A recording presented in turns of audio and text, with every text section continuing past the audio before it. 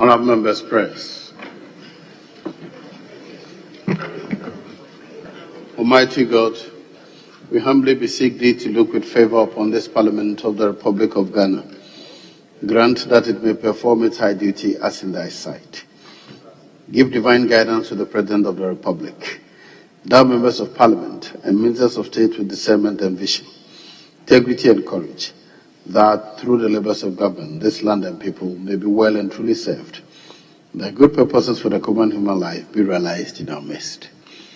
O God, grant us a vision of our country, fair as it might be, country of righteousness, where none shall wrong his neighbor, country of plenty, where evil and poverty shall be done away with, country of brotherhood, where all success shall be founded on service, and honor shall be given to the deserving, country of peace, where government shall rest on the will of the people and the love for the common good. Bless the effort of those who struggle to make this vision living reality. Inspire and strengthen our people, that they may give time, thought, and sacrifice to speed the day of the coming beauty of Ghana and Africa. Amen.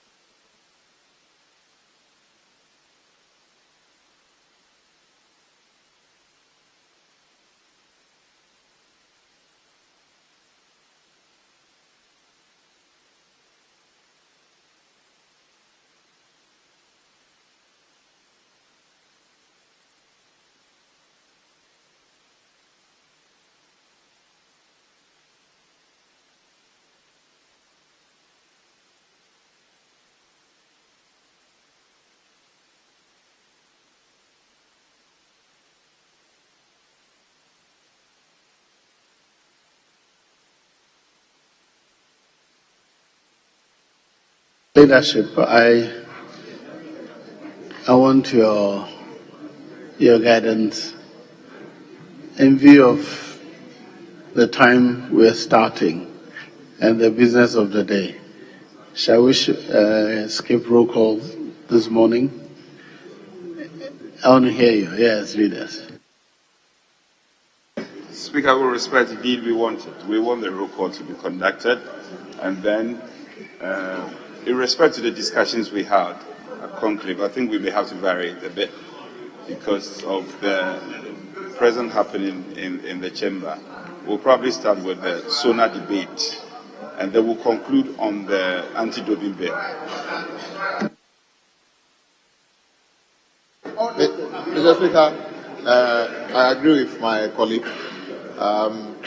We can do I was just thinking that, Mr. Speaker, because of the volume of work we have, we could have skipped I could see somebody, good friend of mine, insisting that he's never been around when the roll call is done. Today he's around, so the roll call should be done.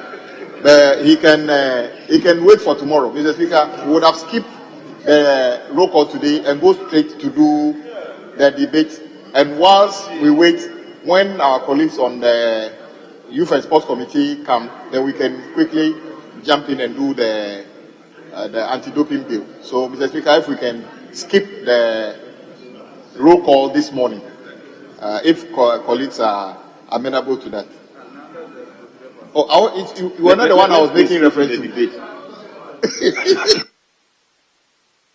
Is the former leader on his feet? Thankfully, now the new rules say that even when you are in a committee of Parliament, you are taken or deemed to be in Parliament. So yesterday, for example, Mr. Speaker, we were doing the committee which dealt with the petitions against by the people who have allegedly not been paid, who invested in asset management funds. So, Mr. Speaker, the roll call, the fact that people are not here, another committee of mine is sitting to just now as I speak, Article 1815 committee. So the fact that people are not here does not mean that they are not in the chamber.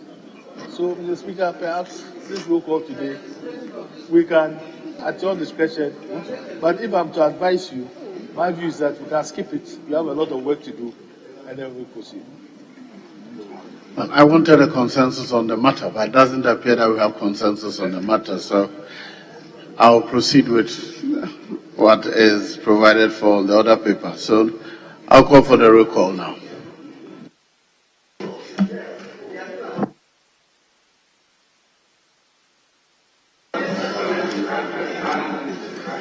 Abaka Samuel Erickson, Abanga Abdullahi Jacob Idris, Abdul Latif Dan,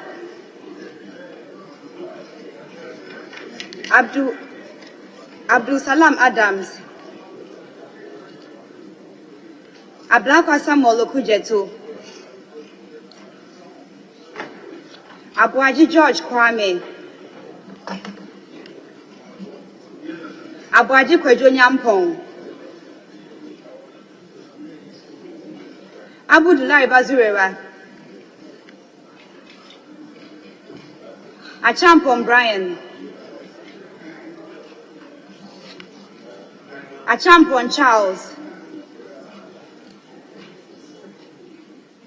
Achampong Richard, Akwa Kusofa Karin Edem, Akwa Alexander Kwesi, Adam Hamza, Adam Mohammed Amin,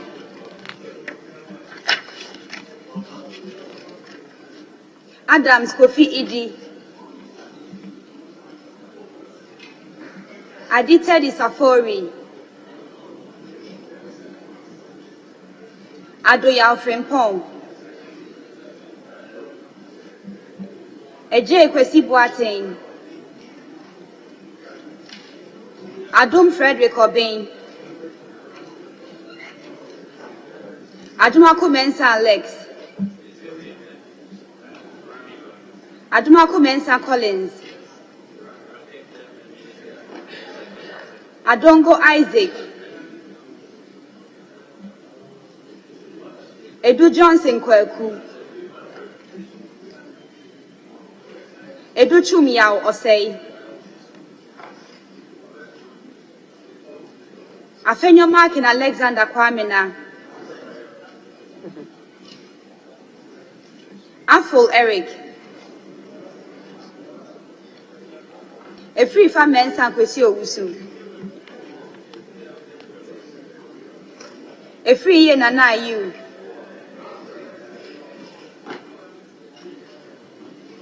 Efri Ye Kweku, Agauga James, Agbebe Charles,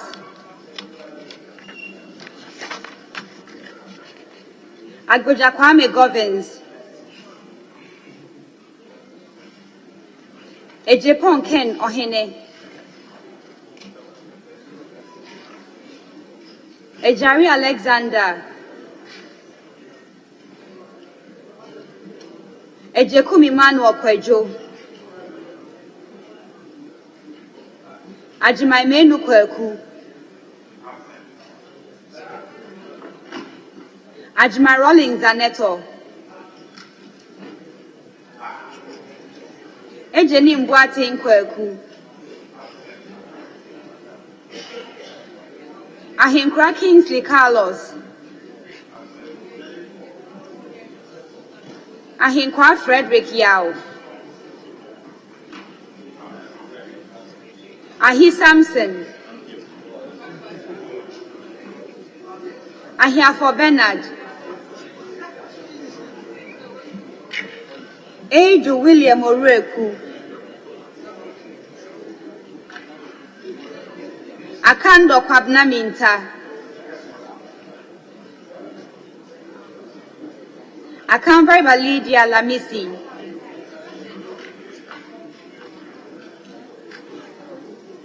Achia Samuel Atta,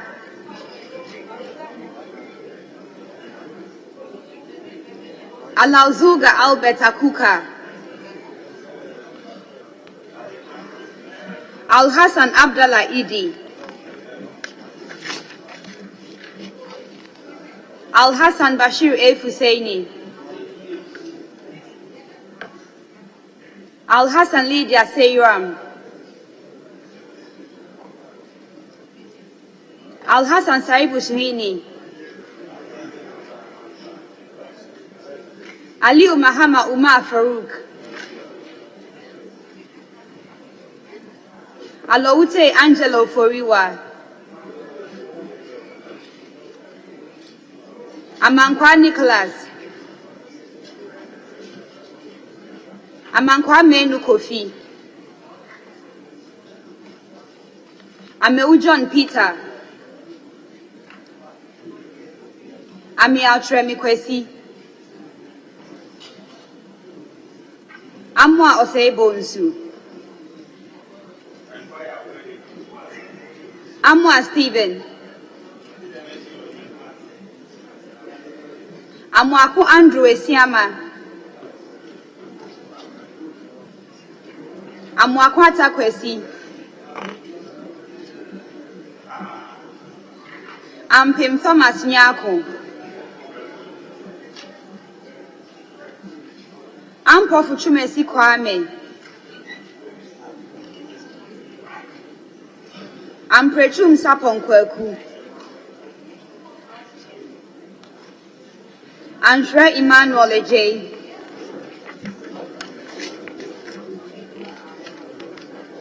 Enim Ernest Yao, Enim Moses, Anodompre Frank,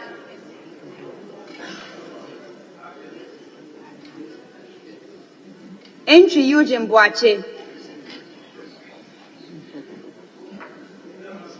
Animedu Entry Kwame, Apak Clement Abbas, Apie J. Patricia, Apie Akubi Andy Kwame, Ama Prince Hamidu, Asamoah Vincent Topon, Asante Kwejo, Asante Boating Kweku, Asensu Boachi Francis, Esiama Isaac Kwame, Esiama Kwabna Mankwa, Esiama Eje Nanama Dokua, Asafwa Vincent Teko,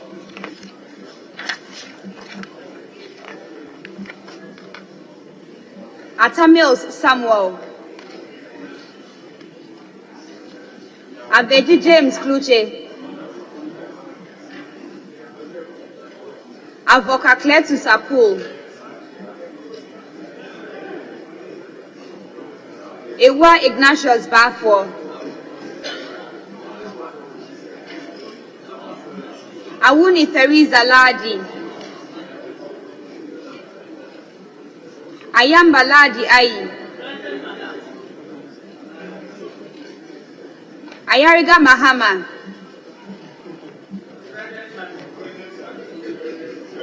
Ayuku Benjamin Nate,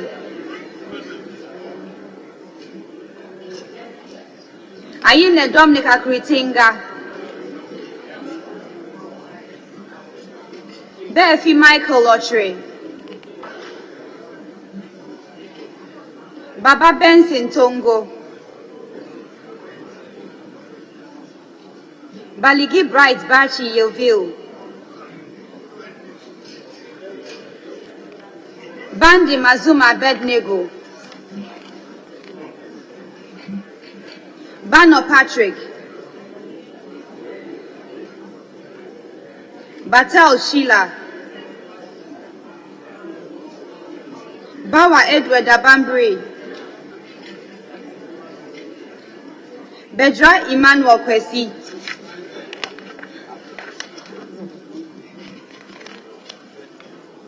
Bettino Joseph. Blankson Alex. Boachi Henry Yadom. Boachi Yadom Patrick. Boama Patrick Yao. Boatin Akwesi Dako. Boatin Amapoma. Boatin Joseph Apia. Bobie Evans Opoku. Boche Daniel. Brahima Muhammad Bawa. Boa Emmanuel Amakofi. Bukari Joseph Nikpe. Chinya Amidu Ishahaku. Traja Samson Tongumbo. Chiwite Andrew Dari. Krenso Labeku. Kujo Comfort Doyo.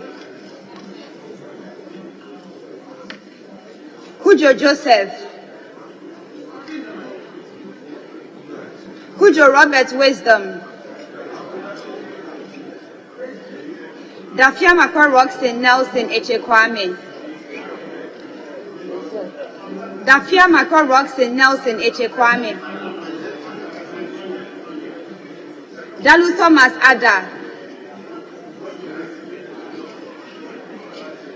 Dapila Kletu Seidu. Dakun Daniel Ohene. Daku Mensa Kwabnotre. Dauda Collins. Dawuni Abukari. Derry Ambrose. Jonobua Alex Tete. Donko Elvis Morris. Donko Kwabena. Duka George Mreku. Eyanana. Fojo John Intim.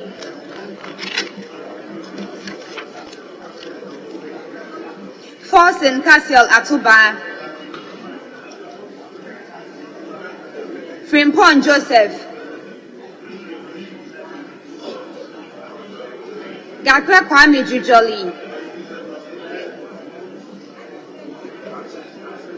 George Samuel Nate. Gansa Al Hassan Kobna. Gate Joe. Gate Joe. Gidiso Wisdom. Gomadoyao.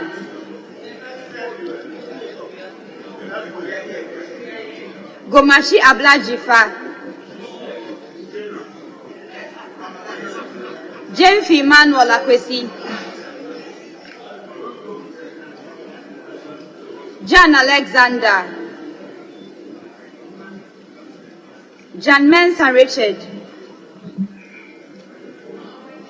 Hamon Kobnata Hill. Hansen Norte Yves. Haruna Seidu. Hayford Ophelia Mensa. Hotoje Alexander Roosevelt. Ibrahim Ahmed. Ibrahim Mutala Muhammad. Ibrahim Azwera Mohammed.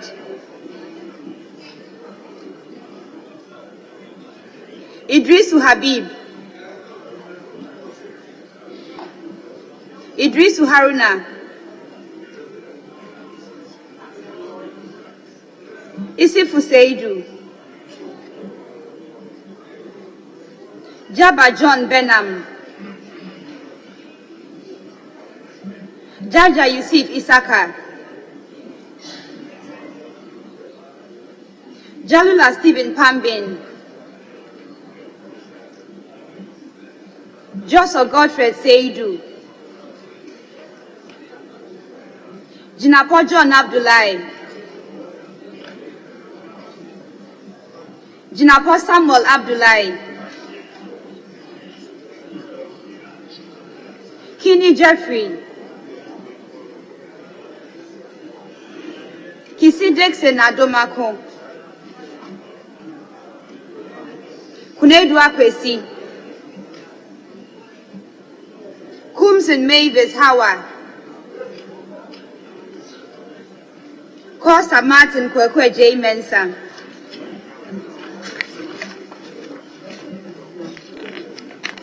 Podo Benjamin Komla. Kum Ebenezer Kojo. Kuma John Amputwa. Kuma Joseph Kwame. Kuyon Solomon. Kwachia Kapita Yao. Kwatin Kwekwajiman.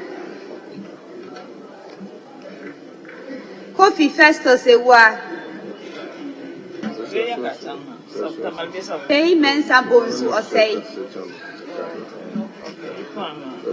Premi Nelson. Labi Oscar Ofori. Late Agnes Namomo. Liwal Oscar. Mahama Aseseni. Mahama Nasir Toure. Menwa Dabo Francis. Mafu Emmanuel.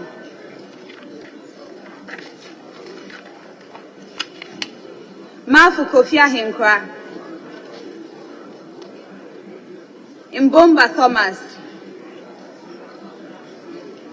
Mensah Betty Nanefua Crosby. Mensah Francisca Otain. Mensah Isaac AJ. Mensah Joseph Kwesi. Mensah Tina Gifty Naayele. Mensah Andrew Kofi Japa. Morrison Cynthia Mamle. Muntaka Muhammad Mubarak. Musa Abdulaziz Ayaba. Nanja Sanja. Napari Dominic. Nawani Mark Kurt. Newman Dakwa. Nitiwu Dominic Binga Maduna. Inkansambwedu Mavis.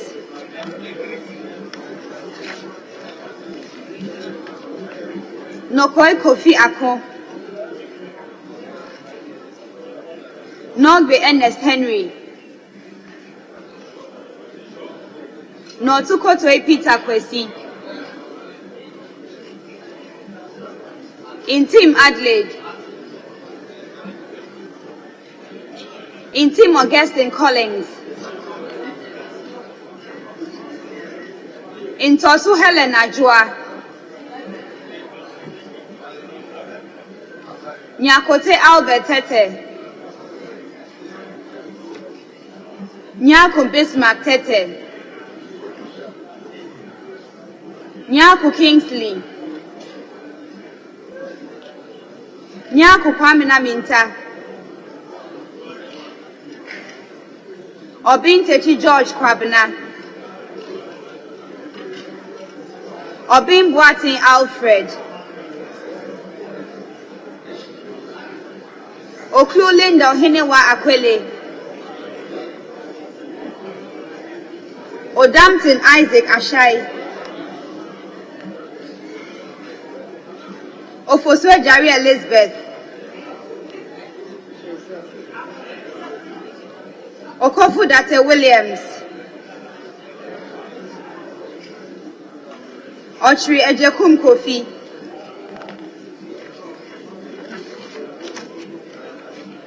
Opoku Davis Ansa. Opoku Eric. Opoku Isaac Yao. Opon Kroma Kojo. Osei John Frimpong. Osei Kennedy Nyako. Osei Asari Abna. Osei Wusu Joseph. Oti John Kwabna Bless. Otute Christian Quality. Owusubio Benito. Owuswe Kuful Esla. Peito Desmond G. Graft. Pelpo Abdul Rashid Hassan. Prempe Frida Kosia. Prempe Matthew Wopoku. Quarter Henry.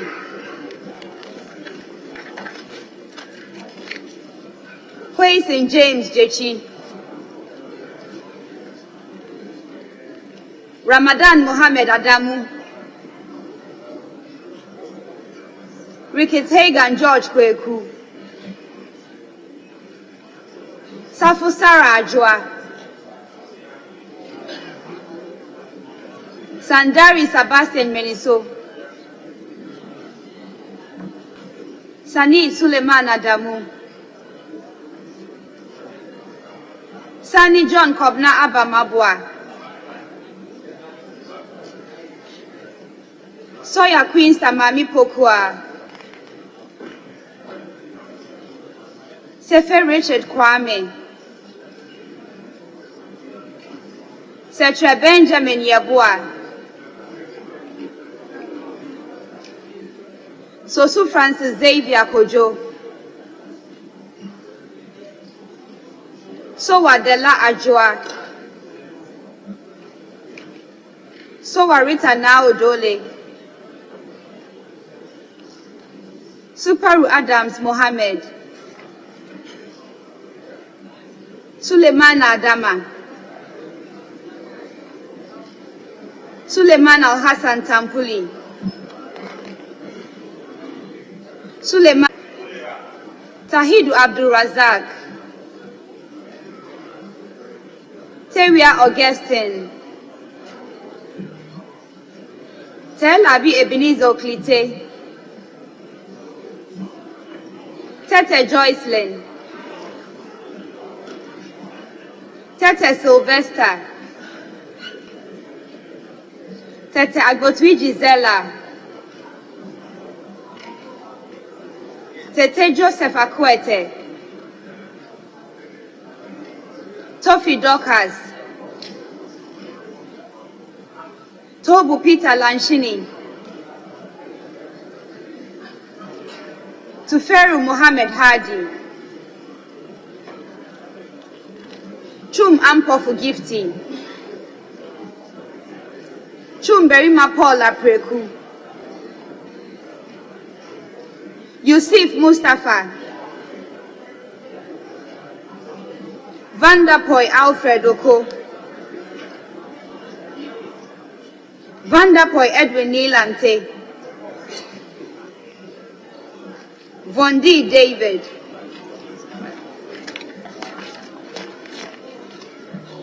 Wakao Daniel Insala. Reku Brobe Bright. Woyome Kobna Mensa.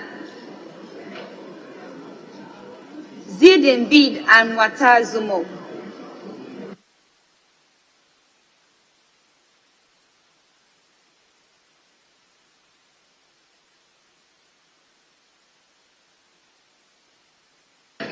Honourable members, let's proceed with the votes and proceedings for Wednesday, February 28, 2024. Page 1. Page 2. Page 3. Page 4. Page 5. Page 6. Page 7. Page 8.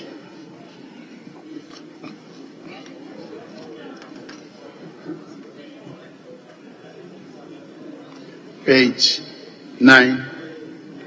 Yes, Honourable Member 4. Grateful, Mr. Speaker. Mr. Speaker, I recall that at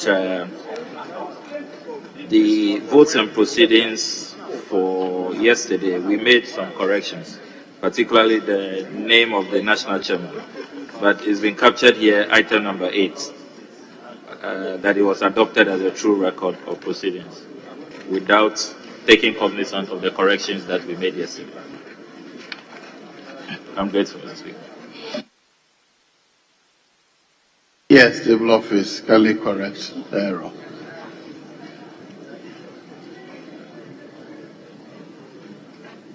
There was a correction of the name of the chairman of the NDC. Mr. Seydou Nketia, I recall that. That is not reflected here. Kindly correct that. Page 10. Page 11. Yes. I'm grateful, Mr. Speaker. Mr. Speaker, I respectfully seek your guidance here at item number 10, the recognition of schools. I note that for the first school, we indicate the constituency, that Jesus and Mary School Limited from the Trobu constituency. But the second institution, Mankesim Technical Senior High School, we do not indicate the constituency. I would have thought that if that's what we want to do, then we should be consistent so that... Yes, I recall announcing that they were from Vanseman constituency. So kindly correct the record. Any more corrections on page 10? Page 11. Page 12. Page 13. Yes. Speaker, thank you for the opportunity. Mr. Speaker, item number 12, Roman numeral 2. Mr. Speaker, what happened was the report of leadership on the recomposition of Ghana's delegation to the ECOWAS Parliament and the replacement of a member of the delegation to the Pan-African Parliament. Mr. Speaker, the replacement is also a recomposition. So I think we need to be consistent. That once we are replacing a name, it amounts to a recomposition. And I don't think that we should write recomposition and come back and say that there's a replacement in respect of one. Well, there are two specific occasions. In the case of the West African Parliament, the term of that parliament has expired. So a new parliament is being reconstituted. But the Pan-African Parliament's term is still ongoing. One member has been made a minister, and so that member was being replaced with another member. So to show the difference, that's why it's so reported.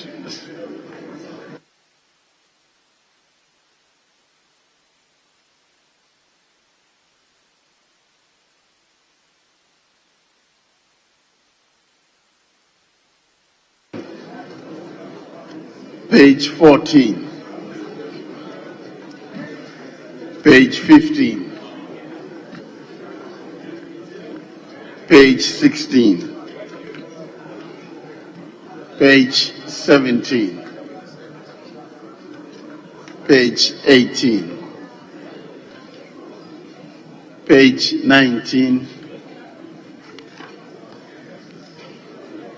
page 20. Honourable members, subject to the corrections effected, the voting proceedings of Wednesday, February 28, 2024 is hereby adopted as a true record of proceedings.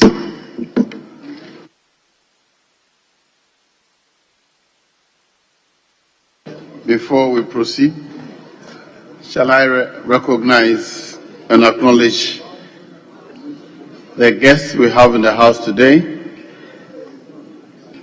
We have Shalier Coligio. They are led by Madame Yasantoa, who is the head teacher, and they are from the Dade Kotopong constituency. Then we have the Wager MA 3JHS, led by Janku Felix from the Wejagbawe constituency. You're all welcome to Parliament.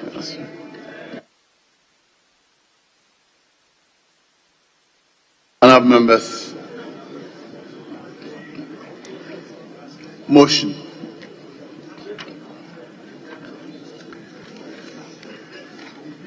The debate on the motion to thank the President for the State of the Nation address. I have the suggested contributors today from the respective sides of the House. So to start the day is the Honourable Member for, Honourable Deputy Minister for Finance, Honourable Abnal Sassari. I couldn't remember your constituency.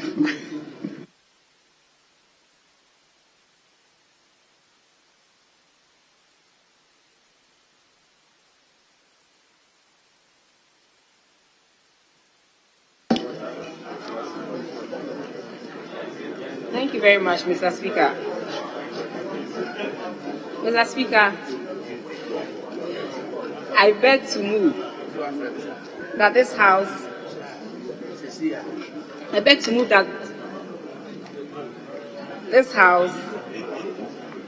this Honourable House thanks His Excellency the President for the message on the state of the nation, which he delivered to Parliament on Tuesday, 27th February 2024. Mr. Speaker, in so doing, I would like to begin the debate by making my contribution to the statement. Mr. Speaker, as I listened to the President, I felt a great sense of pride. Mr. Speaker,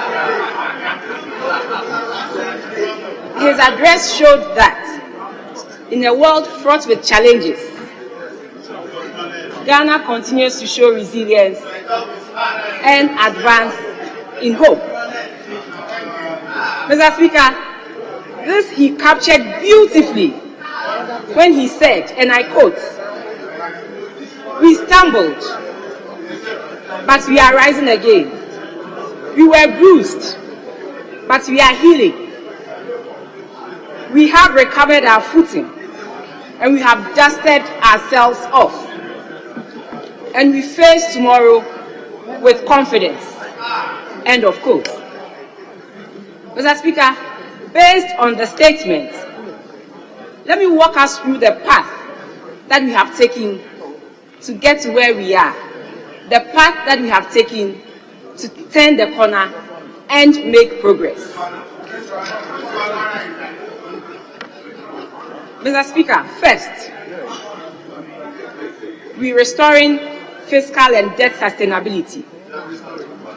This we did by coming to the House to help us, one, use both administrative and new revenue measures to raise more revenue for the state. By so doing, we're cutting down on borrowing to address issues in the economy. Again, we also saw the House assisting us cut down on our expenditure and helping us to fit within the appropriated budgets that we were given. Mr. Speaker, part of the administrative measures had to do with the digitalization that the Vice President is championing. And this has borne some fruits for us. As we speak today, in 2023, we saw GRA meeting its targets and going over and above its targets as a result of these digitalization measures, as well as the new tax revenue measures. Mr. Speaker, under the debt sustainability, yes, we had to go through a painful but necessary process to help bring our debt levels onto a sustainable path. This we did by undertaking a comprehensive debt restructuring program on both our domestic and our external debts. Mr. Speaker, we completed the domestic debt exchange in February, and we saw about 95% participation rate. So far, so good, Mr. Speaker. We have managed to pay all our coupons. After some hitches at the beginning of the program, we've managed to pay all our coupons. And as we speak, in August 2023, we paid the first tranche of the coupon. That was 2.36 billion Ghana cedis. Another coupon was paid in September of 2 billion Ghana cedis. Mr. Speaker, just last week, the 20th of February, we saw a huge chunk of our coupon being paid of 5.8 billion Ghana cedis. This is the largest in the history of our nation. And this is telling us that, yes, we are bringing back the confidence in the secondary market. And Mr. Speaker, I want to use this opportunity to encourage all Ghanaians to participate in the long end of the market and not just the short end, because we have brought back the confidence in the secondary sector.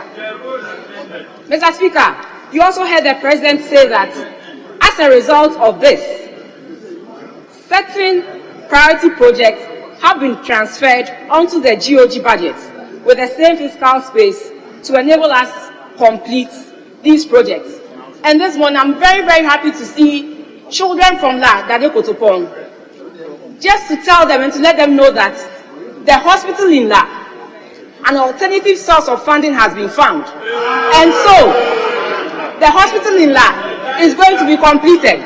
So the children who came from La Dade Kotopong, go and tell your people that this government is bent on completing the La General Hospital.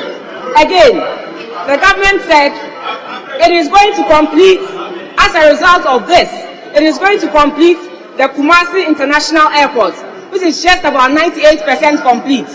This we will also see in May and hand it over to the necessary authorities.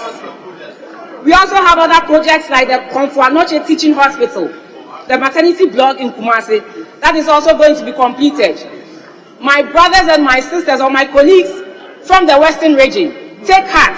The Takrady interchange is also going to be completed. My people from Abosokai, the Obichebi Lamte interchange in Accra is also going to be completed. And as we say, the best comes from the east. The University of Environment and Sustainable Development Project at Bunsu in the eastern region is also going to be completed. We also have some roads, phase 2 of the construction of the roads in Tamale. Where are my brothers and sisters from Tamale? Those roads are also going to be completed. And also the 84-kilometer railway from Tema and Akosombo will also be completed. And so when the President says that we should look with confidence to the future, we know what he's saying. Mr. Speaker, again, with the external debt restructuring, very soon I believe that our new finance minister is going to tell us something to help us bring a concluding part to this program. And then I come to one of the most important challenges that we faced in 2022 and then part of 2023, and that has to do with, Mr. Speaker, inflation and exchange rates. Mr. Speaker, in December 2020, inflation went as high as 54.1%.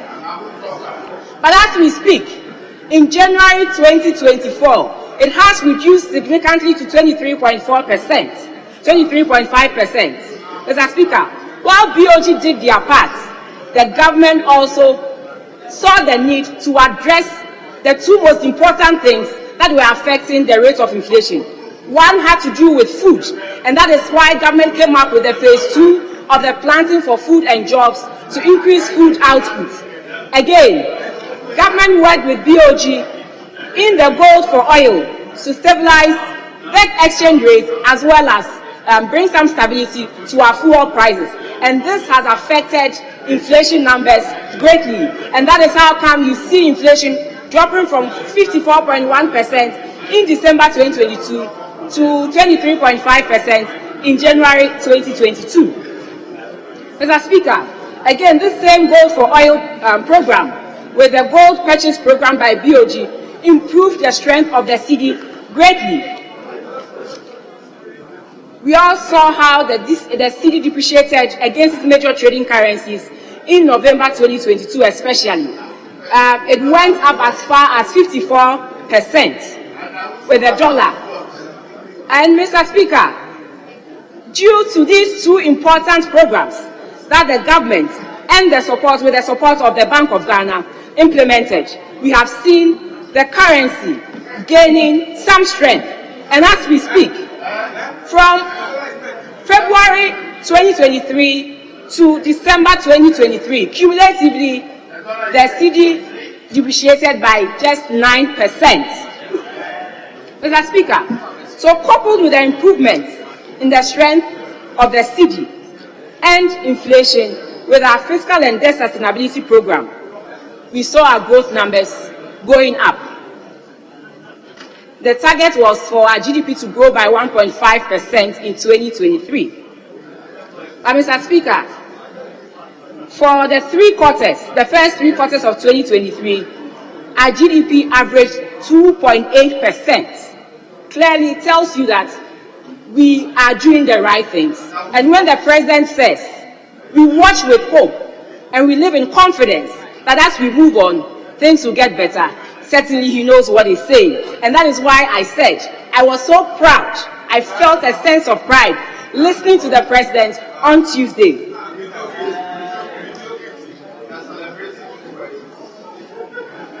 Mr. Speaker, let me also go to one of the most important things in this country, and that has to do with Ghana going to the IMF. Mr. Speaker, in 2017, we inherited a derailed IMF program. Here was an economy that went to the IMF for support, and even with the support that the IMF was giving it, it derailed in all its targets. So it was deterioration raised to the power 2. And then came in the MPP to save the situation, Mr. Speaker. In 2017, we navigated the IMF program back on track, and we lived within the means. We were able to go through the review successfully, and by 2019 of April, we got out of the program. Clearly, we were on target. The numbers were showing. And then, Mr. Speaker, something that the previous government failed to do came back haunting us, and that was the financial sector cleanup. Mr. Speaker, clearly, everything showed that this should have been addressed in 2016. And so in 2019, we were saddled with this, and government had to make a huge chunk of commitment to address the financial sector cleanup. Government spent over 20 billion to that effect, Mr. Speaker, right after 2019. Again, Mr. Speaker, we are all here. We heard the president say that it has gone through proper negotiations in trying to renegotiate the monstrous IPP agreements that our friends on the other side signed. And this also came back to haunt us in 2019. Mr. Speaker, right after that, government had to make a huge commitment to address the IPPs and to make sure that we sustain the lights and not go back to the doomsday days that we were saddled with right before 2017. Mr. Speaker, my friends on the other side will say, but it's all true. Unless they lived on another planet.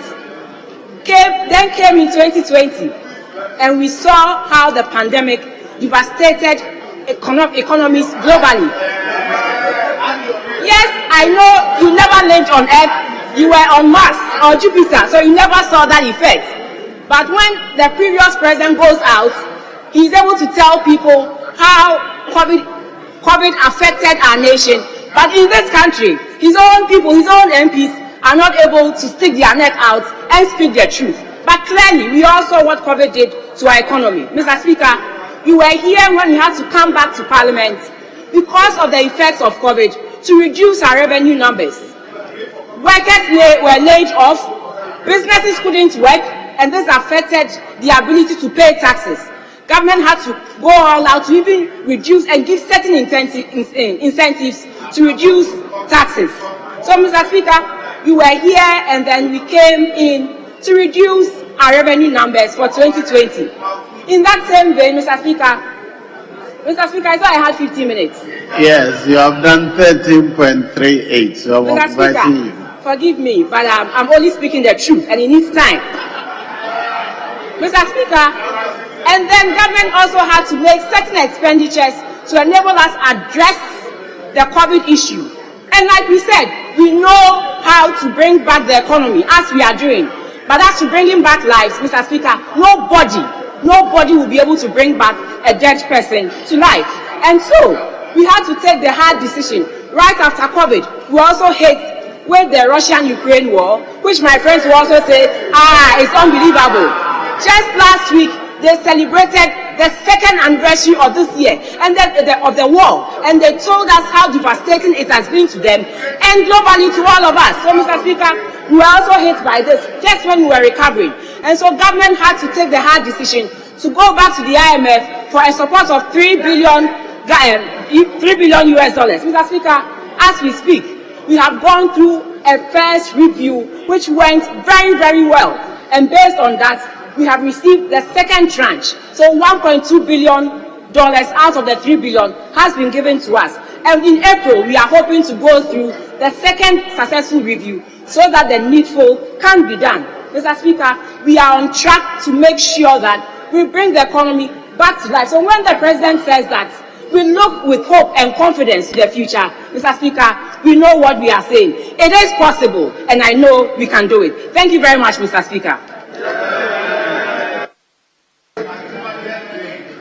Honorable. Our Vice President had been dispatched. His Excellency Dr. Baumia was in Freetown, Sierra Leone, with relief items and cash $1 million to help with the shelter and the relief of our fellow West Africans in Sierra Leone.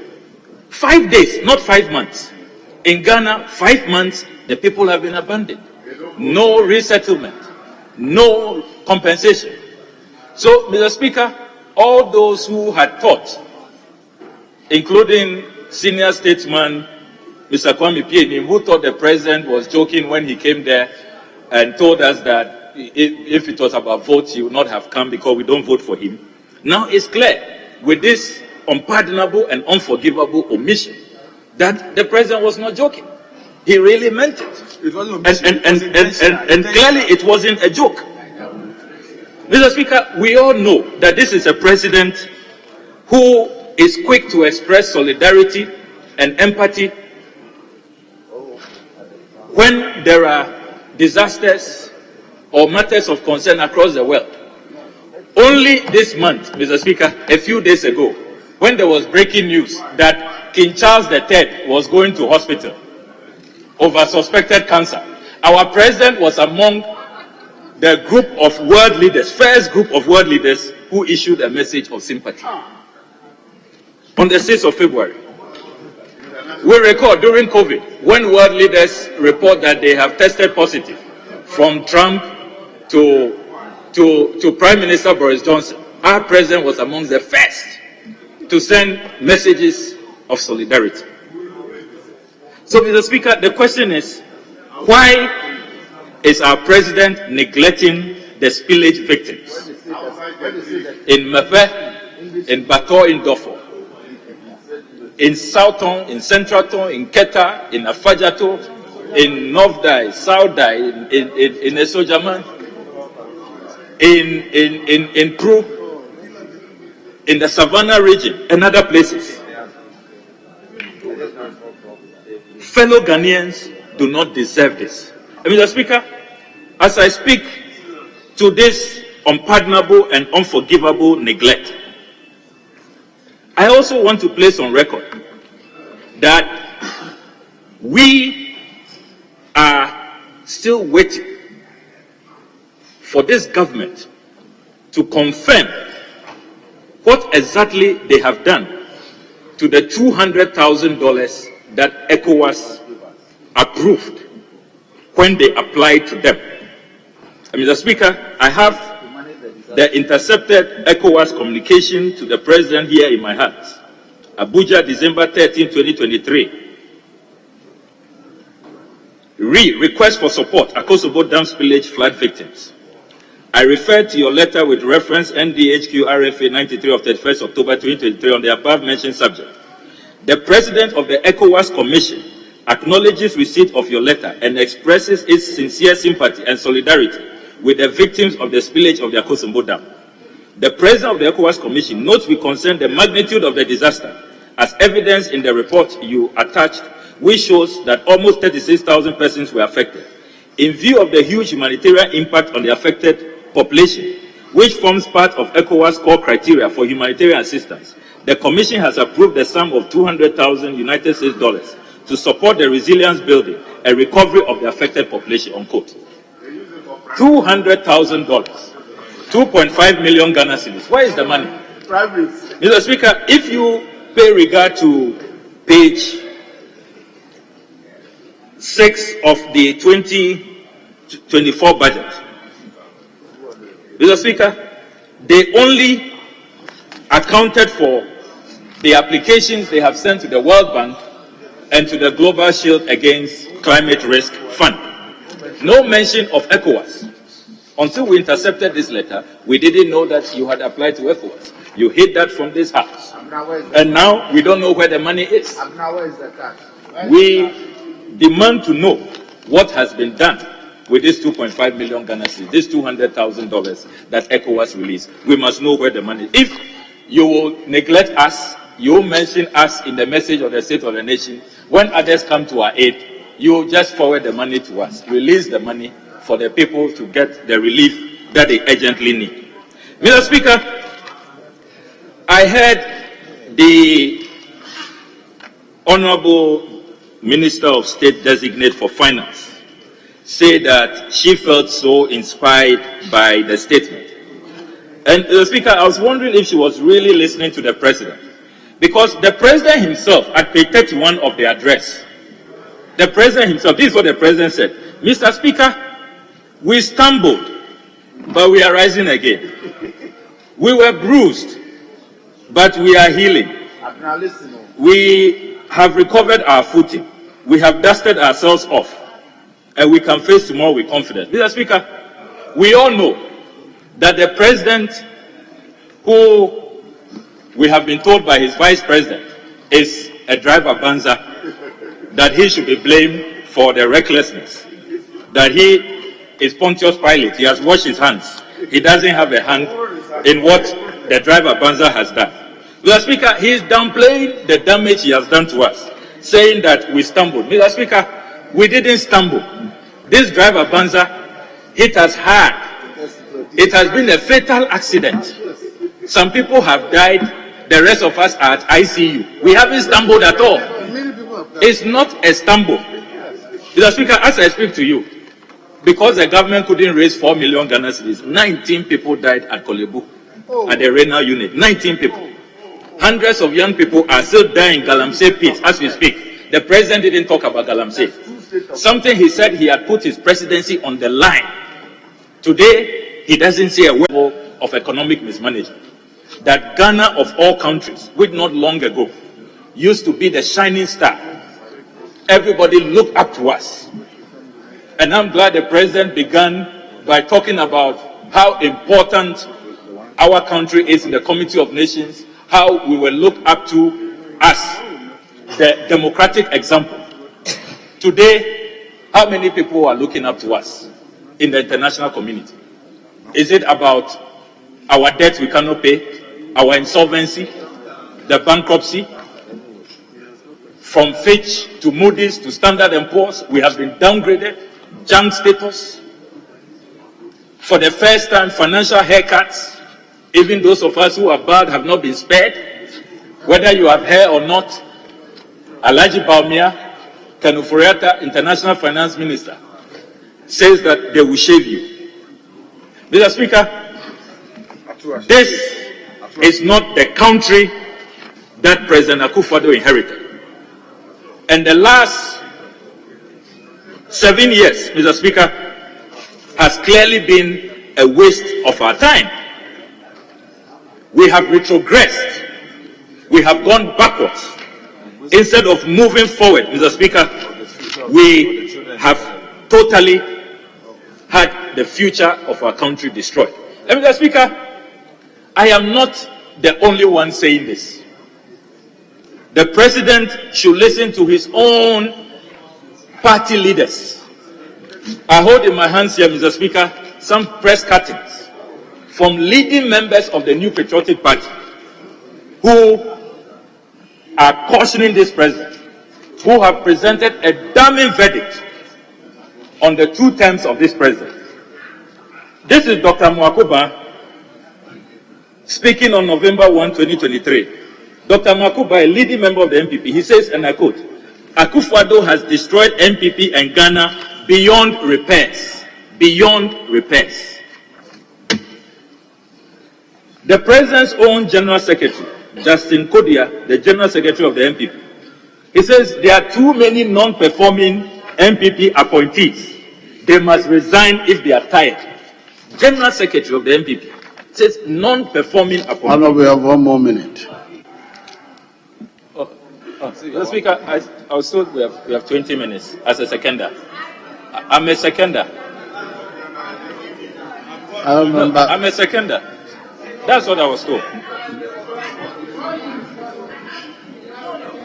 Mr. Speaker, the understanding is that the person who moves the motion and the seconder have 20 minutes. Rankings and ministers have 15 minutes. If my colleague ran out of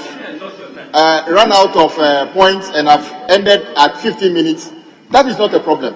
In fact, you are not compelled to speak for 20 minutes. You can speak up to 20 minutes.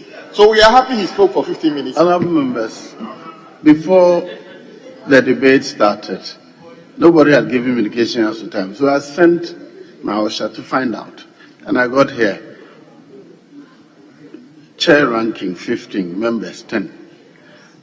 It was when I stopped Abena at 15 that my attention was drawn to that motion, 20 minutes. What it meant, I didn't know.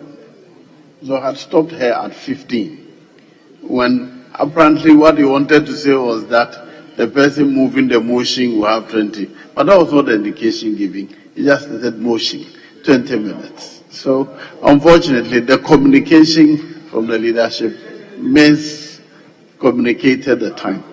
The deputy leader has just applied that I should allow her extra 5 minutes. I don't know where to place that extra 5 minutes after the seconder has seconded. That's all. So, once I have stopped her at 15, I have no choice but to stop him at 15. Mr. Speaker, there was no ambiguity as to how many minutes the person moving the motion and the second is, I don't know who actually gave you. Okay, they can stop. Then who actually gave you the list minus the time for the Honorable Abena. So, Mr. Speaker, that lack of clarity in communication did not come from leadership. So, Mr. Speaker, where else could I have gotten? Because unfortunately, we did not discuss that at the pre-sitting. Yes, in fact, the business statement clearly captures that. So, Mr. Speaker, at least let Honorable Ablakwa do his 20 minutes, and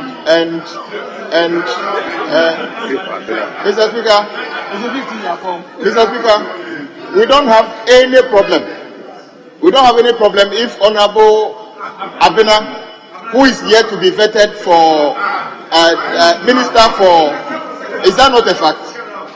If our colleague who is yet to be vetted for Minister of State want to come back for another 5 minutes, it's not a threat. It's not a threat. He's free to come. Mr. Speaker, you will be the chair for the vetting. Why is that a threat?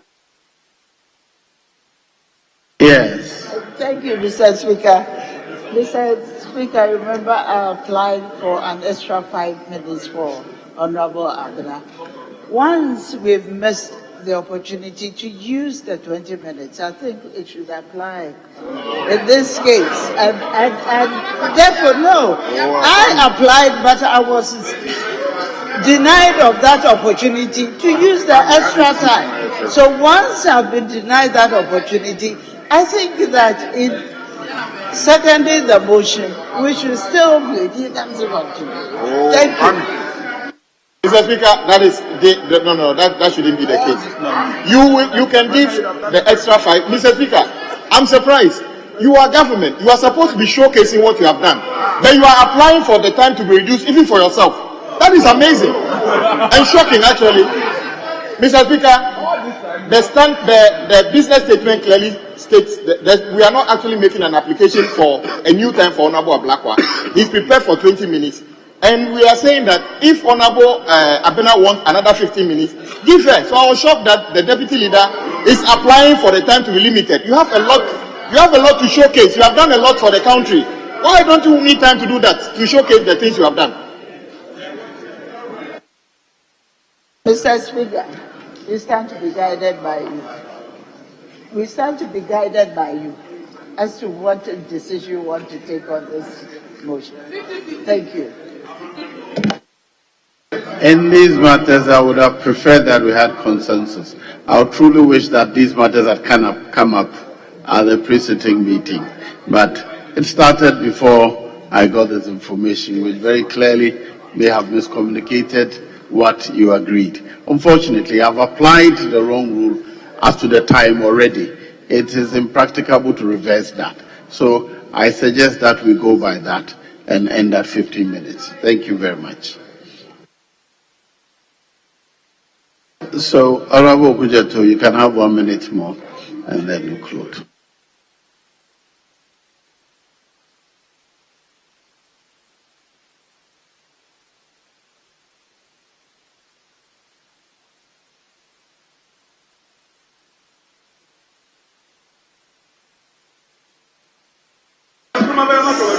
Mr. Speaker,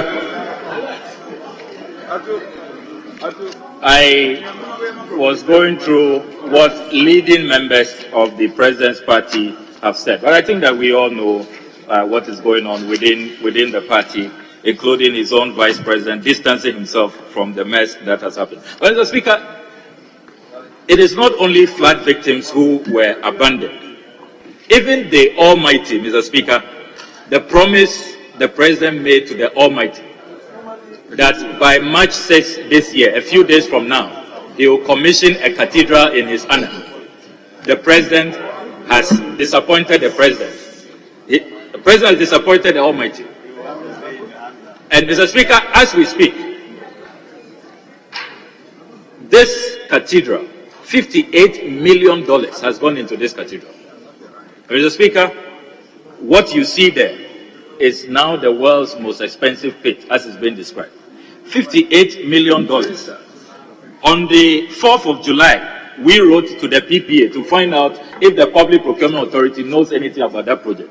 They responded on the 5th of July, a copy of which I have here, that it did not go through the Procurement Authority. They have no knowledge of this project. And Mr. Speaker, we have sunk $58 million in only digging a pit. Imagine what $58 million can do, the number of factories, the jobs that it can create for our people. And Mr. Speaker, the demolitions that have come with it.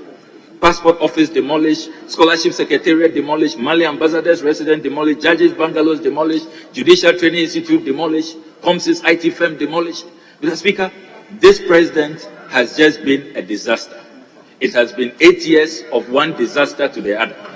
And finally, Mr. Speaker, as I conclude, Mr. Speaker, the president had told us in his 2019 message on the State of the Nation that he is going to take a firm decision against single source contracts. Mr. Speaker, I hold in my hands here this Auditor General's report that reveals that under this president, 87% of all cocoa rows were single source. They budgeted 1.3 billion, they spent 13 billion. They breached the procurement laws. And Mr. Speaker, crony companies were awarded a contract which are 300% inflated. Thank you the very Vice much. President's brother, Added you 2 more minutes. The corruption has now drowned this country, drowned this.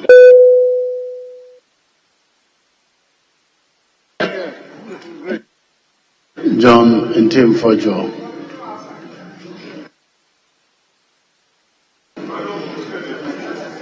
Thank you, Mr. Speaker. I rise to support the motion that this Honourable House thanks His Excellency the President for delivering a message on the state of the nation in accordance with Article 67 of our Constitution. Mr. Speaker, the message delivered by the President was most inspiring and a true reflection of the transformation that has taken place in this country across various sectors in the past 7 years. On education, Mr. Speaker, under the extraordinary leadership of President Nana Dankwa Akufo-Addo and His Excellency Dr. Mahamudu Bawumia, they have clearly demonstrated that Ghana is in a much better place on the front of education than we were some 10 years ago. In infrastructure, now we are in a better place than we were in 2014. On literacy rates, we are much better place than we were 10 years ago. In access to quality education, we are in a much better place. In terms of quality education, Mr. Speaker, we are in a much better place and much better state than we were 10 years ago. The kind of investments that have gone into education between 2017 and now, Mr. Speaker, is over 114 billion cedis. And whenever that investment is started, our friends on the other side are quick to say, all you know about education is free SHS. That's the only investment that you make. But to their surprise, the investment made into free SHS is just about 11% of that total investment. 12.9 billion has been invested into free SHS. The rest of the investments were targeted at transforming every sector of our education sphere from pre-primary to primary, JHS, SHS, and tertiary. Mr. Speaker, 10 years ago, our children at pre-primary stage were not having access to into kindergarten between the ages of 4 and 5. According to UNICEF report, Ghana has enrollment at pre-primary stage of 100%, a stage and a feat that we were nowhere close to. Mr. Speaker, in Ghana, our kindergarten students in public schools are in smart classrooms, which was a situation some 10 years ago. On literacy, when the early grade reading assessment was conducted in 2015 on P2 pupils in this country in 2015, only 2% of our pupils were able to read at grade level. Today, 38% of our pupils at P2 are reading. Mr. Speaker, even when the World Bank projected and estimated learning poverty in sub-Saharan Africa at 90%, meaning that when you take, at the age of 10, when you take 10 children in sub-Saharan Africa, only 1 out of 10 will be able to read at grade level. Today, in our situation, 6 out of 10 children in Ghana at the age of 10 are able to read at grade level, a situation which never existed 10 years ago. Mr. Speaker, 10 years ago, under the NDC, under the leadership of former President Mahama, when people were coming from poor homes like where I came from, by the time that you finish BEC, you must truncate your dream because cost was a barrier. There were systemic barriers. Today, under the extraordinary leadership of President Akufo-Addo and Dr. Mahmoud Bawumia, those barriers have been dismantled. Now, a child of the poor has access to realize their dreams. In the year 2016, when he visited our senior high schools and TVET institutions, average enrollment was only 830,000. Today, under President Akufo-Addo and Dr. Mahmoud Bawumia, we have 1.45 million students in our high schools. Quality is increasing. When we sought to increase access, when we sought to give opportunity for the child of the NDC, the child of LPG, the child of CPP, the child of every Ghanaian person, whether poor or rich, to have access to quality education. They say, oh, if you are not letting 150 people stay home, the access will be compromised, quality will be compromised. But we have proven that all these years on, the implementation of free SHS has been done creditably. And the WAEC report goes to indicate that even when we have increased access, quality is increasing. Mr. Speaker, in the year 2015 and the year 2016, there was not a single year that in this country our candidate presented for WAEC WASI will have passes in all 4 core subjects. There was not a single year that English, integrated science, mathematics, and social studies would have our candidate at least even 50% passing all these. In the year 2015, only 45.2% passed English. Integrated science, only 28.7% passed. Mathematics, only 32.4% passed. What is the situation today in the year 2023? Against 45% of people that were passing in English in 2015, in 2023, 73.11% are passing. Contrary to 2015 under NDC, when only 28% passed integrated science. In 2023 under Akufo-Addo, 66.82% are passing integrated science. Under mathematics, contrary to 2015 report, that only 32% of our students were passing under former President Mahama, under President Danko Akufo-Addo in 2023, 62.23% are passing on every score. We are in a much better state 10 years ago. Mr. Speaker, today when you visit our schools, in public schools, the concept of robotics, the concept of innovation, the concept of critical thinking are demonstrated in our classrooms. Back in the day, some 10 years ago, robotics were far away from our schools. Today, when you go to our schools, there's 21st century learning taking place. Today, when you visit our schools, Manfred Girls, Prempeh College, they are winning international robotics competition against their compatriots in the United States, from Germany, from Italy, from Singapore, and various aspects of the world. Today, a child of a Ghanaian is confident of having 21st century learning. Mr. Speaker, this year, the African Union has given direction clearly to all member states and declared this year, 2024, as the year of education, and further urged member states to educate the African child with the 21st century skills. But long before this direction will come, under the extraordinary leadership of His Excellency Nana Danko Akufo-Addo and Dr. Mahmoud Bawumia, we have repositioned Ghana's education system the 21st century way, the 4th industrial revolution way. Mr. Speaker, some 10 years ago, only the rich could afford tertiary education. But under the introduction of the no guarantor requirements, we have seen access opened. And Mr. President made a remark when he stated in his message that gone are the days when people will wake up and say, I am the first to graduate from tertiary institution from my family over several generations. Over 1,000 years, I am the first to graduate from a tertiary institution. Under NDC, for one to qualify to even go to secondary school was a miracle. There were many people that could not go. But under this government, we have seen access increase because all you need is your Ghana card. And students have been using their Ghana card to access government support. And by so doing, access to tertiary funding has been made possible for many people from less privileged background. Mr. Speaker, on TVET side, some 10 years ago, TVET was not attractive at all.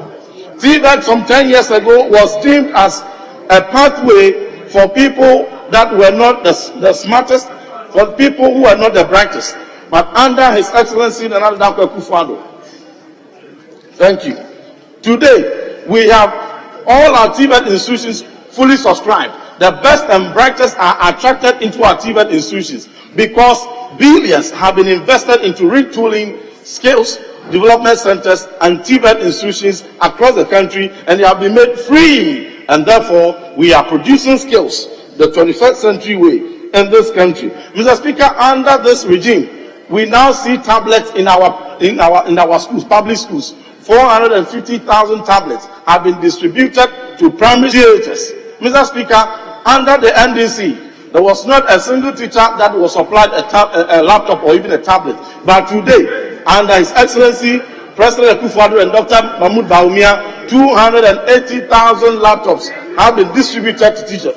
In conclusion, Mr. Speaker, we thank the President for his transformation, realizing that the endowment of every country does not lie in their gold, does not lie in their oil, but lies in the human capital of their people, and having invested and prioritized education so that we will harness talent from the poor pool much as we harness talent from the rich pool. I thank you, Mr. Speaker.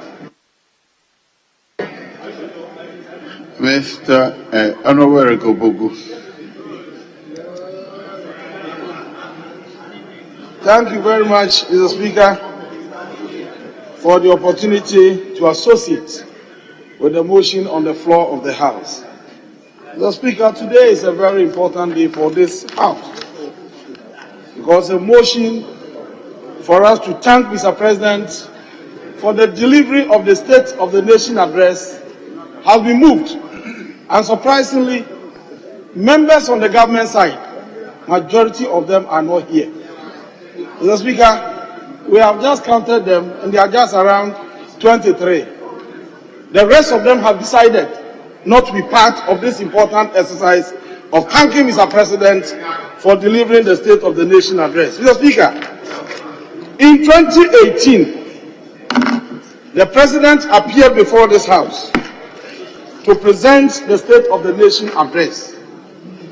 Mr. Speaker, the President indicated to the House that the economy was making some gains as a result of the stellar leadership of the Vice President, who is the leader of the economic management team.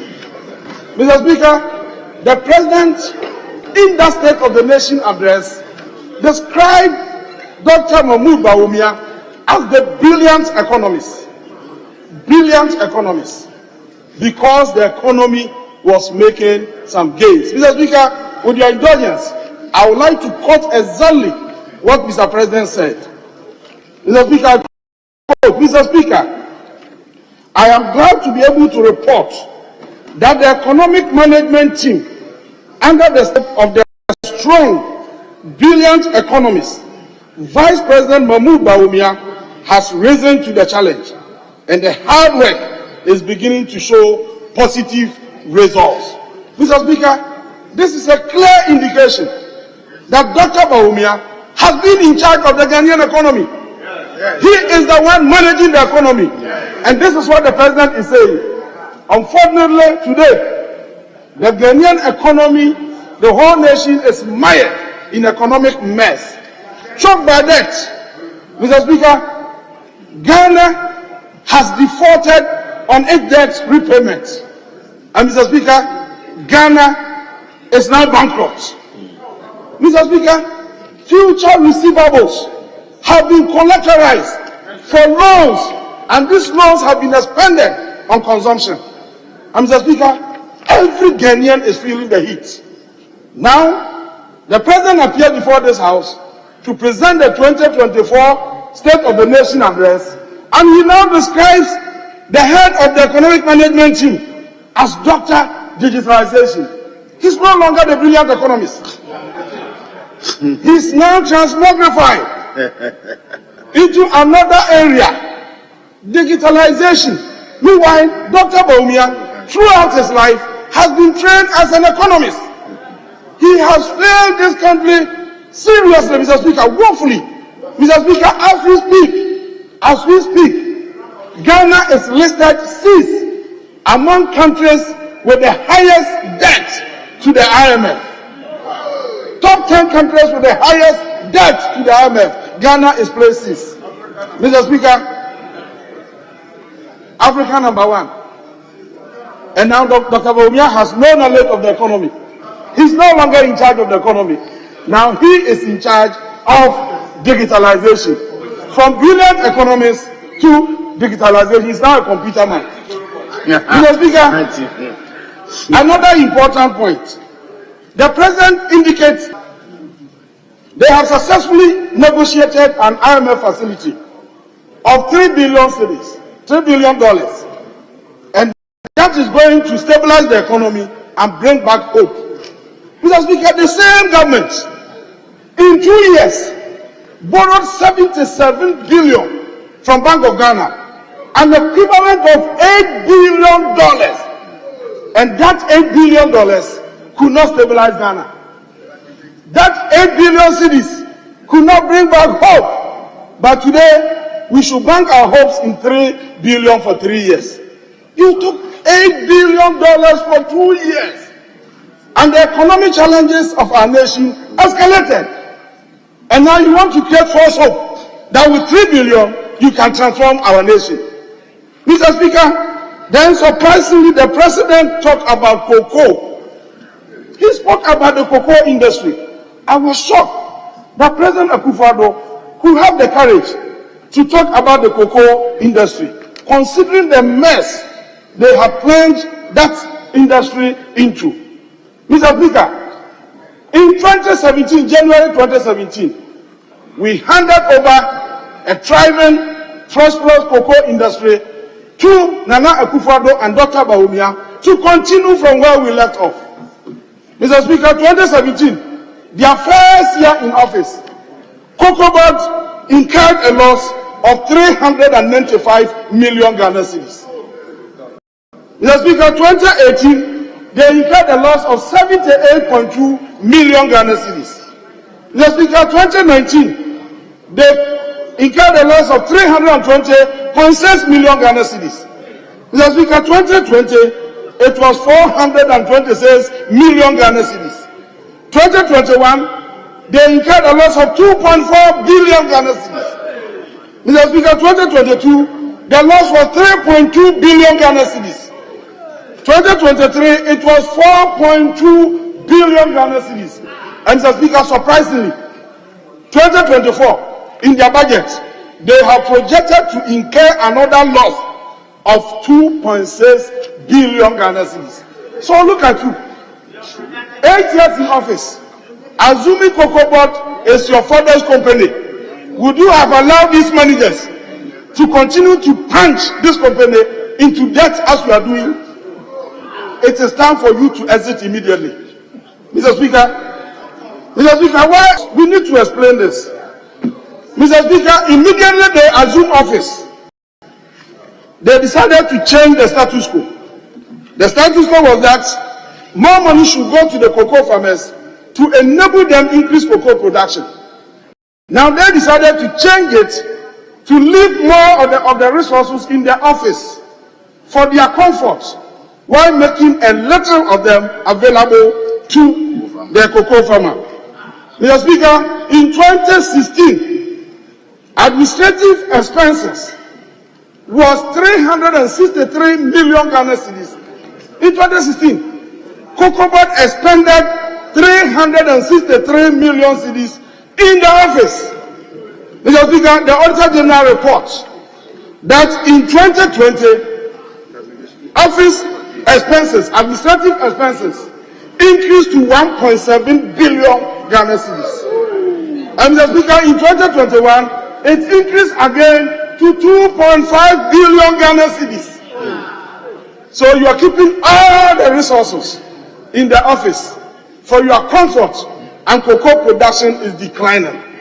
We handed over to you an industry that have recorded 969,000 metric tons of cocoa. Today we are struggling to even have 492,000 tons. We are struggling to even have 492,000 tons. Mr. Speaker, for the first time in the history of cocoa in this country, this year, COCOBOD is unable to supply 1 kilo of cocoa to cocoa processors in our country. Cocoa processing companies are shutting down. People are losing their jobs because they are unable to get cocoa beans for processing. Mr. Speaker, this has never happened in the history of our country. Mr. Speaker, the West has even happened to PBC. Produce Buying Company is 100% owned by government of Ghana. It is our company. In 2016, PBC was the leading purchaser of cocoa in our country. They bought 30.8% of the total volume of cocoa produced in Ghana in 2016. In fact, in 2015, they made huge profits and invested part of their profits in the rehabilitation of the Golden Bean Hotel in Kumasi. Mr. Speaker, they also invested part of their profits in the establishment of the Bupe shell nut factory to process shell nuts into butter, into shell butter, and export to Brazil, bring in foreign exchange. Mr. Speaker, today, the whole of this year, PBC was unable to buy a bag of cocoa. It is collapsed. Their creditors are taking them to court. 5 banks in Ghana took PBC to court, and the court has ordered that their headquarters, the head office of PBC, should be auctioned, and all their vehicles, all their assets are being auctioned. 35 people who are employed directly and indirectly have lost their jobs. And you sit here and then you praise President Akufo-Addo for this mess. Mr. Speaker, I'm surprised that even a reverend minister who insists with these facts can stand up and defend this record. This is unbelievable. You are a man of God. Let's be candid at all times to our people. The reality does not support what you're saying, my brother. The truth of the matter is that the economy is in a serious mess. Mr. Speaker, another important point. Hold on. Did you say anything about the Reverend? Mr. Speaker, I mentioned Reverend. I didn't mention his name. Yes. I don't know whether his name is Reverend. Let's be fair with one another and stop. Honorable, yes, Reverend, what did you say about him? Thank you, Mr. Speaker. My good friend is impugning ill motives to reverend ministers, and it's even more dangerous when it is not just to me, but generalizing reverend ministers. And so I want to advise my good friend to retract that bit. Thank you very much.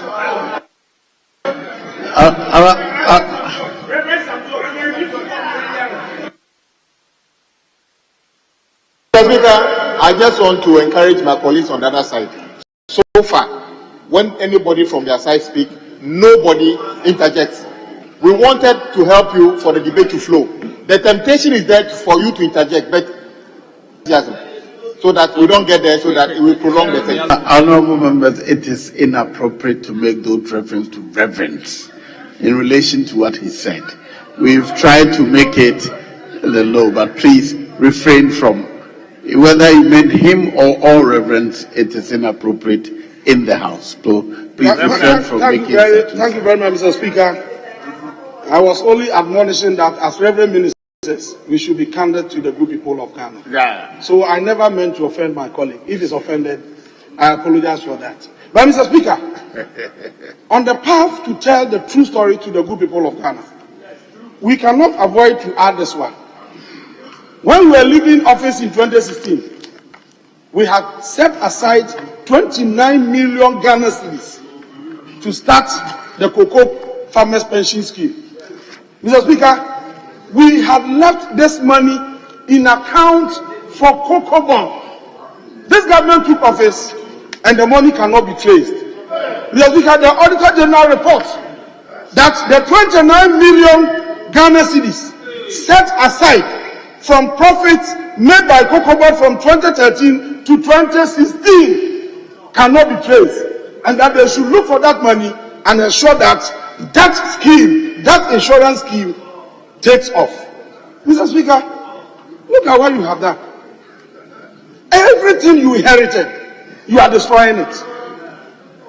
Every fund, all the buffers we built to anchor the Ghanaian economy, you have depleted everything.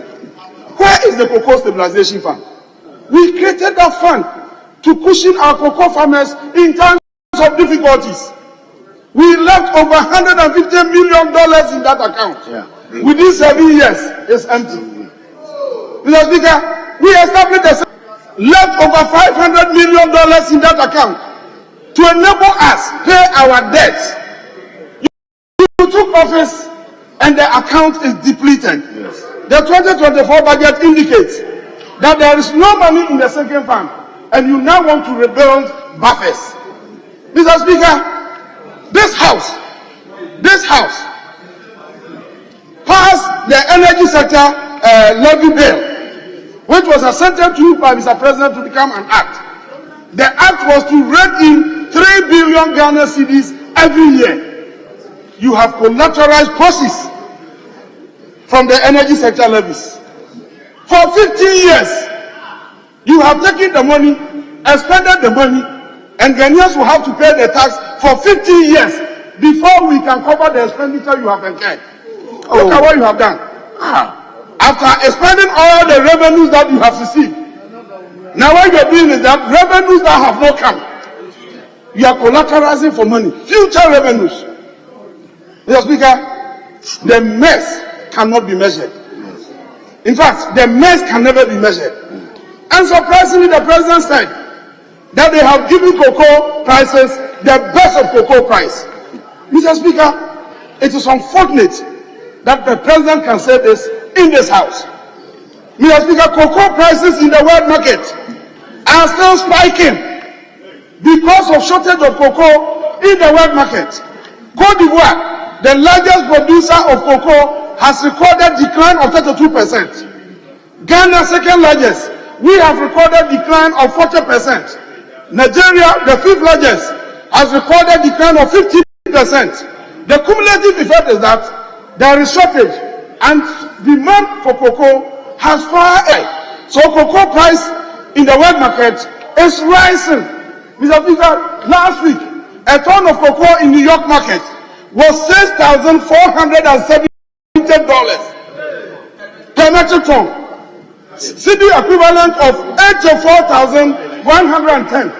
And so if you sell a bag of cocoa in the world market, it is 5,200 Ghana cedis, 52 million a bag of cocoa, and you give Ghanaian cocoa farmers 1,308, shorten them, and you want us to applaud you for this.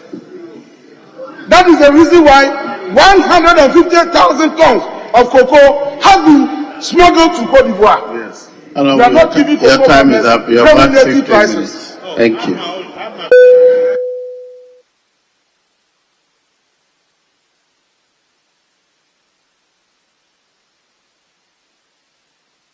The next on the list is Mr. Stephen Amoah. Dr. Stephen Amoah, Honorable Member for.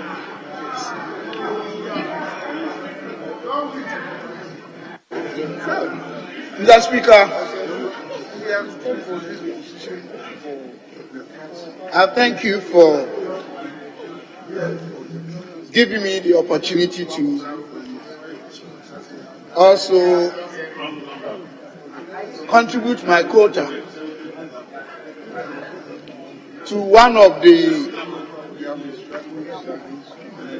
most acceptable and adorable State of the Nation's address, but those who are not suffering from unconscious incompetence and just want to display their ego trips or intellectual dishonesty.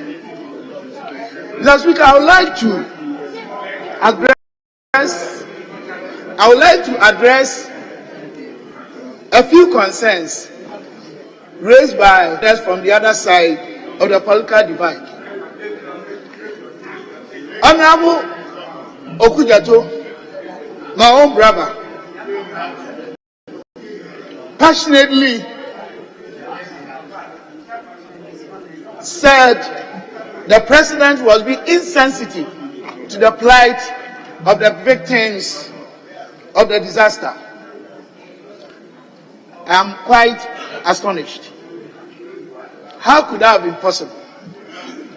In the 2024 budget, over 200 million was actually budgeted by this government for the purpose of dealing with the disaster he's talking about. I think it is time that we all put an end to the use of propaganda and deception as political tools. We've been recycling this unfortunate, dysfunctional vocabularies, attitudes and activities, actions and inactions for so many years. We are not getting results. I think it is time that we define our corporate focus and serve the good people of Ghana, not just by wanting to come to power or wanting to stay in power. Mr. Speaker, some of the concerns you are raising after the SONA not only but include corruption. Mr. Speaker, we have great lawyers on the side of the NDC. They are very good. Article 19, Section 2, Subsection C, states clearly without any ambiguity and debate that one can only be found when one is proved guilty by a court of competent jurisdiction. I can stand here on the authority of my knowledge that never in the history of this country that any MPP government appointee has ever been jailed as a result of corruption. Can they say no? Can they say so? No.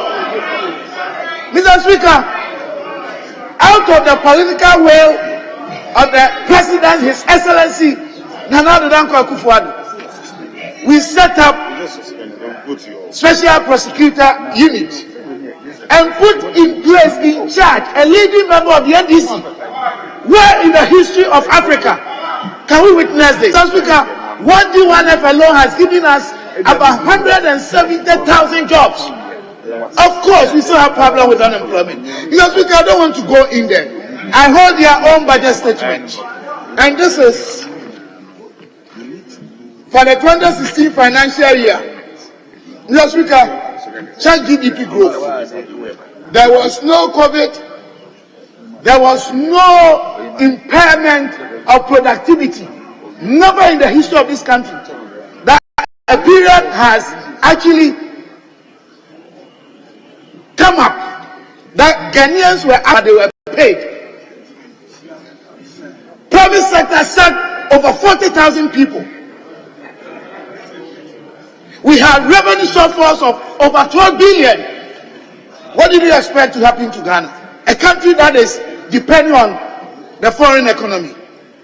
But see their growth, with the exception of 2011, that as a result of the prudent leadership of the former president, J.A. for His Excellency, and the oil boom with the infrastructural items that we had in this country because of the oil, we have growth of 14%. It decreased to 9.3, 7.3, 4.0, 4.1. By the time they were leaving, it was 3.2. Even their own budget state 3.6. Last week, they are talking about debt. Debt to GDP, their own budget statement. 2015, 72.2%. 2016, 72.5%. It's higher than today, because today is less than 70%. If the president said that we are down, yes, we are down. The world was down, because the world GDP was growing negative 3.3, we are growing 0.4. What are we seeing today? The same statement is telling us that even our projections of over 1% growth, we are growing 2.8. Inflation rate that was 54.1 is now 23.4. Current account that was negative 1 point something, now it is positive. So it looks as if they are failing to realize the fact that in spite of all the hardship we went through, the prudent management of this government is bringing this economy back to life. Mr. Speaker, what sometimes baffles my mind is that in spite of all that they talk about, they are social democratic in terms of policy. I mean, they have to do all the free. Ask them, were there those who implemented free SHS? No. Were there those who implemented FKIP? No. Were there those who implemented school feeding? No. Were there those who implement all the pro-poor policies? So I want to ask them, they don't want to answer this question. Are they capitalistic or socialistic in nature? They have no major economic policy. Everything is about propaganda. Social democratic fraternity, they could cancel teachers and nurses allowance or allowances. Anywhere in the world, the most essential activity that is very functional to the performance and attainment of economic growth and stability of any country, education and health. And you say you care about the poor, you cancel their allowances, and some of them have to leave school. The fact of the matter is that the NDC guys, the NDC MPs, my own brothers and sisters, when it comes to managing the economy of this country, they have no clue. Mr. Speaker, not only that, under His Excellency Nana Akufo-Addo and His Excellency Vice President Alhaji Mahmoud Bawumia, digitization has become integral part of all the definitional elements of modern day prudent management of any socio-economic fiber. And because of this leadership, now turn around time, go to DBLA, go to NHIA, go to birth and death, all these things are being digitized, showing that we really understand and know what we are doing. Mr. Speaker, they talk about taxes. This is what they did between 2014 and 2016. Their own budget indicated that the number of tax items that they either increased or introduced were 26, including real estate taxes, medicines imported but not produced in Ghana, even Kayayo tax. They took that Ohiani poor, the middles, is it middles white or middles whatever. The fact is that they have no clue.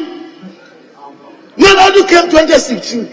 Either he reduced or took entirely away 17 tax components, including condom taxes. They are all here. I can mention all of them.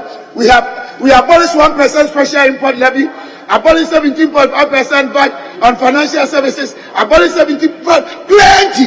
How can you compare yourself to our leadership? The way we manage this country, it is very impossible. Debt to GDP record is not a time. The year 2000, debt to GDP was over 150%. The increment between 2008 and 2016 was 9.2 billion to 122.3 billion. The point is, our records are always better than theirs. And I want to challenge them today. We need to come to a point of convergence where we can all direct a new system to manage our fiscal space. Because we have times that we need to increase our taxes, times that we need to reduce our taxes. When we're paying workers in this country who are not going to work, that we're not getting taxes, we have to depend on debt financing. When we wanted to come up with tax policies that will benefit this country, they made sure almost 6 months. Mr. Speaker, the difference that I'm talking about is that if COVID had happened under the NDC, I can tell you, Mr. Speaker, over 1 million people would have died. And now they compare French-speaking countries. They compare French-speaking countries. They said, oh, if you go to Cote d'Ivoire, if you go to Togo, they don't have economic sovereignty. I am telling them, they don't have central banks of Togo or Ivory Coast that develop out of discretion economic policies. They are integrated in French governments. They should come to us, we will teach them and train them and give them the needed orientation so that the unlikely event that they win, they can do the right thing. But as I'm standing here, in terms of managing our economy, that is of Ghana, and translating that into pro-poor policy to take care of the poor, we stand tall. The president was very humble. He accepted the fact that yes, we were down. We were not only down, the world was down. And even our records, look, the Senate told us clearly that we're growing 2.8. Honorable Minister, hold on. Yes. Yes, leader. I tell you, sir, you will not. Yes, yes, I wouldn't have, Mr. Speaker, but something shouldn't go into the record. I don't fault him for whatever he's saying, but to say that if COVID had happened, when NDC was in power, 1 million people would have died. Mr. Speaker, he's a PhD holder.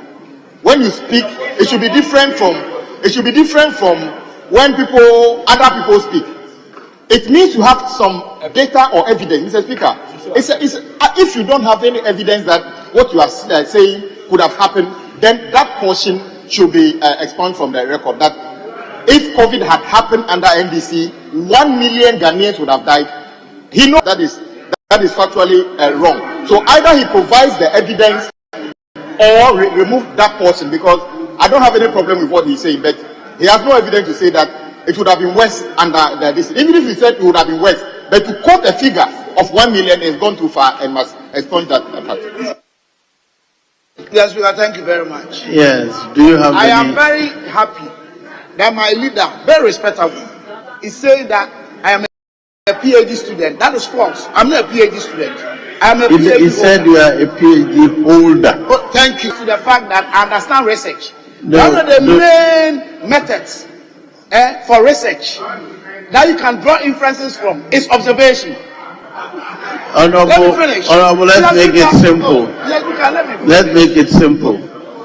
If it is factual, will have died factual, or may have died projection. So if you don't have fact to support that 1 million people will have died, I suggest that you rephrase.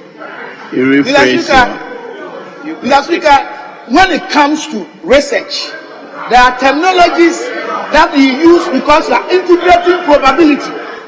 When you are integrating probability in a research work, you don't use may, because already probability symbolizes may. Then you use will. Go and check. So, Mr. Speaker, did you use probably? You forget about the fact that my PhD is in natural science and I deal with research terminologies. Did you use, Honorable, Mr. Speaker, Honorable Dr. Amwa? Thank you, sir. Nobody is doubting your, but we are talking, this is English language. Did you use probably or did you use may?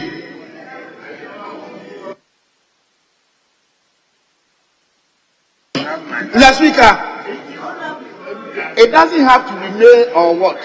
What I'm saying is that in research, we introduce probability. It doesn't have to stay probability here.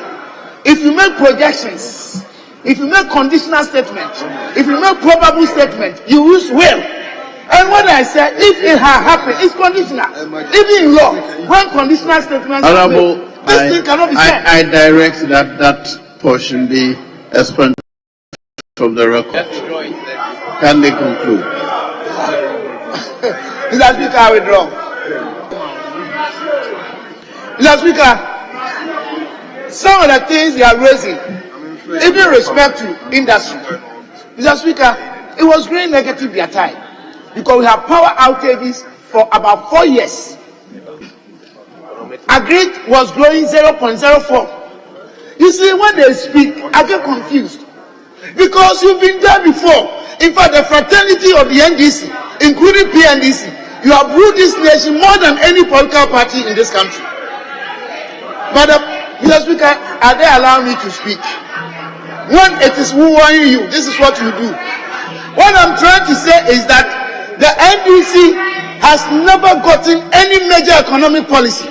Answer me, are you socialistic or are you capitalistic? When it comes to pro-poor policy, no. When it comes to economic management, no. But anything, you can't do anything about it. All that I'm trying to say is that, Mr. Speaker, now they have two major economic policies, and I challenge them, as my leader said, whether they have any research base supporting the 24-hour economy, the Okada economy. Do they?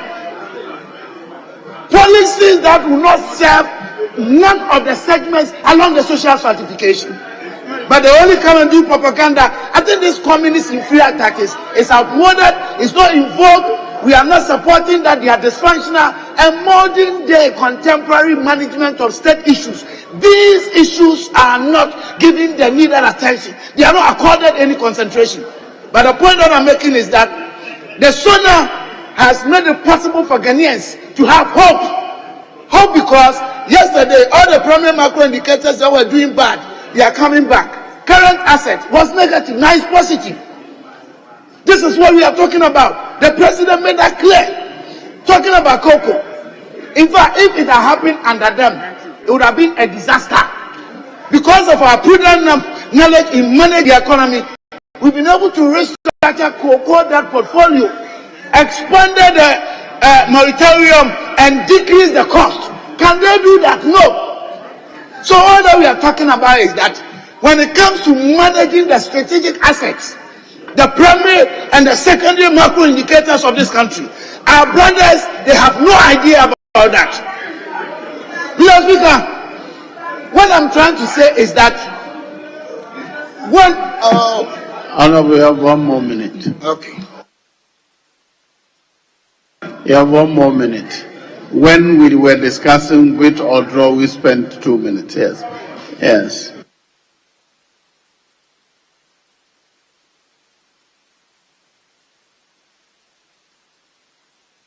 In conclusion, I would like to say that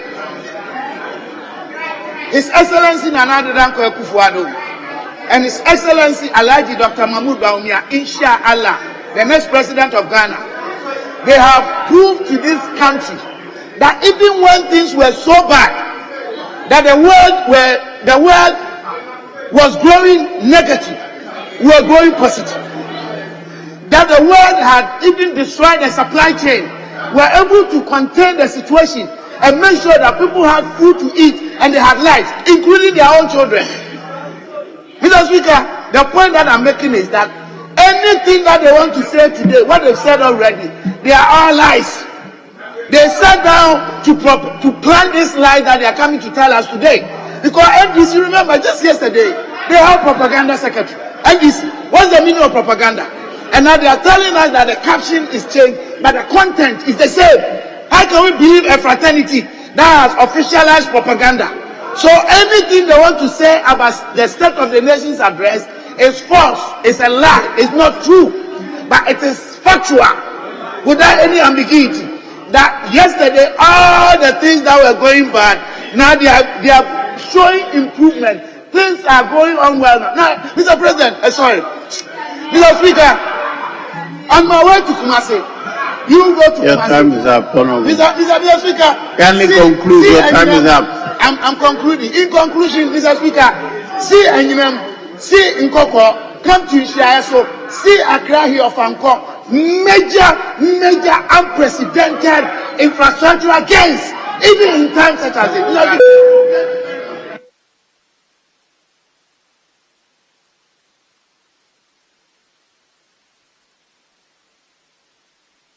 Right, Honour Speaker, I think it's important to let this House know that the only place there's light in this Parliament, the only place we have light is this chamber. The whole parliamentary building is off. In fact, as I speak, 5th and 6th floor, we have people stuck in it. I just got the fire service to run in there. So it's important we know what is happening around us. The light is off, except for this chamber, and I don't want us to pretend. Some people are stuck in the lift. On the 5th and 6th floor. In fact, I just came in because We just got the fire service people to try to get them open the elevator, and it's very serious. And I think this house, before we continue doing business, we must know the crisis we face. Yes, yeah. Speaker, my respected friend is doing the right thing at the wrong time. With the greatest of respect, I am just coming from the office. I didn't experience that. I don't doubt you do. But however, Honorable Boa, on such an occasion, the first point of call is the Marshal Office. Yeah, so if you have done that, let's all as leadership continue to ensure the needful is done. No, that's what we should do. I think we can go on with our debate. Why is the needful is being done? So, Honorable Speaker, I did that. Please, it's enough. You've provided information. Let's not generate any but I did that to let colleagues, members of Parliament, know what is happening. I've already informed the Marshal and those that are important to know. I just came here to let members know for their safety because I care about them.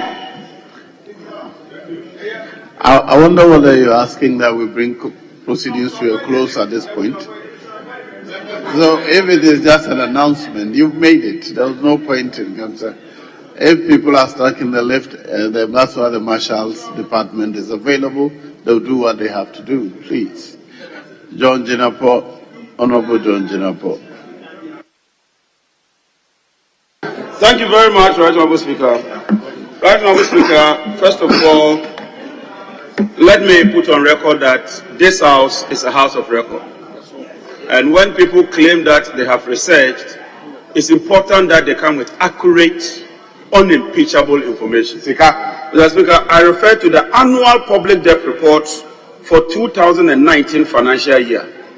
And Mr. Speaker, specifically, I refer to page 19 of 77, table 2, recent microeconomic performance 2015 to 2019, gross public debt as a percentage of GDP. 2016, Mr. Speaker, is right here, 56.8. Mr. Speaker, let it go to the hazard that Honorable Dr. Stephen Amo's 77% is untrue, is concocted, is fabricated, and the facts in this document right before Parliament does not support his assertion that the NDC had a debt to GDP of 77%. This is public record, and I'll plead with him, please read these documents. This is right here in Parliament. And Mr. Speaker, I've even forwarded these documents to you by WhatsApp. In the era of technological advancement, I can do that. So I'm pleading with Dr. Stephen Amwa, please get your facts right before you mislead this whole house. This is serious business. We just don't go and take concocted figures and peddle falsehood here. That is not done. Mr. Speaker, he talks about President Akufo-Addo appointing Honorable Martin Amidu and saying that that's an achievement. This is Martin Amidu's verdict on President Akufo-Addo. Modern Ghana, 29th of November 2023. Big brother Akufo-Addo lied his way to the presidency only to supervise the most corrupt government since 1993. Martin Amidu, unquote. This is a testimony of your government. Yes. The man you claim President Akufo-Addo found him so worthy that he appointed him as special prosecutor. This is his verdict on President Akufo-Addo. But let's do some small academic exercise, Mr. Speaker. First of all, it's not even current assets, Dr. Stephen Amwa. It's not current assets. It's the current accounts. And the current accounts is the difference between your export or your import minus your debt service component. There's a theory known as the Marshallana condition. Sit down and listen. The Marshallana condition states that when your currency depreciates to a certain level, depending on the price elasticity of demand, your exports will go down, your imports will go down, because what happens when it depreciates, it makes imports very expensive. And when imports become expensive, you reduce your imports, which then turns your current account into a positive based on what you call the J curve. Secondly, when you talk of inflation, there's the quantity theory of money. And the quantity theory of money says that there's a positive correlation between inflation and the rate at which you pump money into the system. So when the Bank of Ghana in 2022 was pumping over 50 billion into the economy, naturally the rate of inflation will go to 54%. Thanks to the IMF, because there's zero financing, the inflation is actually come down to 23%. So it's not because you've done any magic. It is the quantity theory of money, which has a positive correlation between inflation and the rate at which you print money and pump it into the system. Teach you. This is basic economics, basic. Basic. And you must understand that some of these things, when you are putting them here, other people will also challenge you. Don't make such flawed analysis and go ahead to make conclusions. Mr. Speaker, clearly. Yes, leader. Kindly hold on. Speaker, I will respect my good friend. When he started his submission, I heard him loud and clear mention Dr. Stephen Amoah's name in emphasizing a point and saying that what he said was erroneous. The honourable member has been trying to catch your attention, and he drawn my attention as his leader. I'm praying you that you should give him the chance to respond, especially where his name was mentioned, specific, by the honourable member. Honourable members, I was thinking that in this debate, if somebody raises a point and you have a response, you give it to the next person who is coming to respond, so it doesn't become personalized. The debate is about national. If it's quoting us which is wrong, you give it to the next person, so it doesn't become personalized. Otherwise, there will be interventions left and right.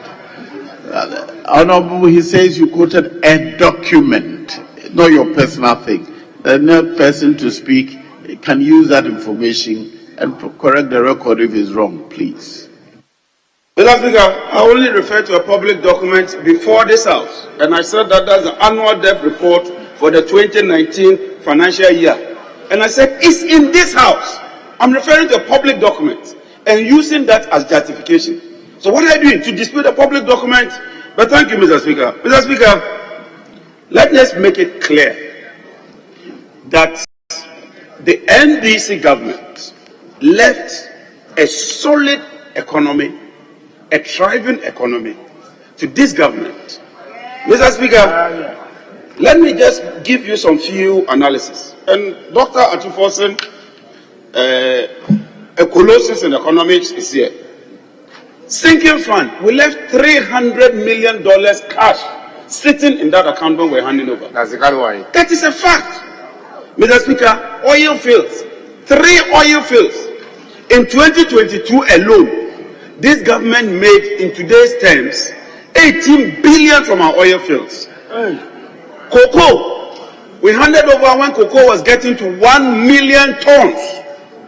Mr. Speaker, stabilization fund and the heritage fund alone, we left almost $500 million. That's kind of why. Dr. Stephen Amoah was talking about paying nurses. When COVID struck and we needed to pay nurses, Mr. Speaker, right in this chamber, the finance minister came, sought approval, went into the stabilization fund and took over 1 billion and paid the nurses. If President Mahama had not accumulated over 1 billion in the stabilization fund, could you have paid the nurses? No. Mr. Speaker, our debt to GDP, like I said, was 56%. Mr. Speaker, the debt itself was 120 billion. Today, Ghana's debt is about 577 billion. 80% of that debt is attributable to President Akufo-Addo and Dr. Bawumia alone. Mr. Speaker, when the president was here, assuring us that there will be no load shedding, that very day, they were shedding load. Mr. Speaker, and if you want the evidence, and like I say, this debate is about evidence. Today, I refer to today, Ghana Web. This is what my good friend, Deputy Minister Energy Designate, Collins Adomako Mensah. I admit that for the past 3 weeks, there have been some power outages. However, we hope to be able to resolve it in 2 weeks. For the past 3 weeks to 4 weeks, they've been shedding load on a daily basis. Yesterday alone, they shared 530 megawatts. This afternoon, exactly 12 o'clock, the lights went off. That is why people are stuck in the elevator. Yes. And you still have the temerity to tell us that the lights are on. Mr. Speaker, that cannot be the case. But Mr. Speaker, it's important to state that today, this country is in this quagmire not because of any so-called Ukraine-Russia war. Mr. Speaker, I have in my hand the Economic Intelligence Unit Africa Outlook 2024. We are told that we shouldn't talk about Cote d'Ivoire. We are told that we shouldn't talk about French countries. So I've decided I won't even talk about the French countries. When it comes to world-growing economies, 2024, better than Ghana. Mauritania is doing better than Ghana. Rwanda is doing better than Ghana. DRC is doing better than Ghana. Uganda is doing better than Ghana. Ethiopia is doing better than Ghana. Mozambique is doing better than Ghana. Tanzania is doing better than Ghana. Rwanda is doing better than Ghana. These are not French-speaking countries. These are not French-speaking countries. And so when we tell you the truth, admit it. But the president somehow admitted that the economy is indeed on its knees. Except to say that he believes that Dr. Baumia will rather come and turn the fortunes of the economy. Mr. Speaker, as far as I'm concerned, Dr. Baumia and President Akufo-Addo are Siamese twins. Yes. Dr. Baumia and Akufo-Addo are bedfellows. They should. Dr. Baumia and Akufo-Addo are one and the same. And the vote for Dr. Baumia is nothing but an extension of an Akufo-Addo presidency. Yes, look at, we're all here. We're seated here. Where was Dr. Baumia seated? Was it not on the high table? Yes. Is that a place for a planquet? No. Is this high table a place for driver mates? No. This attempt to whitewash Dr. Baumia and present him as if President Akufo-Addo is the bad one, and as for Baumia, he is the good one. It will not wash today, it will not wash tomorrow. Yeah. And I tell you on authority, based on the research, I am very, very confident that come what may, on the 7th of December, Dr. Baumia will suffer a humiliating, crashing defeat that he has never witnessed in the history of this country. Mr. Speaker, let me make it clear that a vote for Dr. Baumia is nothing but a vote for the extension of e-levy. The president said that he hoped that in his last State of the Nation address, Dr. Baumia will be president. Ghanaians are discerning. He brought him here. He spoke about him here. And to the extent that the president wished that Baumia would take over from him, is the duty of the NDC and the people of Ghana to stand firm, look into the president's eyes, and tell him that, Mr. President, it will not happen today. This is the same person who was instrumental in the passage of e-levy. Yes. The majority side helped him and passed the e-levy. You fought tooth and nail and passed the e-levy. But when Dr. Baumia said e-levy is not good, I will withdraw it. The same majority.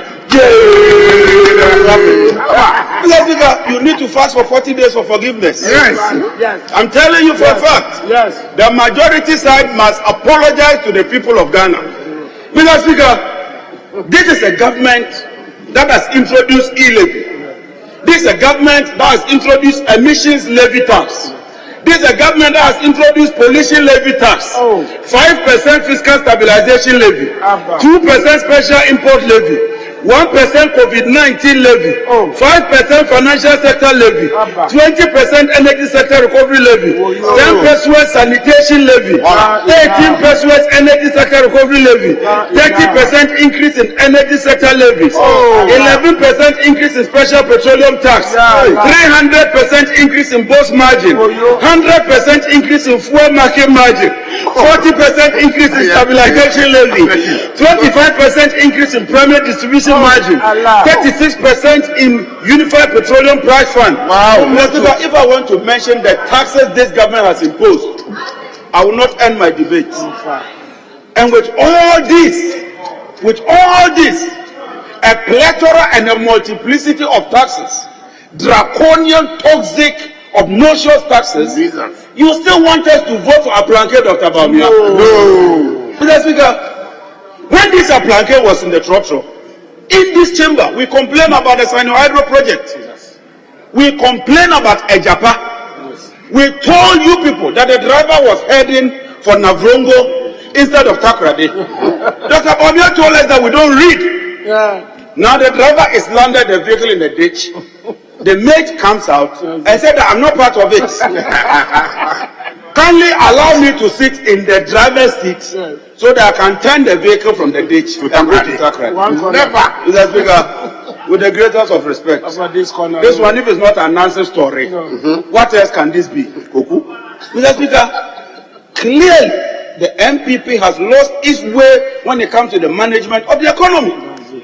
And you need to go home, take a breather, reflect on your mismanagement, reflect on your incompetence, so that next time you have the opportunity to sit in the seat and to administer, you will take the people of Ghana serious. Mr. Speaker, the President told us here in the State of the Nation address that the energy sector debt is no longer 1.7, as Dr. Bawumia stated, but it is 1.2 billion. He stated it here. When Dr. Bawumia said it's 1.7 billion, we argued. You people said we don't read. Today the chicken have come home to roast. The President himself is confirming that we were right after all. It's not 1.7, but it is 1.2. This tells you the integrity of the man you are presenting. But Mr. Speaker, I know there's hope. I know that things are difficult. I know that drivers are suffering. I know that teachers are suffering. I know that ordinary workers in schools, today they share one fish. 10 people in free SHS, they share one fish. Not two. The evidence is from Joy FM. One fish. I know that people are struggling. One fish. 10 is to 1. 10 is to 1. 10 is to 1. 10 is to 1 means that 0.1. Yes. Mr. Speaker, like this. Mr. Speaker, the price of kenke has increased from 1 cedi to 5 cedi. Not only has the price increased, the size of kenke has also reduced. And not only has the size reduced, today they are saying that pepper will be sold separately from the kenke. For the first time, pepper. Honorable, hold on, you have only 30 seconds left. Thank you, Mr. Speaker. Yes, in winding up. Hold on, I want to hear. And I want to wind up forcefully, Mr. Speaker. I will wind up forcefully. No, I want to hear what the leader wants to say before I give you. Mr. Speaker, I heard my colleague, and ordinarily I wouldn't do this. I heard him say clearly that Dr. Bawumia had said that the energy sector debt was 1.7. That was what he said. Now, he would also have to be fair to this House. Speaker, you said a lot of things, and we've been quiet and been listening to you. On this occasion, he must prove with evidence where and when did Dr. Bawumia mention that energy sector debt was 1.7. He should mention and prove it. Speaker, if he has no evidence, he should withdraw that aspect of his speech and proceed and make his submission. Prove it. Just say it to the House. GNA. Ghana News Agency is an authentic news agency. I'm not using it private. And I'm forwarding it to you, Chief Whip. I'm forwarding it to Mr. Speaker. Is that a newspaper source? GNA. GNA, Ghana News Agency. I was even charitable. It's listening. Mr. Speaker, and let me enlarge it so that the press can capture it. Energy sector debt sector. SO is owed 2.4 billion. Dr. Mahmoud Bawumia. So even the 1.7 billion I mentioned, it was an understatement. The man can run his mouth, Papa. Yes. This man can run his mouth. Yes. Mr. Speaker, in winding up. He's quoted the source. If the source is not correct, it's up for us to deal with it. But the report will say that it was not Bawumia who said it in the House. I didn't say that. So what you said, Baumia said. Yes, I did say in the house. This is a newspaper report. Let the record reflect. Thank you very much, Mr. Speaker, for setting the record straight for me. Mr. Speaker, he should further table that evidence. And I call on you to rule that he should table that evidence. You should table it. And I'll table it. Your mic's off. Minority leader, I'll table it. The source has been clarified. Yes, please. Conclude, please. Mr. Speaker, and winding up, let me say, despite the despair, despite the difficulty, there is light at the end of the tunnel. That is what gives me hope, Mr. Speaker. The 24-hour economy, and I mean the 24-hour economy, and you good jobs, quality jobs, well-paid jobs, industrialization, economic development, inclusive growth, fair distribution, accountability. His Excellency John Dramani Mahama is on the way to become president on the 7th of January 2025, Mr. Speaker. On that note, Mr. Speaker, let me thank you and let me wish you a happy Easter. Thank you very much, Honorable Speaker. Honorable Samuel Abujinapo. Honorable Samuel Abujinapo.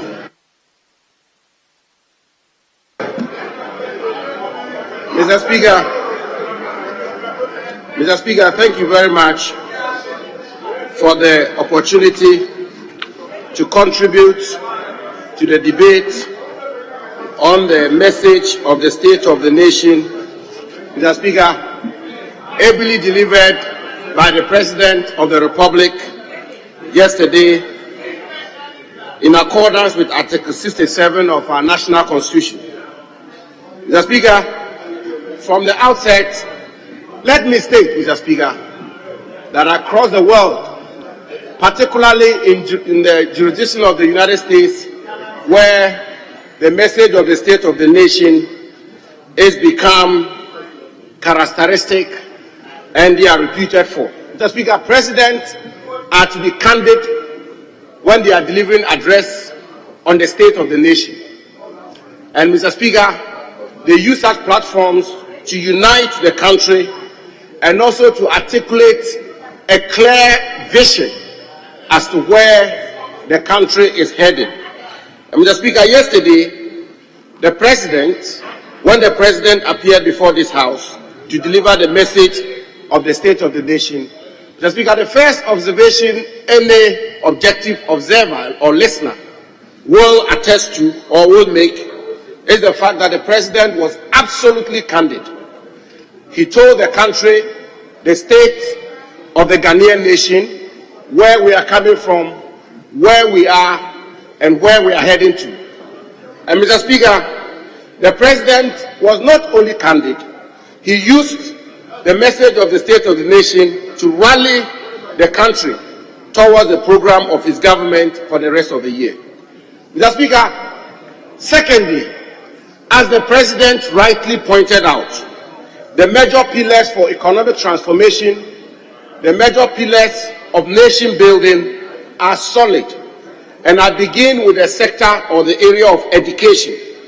Mr. Speaker, the President said at page 14, and I respectfully want to quote him, and I quote, "A foreign statesman once posed the question, why am I the first member of my family in 1,000 generations to have gone to the university," end quote. Mr. Speaker, if I will buttress the point the President made, Mr. Speaker, the 32nd President of the United States, President Roosevelt, once said, and I quote, "The real safeguard of democracy is education," end quote. Mr. Speaker, it's a fact. It's a fact. Perhaps with the exception of President Nkrumah, our first president, no president, no Ghanaian president, no government has invested in education as much as the Akufo-Addo government. Mr. Speaker, certainly in the Fourth Republic, no government has invested in education as much as the Akufo-Addo government. And Mr. Speaker, and certainly a comparison between the Akufo-Addo government and the Mahama government when it comes to education. Just because it's like day and night. The investment the Akufo-Addo government has made in education, and education being the surest tool to unleash prosperity and transformation of a nation, the Akufo-Addo government is invested almost tenfold, 10 times more than the Mahama government. Mr. Speaker, when you look at free senior high school, and we have to continue to talk about free senior high school because of its transformative nature. Mr. Speaker, when you look at free senior high school and the contribution is made in terms of enrollment into secondary education and the opportunities is given to Ghanaians, particularly the poor, Mr. Speaker, is phenomenal. Mr. Speaker, the second pillar for development being the natural resources sector of our country. The President pointed it out during his address of the State of the Nation that we have overtaken South Africa to become the leading producer of gold. Mr. Speaker, preliminary estimates suggest that we are heading to produce some 4 million ounces of gold annually, which is totally unprecedented.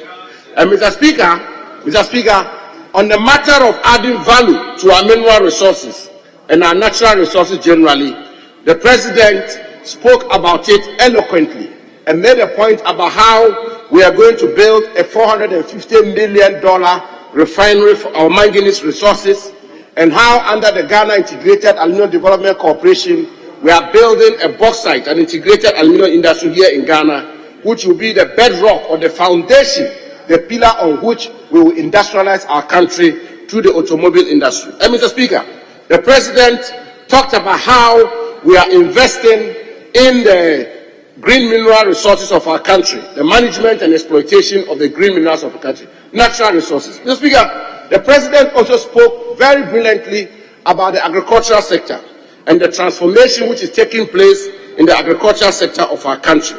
So is it also, Mr. Speaker, that the President gave an account of how we are working our way out of the debilitating consequences of COVID and the Russian-Ukraine war. But Mr. Speaker, having said all of this, our friends from the other side have been contributing to this debate, and it is abundantly clear, Mr. Speaker, that the entire message our opponents have, they have 3 messages, Mr. Speaker, as I listen to them. 3 fundamental messages. The first message the National Democratic Congress minority and their party have, Mr. Speaker, is Baumia. Mr. Speaker, their second message is Baumia. Their third message is Baumia. Mr. Speaker, everything about them is Baumia. But Mr. Speaker, let me submit first of all that we welcome happily and heartily that a vote for Akufo-Addo is a vote for Baumia is a vote for Akufo-Addo. Mr. Speaker, a vote for Baumia should be a vote for Akufo-Addo because Akufo-Addo's record as compared to Mohammed's record is like chalk and cheese, like day and night. It's worlds apart. Mr. Speaker, on every sector of Ghanaian life, whether the educational sector, Akufo-Addo has outperformed Mahama. Whether it's the economy, Akufo-Addo has outperformed Mahama. Mr. Speaker, whether it's agriculture, Akufo-Addo has outperformed Mahama. Mr. Speaker, whether it's employment, Akufo-Addo has outperformed Mahama. Mr. Speaker, and so if this was going to be the yardstick for the December 7th general elections, that a vote for Baumia is a vote for Akufo-Addo, then there will be no contest. Mr. Speaker, because quite clearly,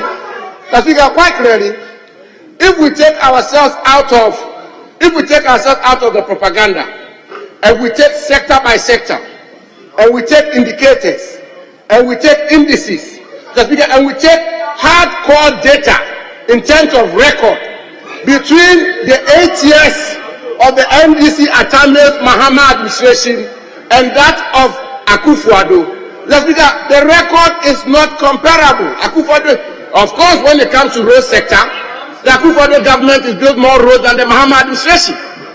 Mr. Speaker, when it comes to agriculture, Mahama's best agricultural growth was some 1.7%. In fact, cross-sector grew at -%. Mr. Speaker, today, agriculture is growing about more than 6%. Mr. Speaker, when it comes to education, as I've just been articulating, in the educational sector, Akufo-Addo has invested more in education than Mahama has done. Mr. Speaker, even with COVID, even with COVID and the global geopolitical situation, indices to indices, the Akufo-Addo economy post-COVID and the Mahama economy without all the external factors, Akufo-Addo's economy is far better than Mahama's economy. So let the point be made clearly. Nobody is running from Akufo-Addo's record. Bawumia said it yesterday, and I was present at the inauguration of the National Campaign and Manifesto Committees of the New Patriotic Party for 2024 general election. And he said, and I paraphrase him, he said, we are going to prosecute our campaign on the basis of Akufo-Addo's record. And so a vote for Bawumia should be a vote for Akufo-Addo. And let me say, Mr. Speaker, let me say, and above all, Mr. Speaker, what makes it exciting that not only is Akufo-Addo's record better, Bawumia's vision is clearer. And when Bawumia mounted the podium to give highlights of his vision, all of this country was in awe. The country was excited. The country was captivated. The country saw hope in the vision that Bawumia articulated. Mr. Speaker, our friends have elected their presidential candidate for close to 2 years. And yet, the candidate has not been able to articulate a vision for the development of this country. Mr. Speaker, what is the candidate's vision? Bawumia was elected on 4th November 2023. 3 months down the road, Bawumia has articulated a vision for this country. He set up his campaign team.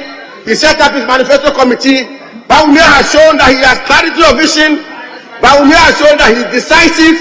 And Bawumia has shown that he is taking this country to the next chapter. And Mr. Speaker, when they were pushed down the wall and when they were pinned down, they said 24-hour economy. Is that not what they said? 24-hour economy. Mr. Speaker, the last time they were in government, the last time President Mahama was at the helm of affairs of this country, Mr. Speaker, for 4 years, the Honorable John Jinapo, Member of Parliament for Yape Kosogo, talks about lights going off yesterday and talks about lights going off this afternoon. Mr. Speaker, lights went off yesterday. That is correct. Lights went off this afternoon. That is correct. Ghanaians went through inconveniences yesterday. That is correct. They will go through inconveniences as a result of lights off this afternoon. Mr. Speaker, that is correct. But Mr. Speaker, Ghanaians certainly do not have a short memory. They do not have a short memory. For 4 years, what we experienced yesterday and what we are experiencing this afternoon, we experienced it for 4 continuous years. And what are they telling us, Mr. Speaker? Where are we beginning the comparison from? A comparison of Jumsa, of yesterday, of today, of 48 hours, as opposed to 4 good years? Mr. Speaker, and what is more, Mr. Speaker? What is more about the 24-hour economy? At the time the lights went off for 4 years, Mr. Speaker, carpenters could not work. Welders could not work. Mr. Speaker, we all saw stories of coal stores closing down. We saw ice water sellers who could not look after their families. Mr. Speaker, thousands and billions of small industries had to close down. 4 years, you could not provide a 12-hour economy. You couldn't put the lights on for 12 hours. Ghanaians do not have economy for 12 hours. Well, they do not have economy for 12 hours. They are coming to tell us about 24-hour economy. So you can let them come again. They certainly do not have a vision. And so let me conclude, Mr. Speaker, by submitting and doing so forcefully that on 27th of this month, we saw before this august house a president who has a clarity of thought, a president who is candid, a president who is labored and worked for this country. So yes, a president who acknowledges, and he said it, that there are challenges, that there are difficulties. That as I speak to you today, there are thousands and millions of Ghanaians who have completed university and who cannot find employment. That is correct. So Speaker, a president who admits that today we are having to deal with inflation and we're having to deal with the cost of everyday goods and services. That is correct. Mr. Speaker, a president who acknowledges that we have to do something about wages of public sector workers. But Mr. Speaker, that said, there are two things we should never, and I respectfully urge Ghanaians never to concede to.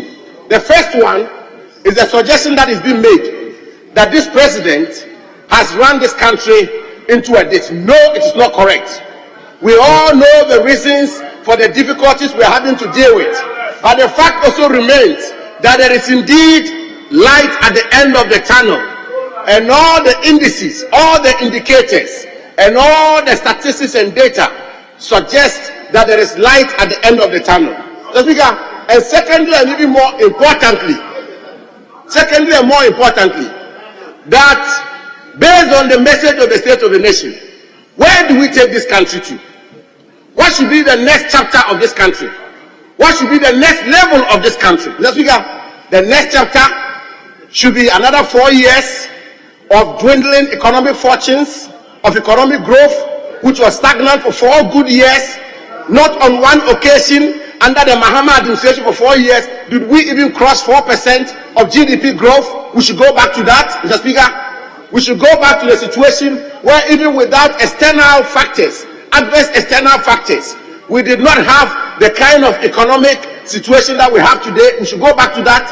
We should go back to Dumso. We should go back to the people who are coming to review free senior high school, which is tantamount to cancelling it, jettisoning it. We should go back to that. No.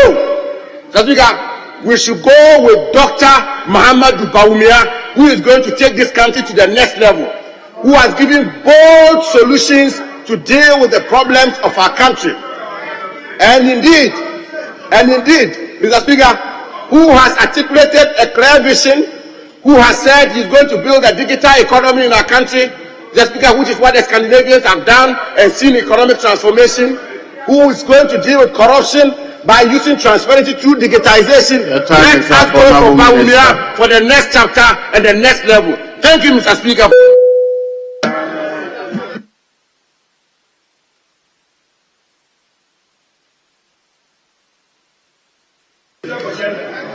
Honorable Mama Yaga. Yes. Thank you very much, Mr. Speaker. Mr. Speaker, let me join colleagues to contribute to the motion to thank the President for his address on the state of the nation. Mr. Speaker, the last speaker, Honorable Minister Jinapo, who is running away, Mr. Speaker. He is running away. Mr. Speaker, he is running away the same way that this side of the House has run away and abandoned the defense of the State of the Nation address. Mr. Speaker, the President came and addressed us. You have moved a motion that we should thank him, and yet you yourselves are not there to participate in thanking the President. Is that because you believe that there's nothing to defend? Mr. Speaker, I expected the Minister for Lands and Natural Resources to have outlined what the President has done by way of fighting Galamsey, which was a major promise of the President. In fact, the President hung his presidency on the fight against Galamsey. And we thought that when he came to address us, he would have updated us on how far he has fought Galamsey. But clearly, the President knows that Galamsey has consumed him. So there's nothing to report on in terms of the fight against Galamsey. Mr. Speaker, the minister who just spoke argued that they are very confident in the record of President Nana Akufo-Addo.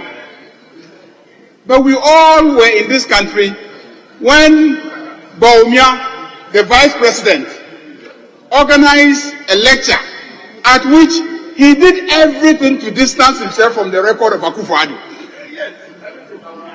Bawumia himself is at pains to distance himself from the economic and financial records of the performance of Akufo-Addo. And he has chosen to segment a small portion which he calls digitalization and claim credit for digitalization.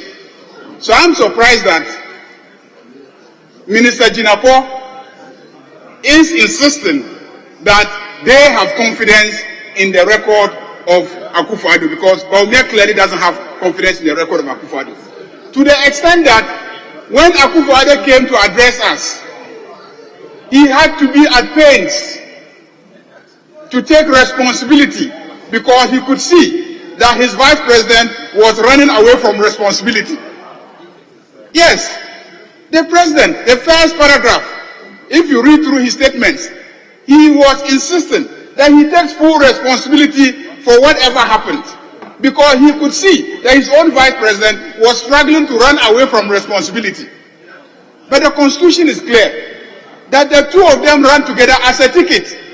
So even though the president says that executive authority rests in the president, the constitution says that the president runs with his vice president. And they are so joined that if the president is absent due to death or some other cause, and he serves less than half of his tenure of office, if the vice president serves that half, it is considered as the tenure of the vice president, and he cannot run a second term. So the two of them are joined. So they have executive responsibility together. So the vice president Bawumia is equally as responsible as President Akufo-Addo for their joint economic performance. So if they have not performed, they are equally responsible for not performing. Mr. Speaker,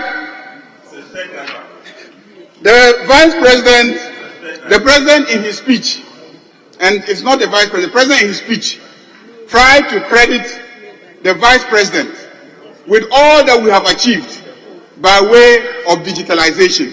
Indeed, he calls him Mr. Digitalization. Mr. Speaker, all these efforts to try and misrepresent Vice President Mahmoud Bawumia as the epitome of digitalization is a farce. It is misleading. Mr. Speaker, what is it that they talk about when they talk about digitalization? They talk about numbering of houses.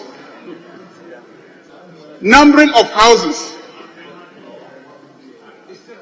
Mr. Speaker, digitalization of address.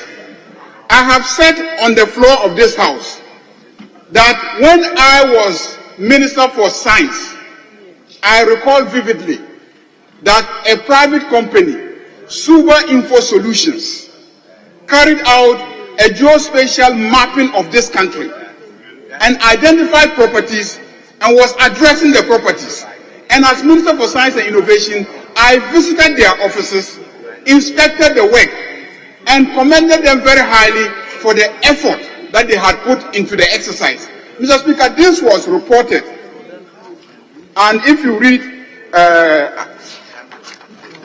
the report, every part of Ghana, this was 2016, September 2016, this exercise was already ongoing. All the properties in Ghana were being mapped by Super Info Solutions, and I visited their offices, and this exercise was ongoing. So the whole idea of geospatial mapping, identifying properties, addressing them, didn't start with NPP. It didn't start with Bawumia. I was personally involved. I saw it. I'm not talking as somebody who has been told. I was there. I saw it.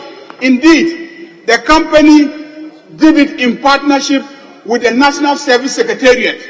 So the National Service Secretariat posted National Service personnel, and he used the personnel across the country to identify the properties and digitally map the properties as far back as 2016. All that the MPP came and did was simply to upscale it and adopt it as a national exercise. And yet this is being claimed as the property, the preserve, and the excelling performance of Dr. Mahmoud Bawumia. Mr. Speaker, that is not the case. Mr. Speaker, let me say that when it comes to digitalization, COVID-19 did more to assist with digitalization than what Bawumia could ever do. When COVID-19 struck, everybody became digital because we're all locked up in our homes. Schools were closed down, offices were closed, there was no movement, and so the only way that you could survive was to become digital. So across the globe, everybody digitalized. The private sector digitalized, education digitalized, and so governments also had to digitalize. So COVID-19 did more to digitalize this country than Baumia or anybody could have done. Indeed, if there is one person who has reversed the tide of digitalization, it is Dr. Baumia, the head of the economic management team. How did he do that? By taxing digitalization. When you introduced e-levy in this house, and we objected, and you insisted, and you passed it, you were actually working against digitalization. Because the entire financial system was beginning to get digitalized, people were engaged in transactions digitally, and you chose to tax digitalization. And that actually reversed and hindered the progress of digitalization. So, Mr. Speaker, I disagree with any effort to try and create the impression that Dr. Mahmoud Baumia is the center of digitalization in our country.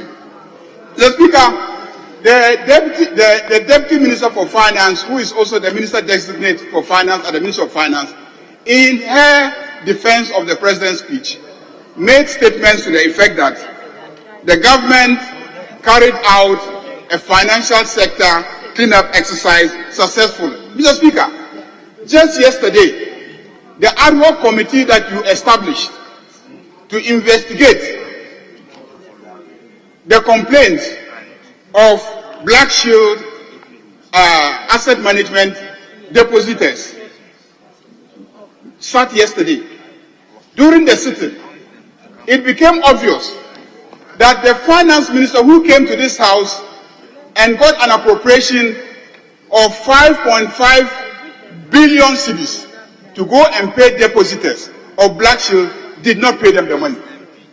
Mr. Speaker, they had earlier come to this house to request for 3.1 billion and then came again for 5.5 billion. It turned out yesterday that only a little over 4 billion has been paid, and that more than 4 billion Ghana cedis has not yet been paid to the depositors. And the depositors have come to this house, they have petitioned this house, and this house has set up a committee and we're investigating it. And yet, we are being told in this house that this government has successfully carried out a financial sector cleanup exercise. So, Speaker, the depositors have not been paid their monies. This is how this government behaves. Come to this house, tell stories that are untrue about their performance, and when you get to the ground and you investigate, it is not the story. This is a clear example of the untruths that are being told to us, because people want to have it captured in the Hansard so that history will be misinformed about what has happened. Mr. Speaker, the President spoke about my constituency, Boku, and outlined measures that he is putting in place to deal with the problem in Boku. Mr. Speaker, I want to commend him for at least giving prominence to the situation in Boku in his national address. Mr. Speaker, the issues that he says, or the methods or measures that he says he's implementing, those are measures and recommendations that were given to him more than 2 years ago. Measures that if he had implemented at that time would have prevented the conflict from escalating to the level that it has escalated today. But these were not implemented.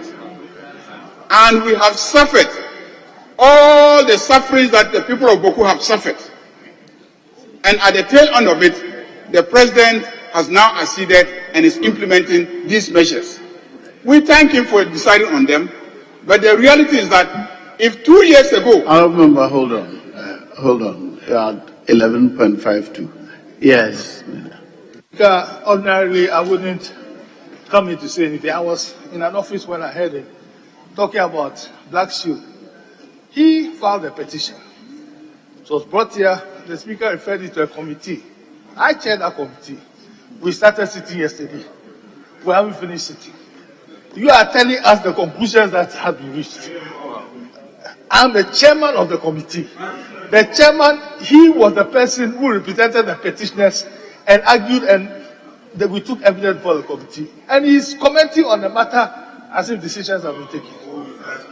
It's totally wrong. No, it's totally wrong. When a committee is sitting on a matter, it sees with the matter, you leave it to the committee. When they make their report, then you can make your comments. You don't prejudice the work of the committee by making comments all the time. You don't do that. So what do I? So if I also come and make comments here, no, I can't. I should not. And that is why we preserve this convention. That when a matter is before a committee, we wait for it to come back, then we talk about it. And that is why I'm here, Mr. Speaker. I know the rules. Usually, we don't interrupt. So he cannot go on that tangent. He should draw the statement made about Black Shield. His time will come. His time came yesterday. Tomorrow we are sitting. And his time will continue to come. So let us be fair to all manner of persons.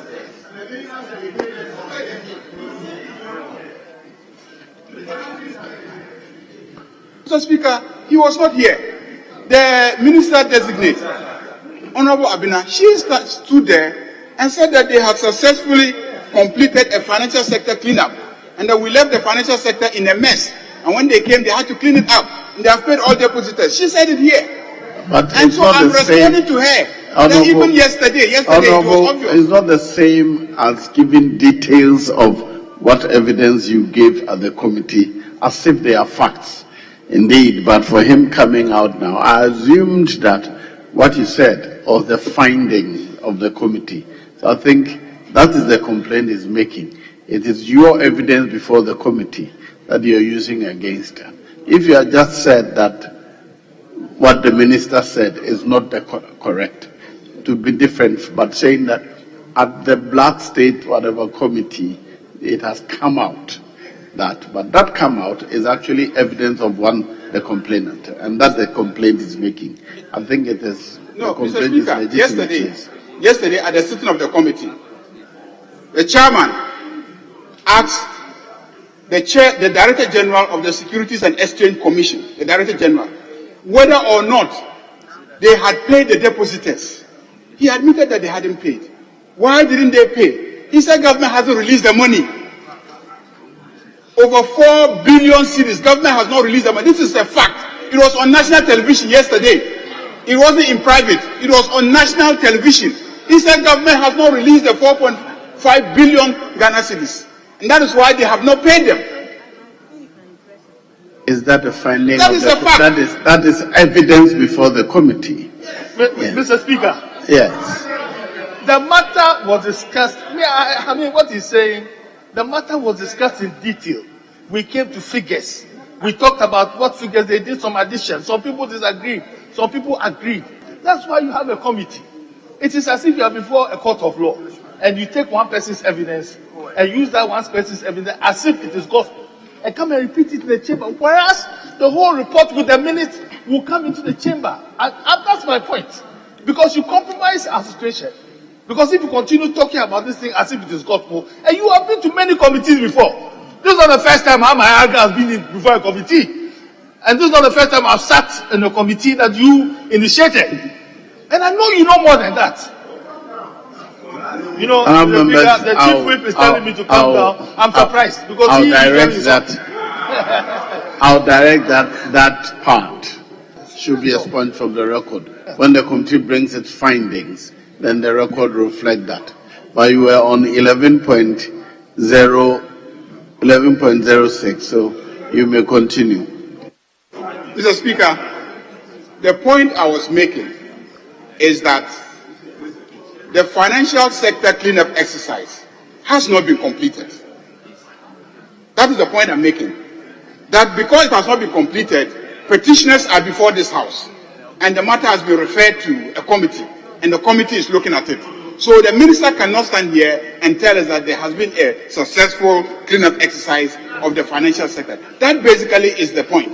Even though I add facts that were broadcast live yesterday on national television.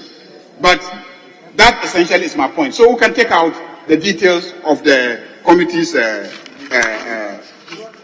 sitting. Mr. Speaker, the President spoke about Boku, and that was the point at which the objection was raised. So you have 3.5 more minutes to conclude. 3.5 more minutes, yes. And that's where I like to end, Mr. Speaker. Mr. Speaker, I expect that in everything that has been done in Boku, the people of Boku have suffered military brutalities as a result of the activities of the military. As part of the measures that the President is implementing to deal with the situation in Boku, I expect that we will address the plight of those who have suffered military brutalities. People have been killed by soldiers. I have petitioned institutions. I have made complaints. I expect that in the effort to deal with the problem in Boku, that these issues will also be addressed by the President. Mr. Speaker, beyond Boku, in Garu, in Timpani, and these are matters that we have brought up in this House, and we have complained to government agencies, we have complained to national security, etc. We hope that in trying to deal with the situation in Boku, all those matters will be addressed. So, Speaker, on that note, let me join colleagues to thank the President for coming to address us on the state of the nation. Unfortunately, Mr. Speaker, he himself admits that he has run us into a ditch, that he is struggling to come out, dust himself, and then see what else he can do. But he admitted, Mr. Speaker, he admitted, the President admitted, he admitted that he has stumbled. And when you stumble, what do? You fall. So he has fallen. And that he got up and he's dusting himself. And then, in fact, he even added that we have been bruised. We have been bruised. We didn't just fall, but that we fall in such a way that we got bruised. And we will rise again. Mr. Speaker, it is true that we will rise again. But we will rise again after 7th January 2025 under the leadership of President John Dramani Mahama. Thank you very much, Mr. Speaker. We have one more each. And Honorable Osenyako. Thank you, Mr. Speaker. Mr. Speaker, I want to use this opportunity to contribute to the motion number 10 listed on today's order paper. Mr. Speaker, the President was with us a few days ago in fulfillment of Article 67 of the 1992 Constitution. Mr. Speaker, when the President appeared before the House, he was very honest, truthful, and candid to the people of Ghana. The President did not hide anything or shed his responsibility. And that is the kind of leader or president we are looking for. He admits, he accepts fault when it matters. Mr. President demonstrated beyond reasonable doubt that yes, this country has gone through some difficulties. But him and his government for the past month have been working assiduously to bring back the economy on track.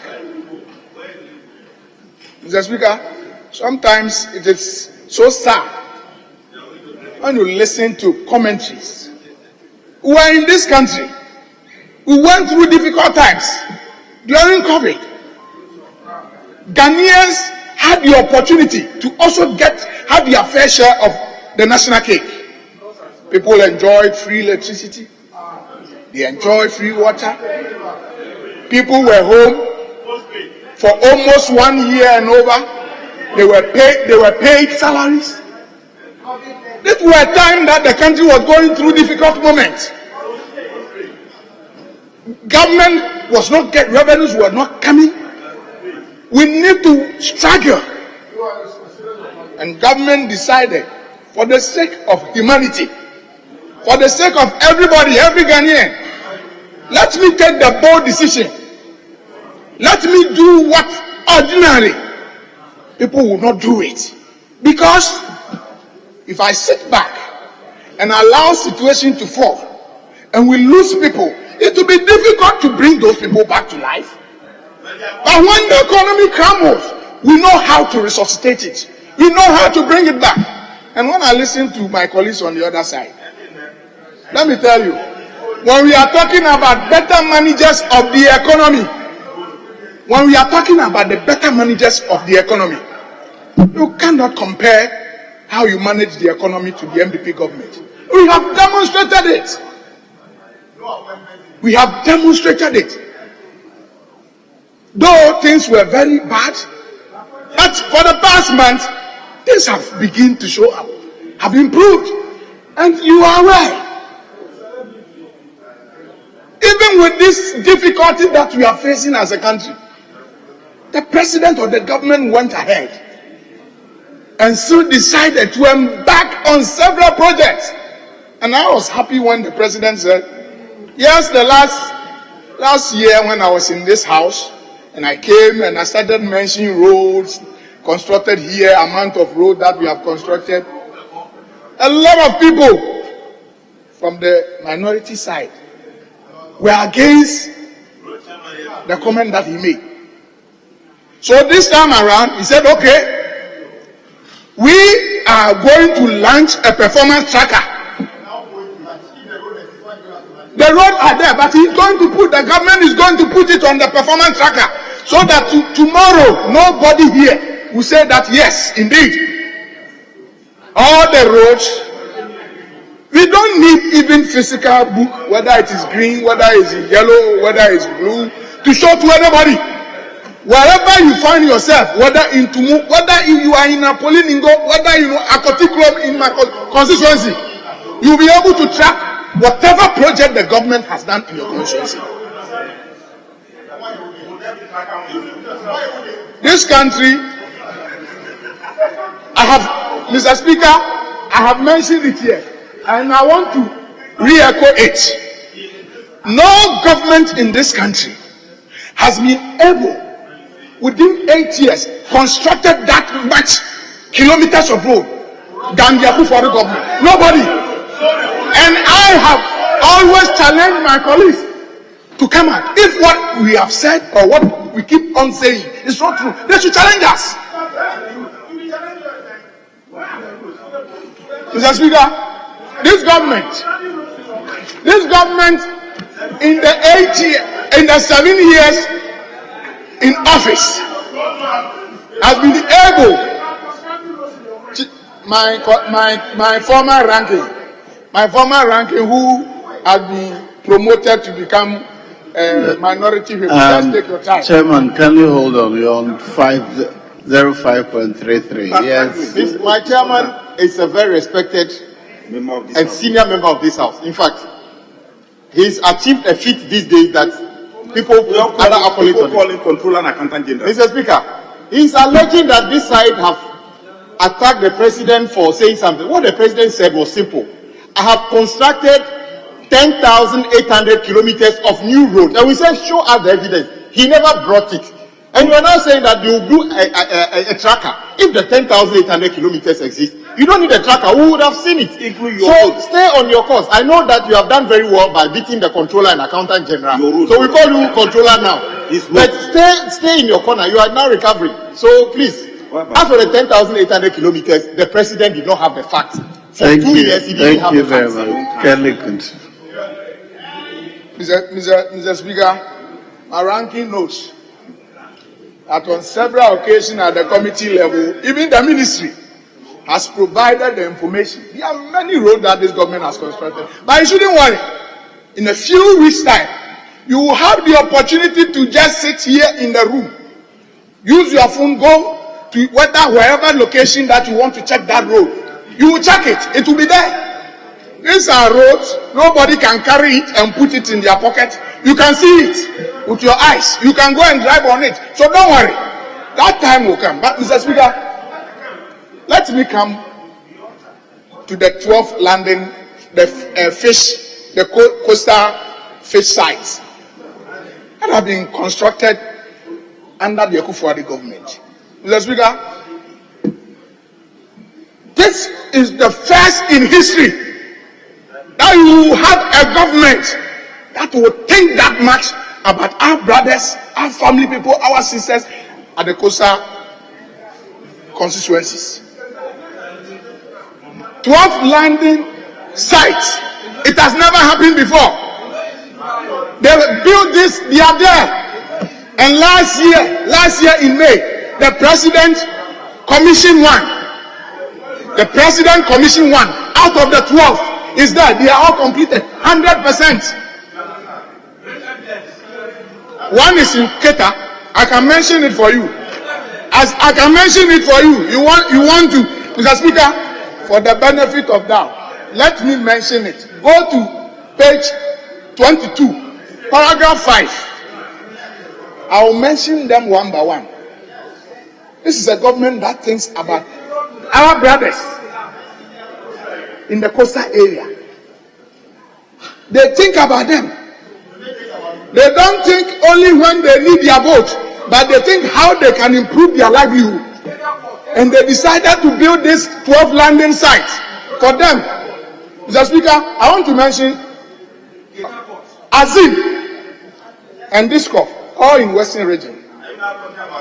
Maureen, Manford, Winneba, Senya Breku, Gomuafete, Otuam, and Fantiman, all in Central region. Teshi and Osu in Greater Accra region, and the Almighty Keta in Volta region. 12. Mr. Speaker, as we speak now, we have done almost about 88%. We are building a new fishing harbor, not landing site, fishing harbor at Jamestown. Mr. Speaker, what else do you want this government to do? For the first time that this government or the people of Ashanti, we have put up an international airport. Go to Kumasi. It is 98% completed. It's an international airport. We are not talking about a domestic airport. This is an international airport which will have all the international airlines, British Airways, Emirates, and all those things to just fly directly from there. It was in this house that approved that law under this government, and we have constructed 98%. We've done it. And in May, Mr. Speaker, in May this year, the President of the Republic, Nana Addo Dankwa Akufo-Addo, will commission the Kumasi International Airport. And for the contribution done by the good people of Ashanti region, we will name this airport the first king of the Ashanti region, Nana Achima Prempeh the first, to demonstrate to our brothers and our kingmakers in Ashanti region that indeed they fought heavily for this country and we still respect and remember what they did for this country. Mr. Speaker, the president went ahead and continued and said, yes, we know the contribution made by our brothers in the northern region. Even though the Tamale International Airport was commissioned last year, he has not lost sight of the fact that the people of the northern region have made a great contribution to the development of this country. And therefore, he wants to reward them by naming Tamale International Airport to Natali Yakubu. This shows a government that is committed in developing this country. And Mr. Speaker, I will continue to say that yes, the fact that we are going through challenges, the fact that under this government we've gone through some difficulties, does not pave way for the NDC to think that they are coming to power. That is not true. That will be a big mistake that you will do on your part. Because the people of Ghana know that when it comes to people who can manage the economy properly, you cannot compare yourself to the MPP. We have demonstrated it in several occasions, several years, that yes, when the economy are on its knees, we have the means to revive it. Last year, we were talking about inflation was 50-something%. Today, what is the level of inflation now? It has come down. When you were enjoying, you forgot that all that enjoyment that you were enjoying will bring about the skyrocketing of. You didn't enjoy anything. The people, the good people of Adaklu, they enjoyed it. Mr. Speaker, if I should go on, and I was happy that Mr. President made mention that all discussions without foreign partners are almost at the tail end. And God being so good, all the big mega projects that were suspended soon will commence and complete them. Mr. Speaker, what many people have forgotten that the Akufo-Addo government, the MPP government, was given a 4-year mandate. Not 2 years, not 3 years. So sometimes when I listen to people that because election year, you want to. Even on the night of 6th January, if there are projects that the president want to commission it, he's right to commission it. You gave him 4 years mandate. So at any point in time, the president, if the president want to commission or start a project, the second deputy speaker to take the chair. Please continue. Continue. Thank you, Mr. Speaker.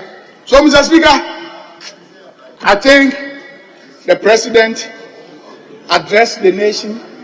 The president touched on every aspect of the state, from security, infrastructure, health. He touched on every bit of it. And he was very honest to the people of the country. And he has demonstrated that he will make sure, under his tenure, he will make sure that he will work and improve the economy for the full benefit of the people of Ghana. And I believe we need to support the president to work and bring back the economy to where all of us want to have it. And I am convinced that wherever the president will end, Dr. Alhaji Mahmoud Bawumia will come and continue. Because he has also demonstrated that he has what it takes to rebuild this economy. He has what it takes to run this country. He has what it takes to make this country. Honorable member, your term is up. Mr. Speaker, in concluding, I want to thank the president for coming to the House and coming here to speak to the people of Ghana in an honest manner, without hiding anything, and showing, demonstrating that how his government is working to uplift the plight of the Ghanaian people. And I hope that in thanking him, all the House, everybody here will support him, and whatever the government will bring to this House, we will all support and work so that the country will put in the prayer. I thank you, Mr. Speaker, for the opportunity. Thank you. If you give me 5 minutes. Thank you very much. We will take the last contribution from Honorable Peter Kosi Nochikodu. Yes, Honorable Ranking Member, you have 15 minutes. Yeah, thank you, Mr. Speaker. Mr. Speaker, before I continue, I want to make 1 or 2 corrections. This morning, when Honorable Dr. Amo was speaking, he made a statement that the minority in the House had decided to come and tell lies about what the president came to say the other day. But, Mr. Speaker, the president himself on Tuesday told us a lie in this chamber. And let me quote, Mr. Speaker, page 26.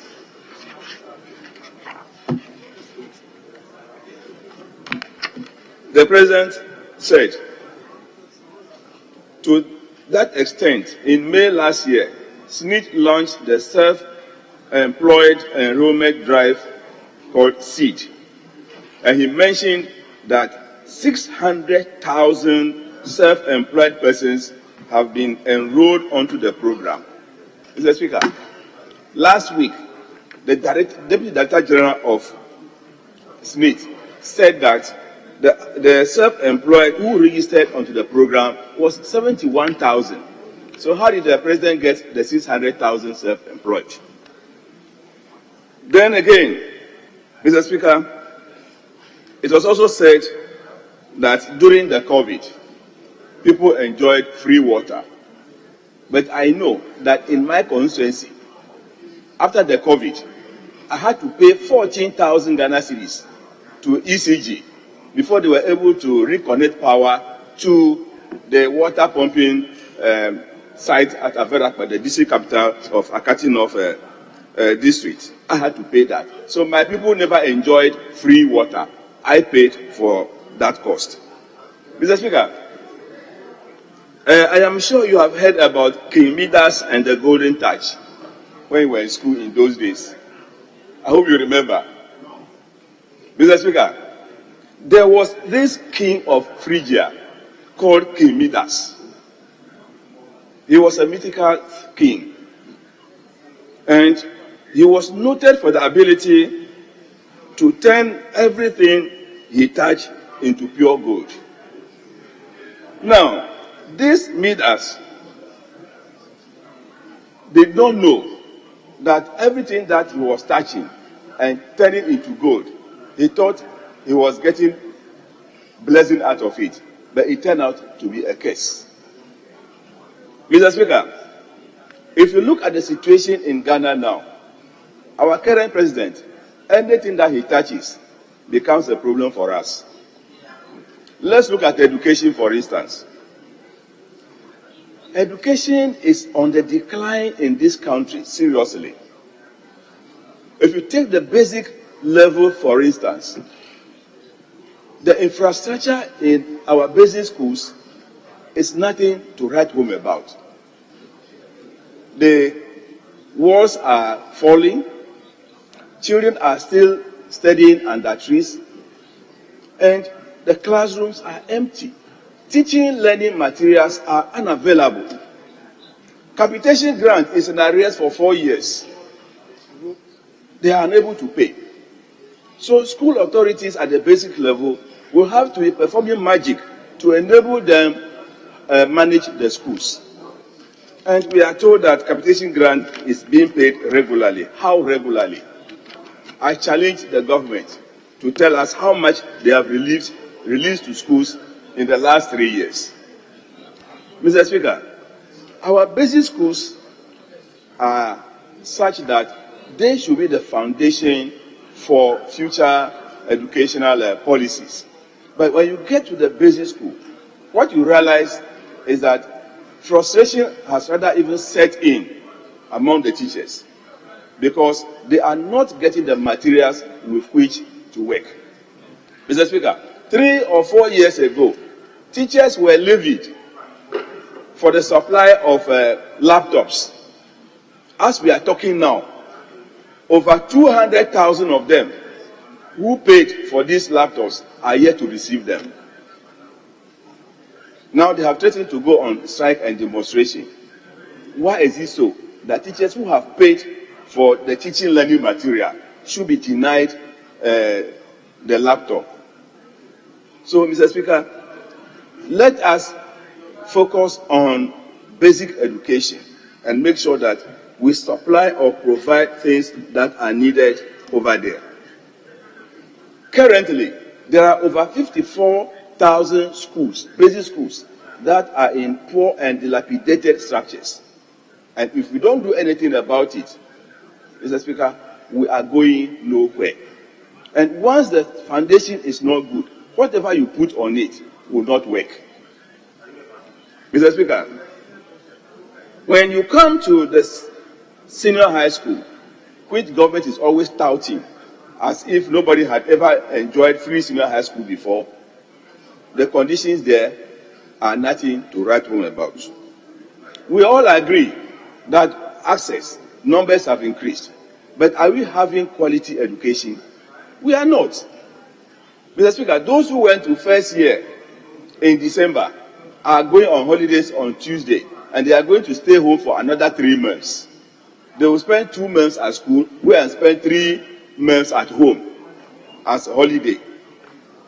In fact, they have disorganized the structure, the school calendar, that even parents don't know when next their wards will go to school.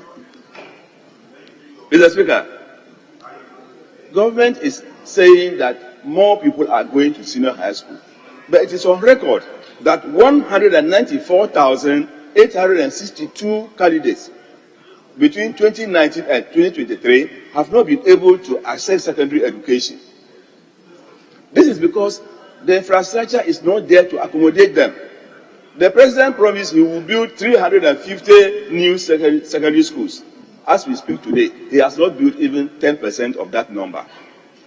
So, if he had continued with that vision of John Dramani Mahama, the president then, to construct 200 E-blocks, that would have given accommodation to 168,000 students, and this deficit would have been reduced by more than 90%. But, Mr. Speaker, the government has failed to do that. We are only talking about more people going to secondary school, but those who are unable to go, we are silent over them. What crime or crimes have they committed? Mr. Speaker, one other thing that is creating poor quality or making education poor at the senior high school level is the double track. Mr. Speaker, the double track is so, I don't know what to put, is so much that it is affecting quality education as well. Some of the schools, you go there, the dormitories are overcrowded, as if they are packed on each other. And there is the fear that if nothing is done about that, we will not have good environment for education. Now, the minister has not even told us, or government has not told us, when the double track will end, because there is no policy to end the double track on site. So it is important, Mr. Speaker, that as the president addresses the nation, he should have told us what steps they were taking to make sure that the double track came to an end. Mr. Speaker, the poor quality of food served in our senior high schools should be our concern. There will very soon be a program on Joy News, and you will see for yourselves the poor nature of food that is being served our students. Some parents have to go and even arrange with people to cook for their wards in the school. So if your ward is in secondary school now, and you think that government is feeding them, your child will come back home with koshoko. Mr. Speaker, that is the situation we find ourselves. Even the payment for supplies made to our schools is not coming. As we speak now, those who supplied school uniform for 2 academic years now have not been paid by government. The government is owing them over 100 million Ghana cedis. Meanwhile, their appointments or contracts have been terminated, and other people are supplying, and then they are paying them. So what is happening is that people who are high in government have taken over the jobs of the ordinary people, and they are supplying those items. Food suppliers are yet to be paid. And, Mr. Speaker, as we speak, those who printed textbooks, those who supplied stationery are yet to be paid. Meanwhile, we are shouting that we are paying so much for senior or free SHS. Government must pay them before they take the credit for what is happening. Mr. Speaker, we are also saying that the numbers of those who have gone to the university, the number has increased. And the Deputy Minister for Education this morning also said that, but for the free senior high school, maybe he must have not even attended the university. So I wanted to find out if he attended university under the regime of President Akufo-Addo. If he did, then I am sure he has not got it well, because people have been going to the university. And even the people or the caliber of people who are going to the university now, the university authorities are complaining. Somebody will have A's in mathematics and whatnot, and this now, but they cannot even do simple calculation. And we are not thinking about that. What quality of people are we sending to the universities these days? Mr. Speaker, a World Bank report last year showed that if we do not take time in Ghana, in the next 20 years, we are going to import manpower into this country. Because where we are going, we are only interested in the numbers and not the quality. So we need, as a nation, to be very careful about that.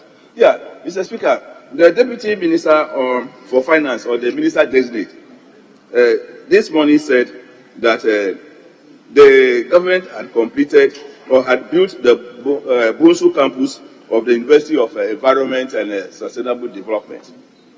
We know very much that funding for that project was available before we left government in 2017. Mr. Speaker, the project was diverted from Donkokrom to Bunsu. That's why we have to put it on record.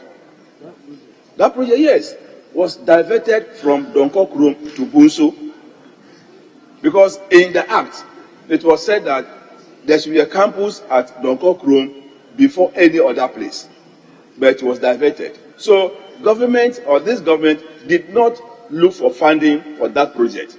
So we are waiting for the MPP government to start investing from scratch in this country. For the 7 or 8 years now, they have not done any. And we are challenging government to do that and to take the credit that they have been able to build at least one university in the 8 years of their stay. So they should even stop naming universities that they have not built. Because if you don't build, how do you own it? So that is the information, Mr. Speaker, I want to put across.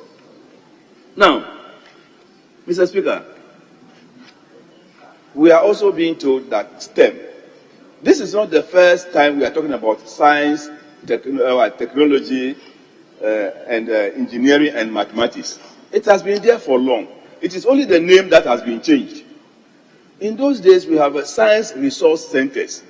When during the days of President Jerry John Rawlings, he set up these centers and provided them with what we call yellow buses, which was moving students from place to place and to these centers. And that was what we have now.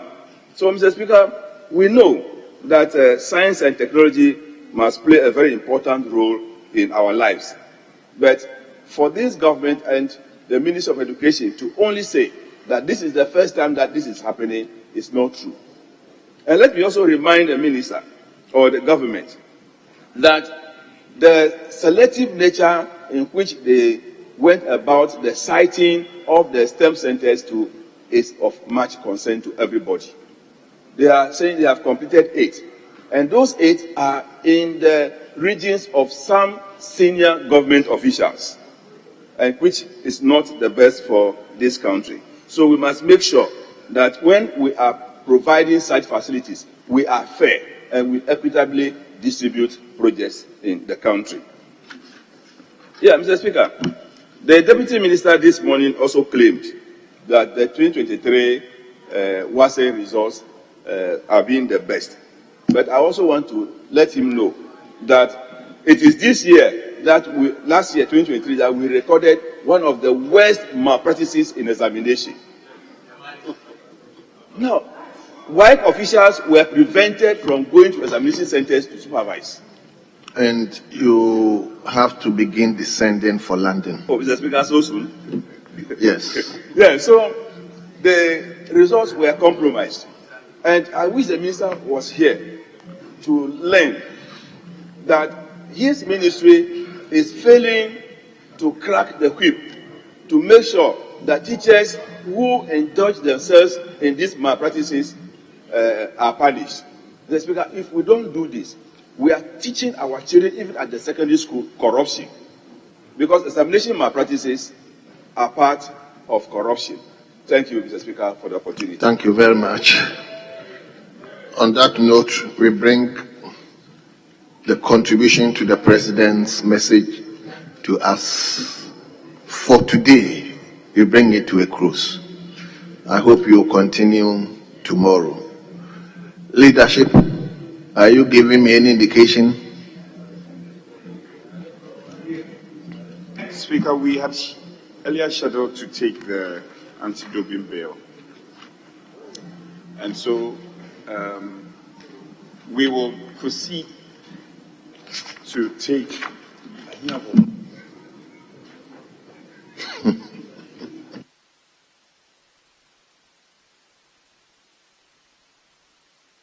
so we are scheduled to take the anti-doping bill. So proceed to page 15. Page 15 on today's order paper. None of them are.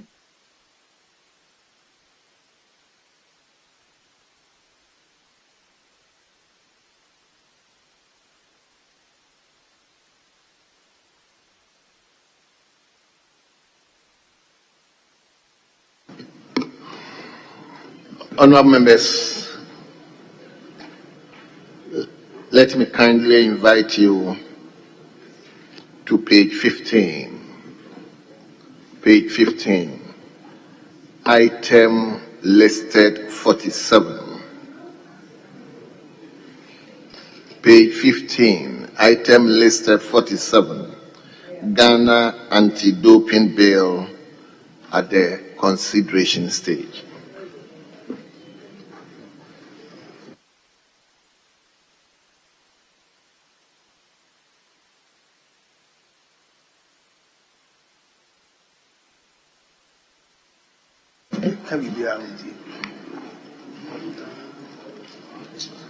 Thank you, Mr. Speaker.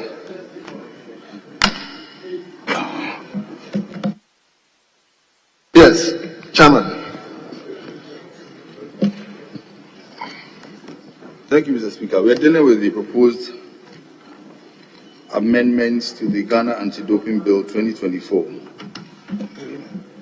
Clause 5.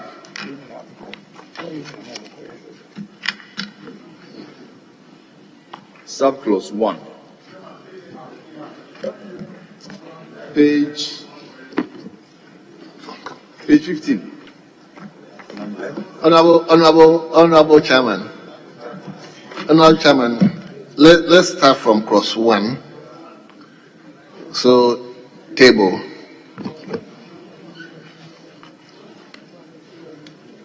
Give me a copy of that. This Act and the Ghana anti-doping rules apply to the following. Honourable members,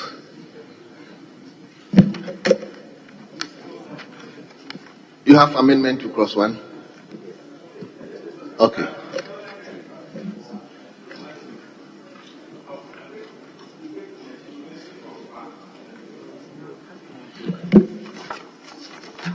Mr. Speaker, Clause 1, application. This Act and the Ghana anti-doping rules apply. Mr. Speaker, my problem is with and the Ghana anti-doping rules. Mr. Speaker, I said so because if you go to page 19 of the bill, Ghana anti-doping rules has been defined to mean the rules made by the agency as extract from the code. And Mr. Speaker, by clause 2, we are now going to establish the agency. And then clause 33 is giving power to the minister to come to this house with a legislative instrument in consultation with the board to be established in line with clause 5. So as we speak, there is no agency in existence. And I believe in the same vein, we do not have any rule called Ghana anti-doping rules. So I'm proposing that we delete and the Ghana anti-doping rules to simply have a new rendition that will state this act applies to the following. Mr. Speaker, I so move. Yes, Chairman. Yes. Mr. Speaker, yes, that's noted. You accept it? Yes, yes. Very well. So, Honorable Anyafo, may you come out with the rendition once again? Mr. Speaker, the new rendition is this act applied to the following,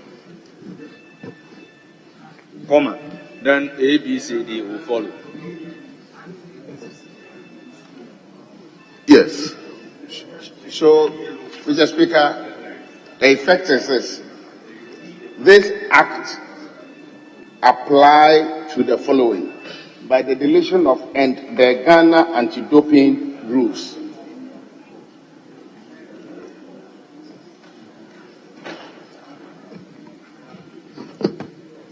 Thank you. Do we have our draft people here? Sina is not here.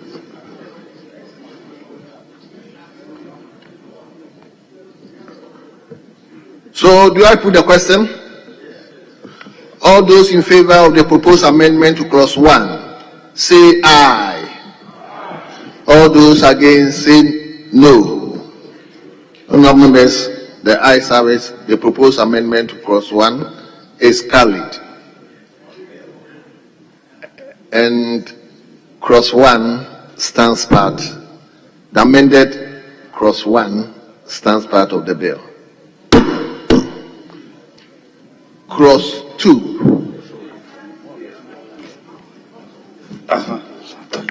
Is there any amendment? No. Is there any proposed amendment to clause 2? No. Then I'll put the question. All those in favor that clause 2 stands part of the bill, say aye. Aye. All those against, say no. Honourable members, the ayes have it. Clause 2 stands part of the bill. Clause 3. Objects of the agency. Is there any proposed amendment? Yes, Rankin. No, Mr. Speaker. There's no proposed amendment. So I'll put the question. All those in favor that clause 3 stands part of the bill, say aye. All those against, say no. Honourable members, the ayes have it. Clause 3 stands part of the bill. Clause 4. Functions of the agency. Is there any amendment? No, Mr. Speaker, no. Sets out the functions of the agency, no. Very well. So the question is, all those in favor that clause 4 stands part of the bill, say aye. All those against, say no. Honourable members, the ayes have it, and that clause 4 stands part of the bill. Now we come to clause 5. There is an advertised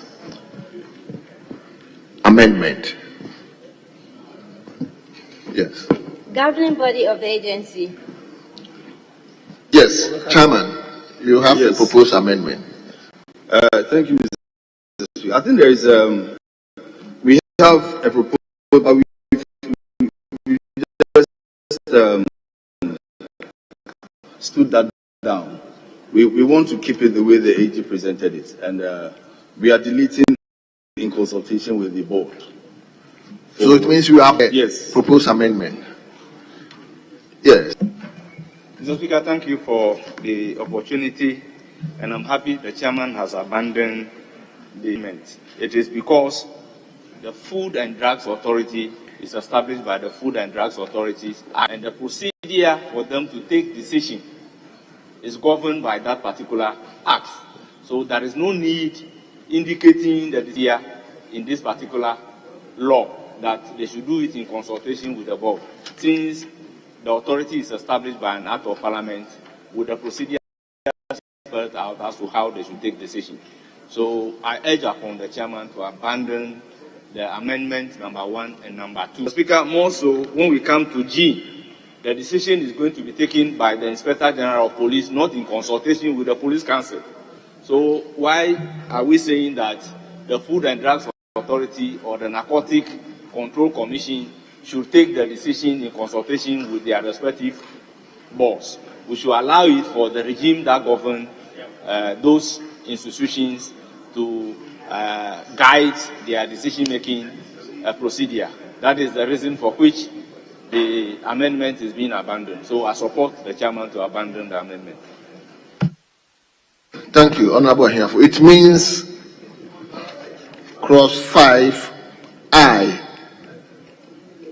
has been stood down and II. That one too has been stood down. Has been abandoned. Mr. Speaker, we are taking out in consultation with the board. So it ends at. No, I'm just adding to what.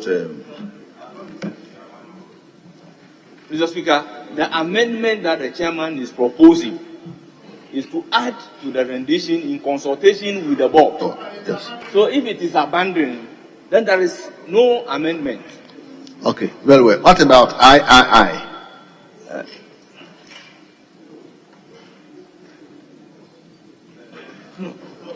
No, Mr. Speaker, the III states. Chairman? We don't have the III. The III, 5III. No, that one. That will stand, Mr. Chairman, Mr. Speaker. So then move that proposed amendment.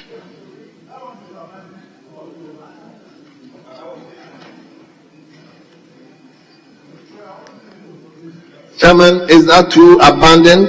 Yes. I. After the commission inserts, yes, that's also abandoned. Yes. Yes. That's also abandoned. Yes, Honorable Ranking Member for Constitution, Honorable Hiafo. Mr. Speaker, the clause 5, III, the proposed amendment is sub-clause 1, paragraph G, line 2, delete deputy. Mr. Speaker, the amendment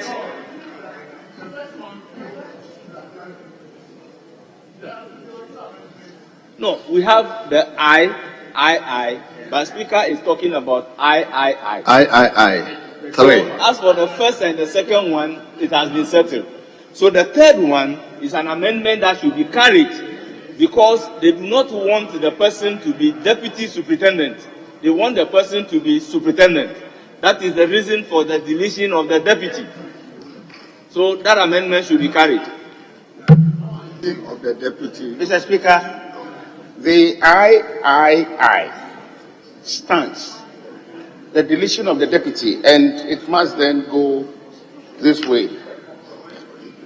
Very well. Now, Chairman. A representative of the Ghana Police Service, not below the rank of a superintendent. So let the Chairman move the proposed amendment. I mean, it stands in his name. Yes. Speaker, with respect, I get the sense of the House that there are many more colleagues who are interested in this bill. However, I know the ranking and the chair have been doing some good consultation. If it pleases the House, and as is the practice, let the chairman lead the exercise, and we get support from the ranking. I see the Honorable, I hear my good friend, Honorable Dafemepo, so that they can support from the friendly. Otherwise, it becomes a bit more of a confusion. And there are just some few amendments that we can dispense of it smoothly. But leader, that is when the chairman is actually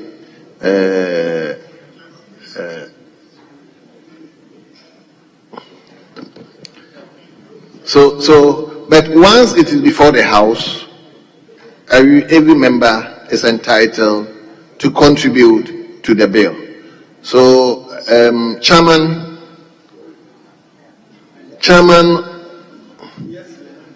are you moving clause 5 III? Yes. Yes. Then move. And the proposed amendment, sub-clause 1 should read. We are deleting paragraph G, delete, line 2, delete deputy. The understanding is that we want somebody of a higher rank than a deputy superintendent. We want a full superintendent. Very well. Honorable members, there is a proposed amendment to delete deputy. So, Chairman, what will be the new rendition?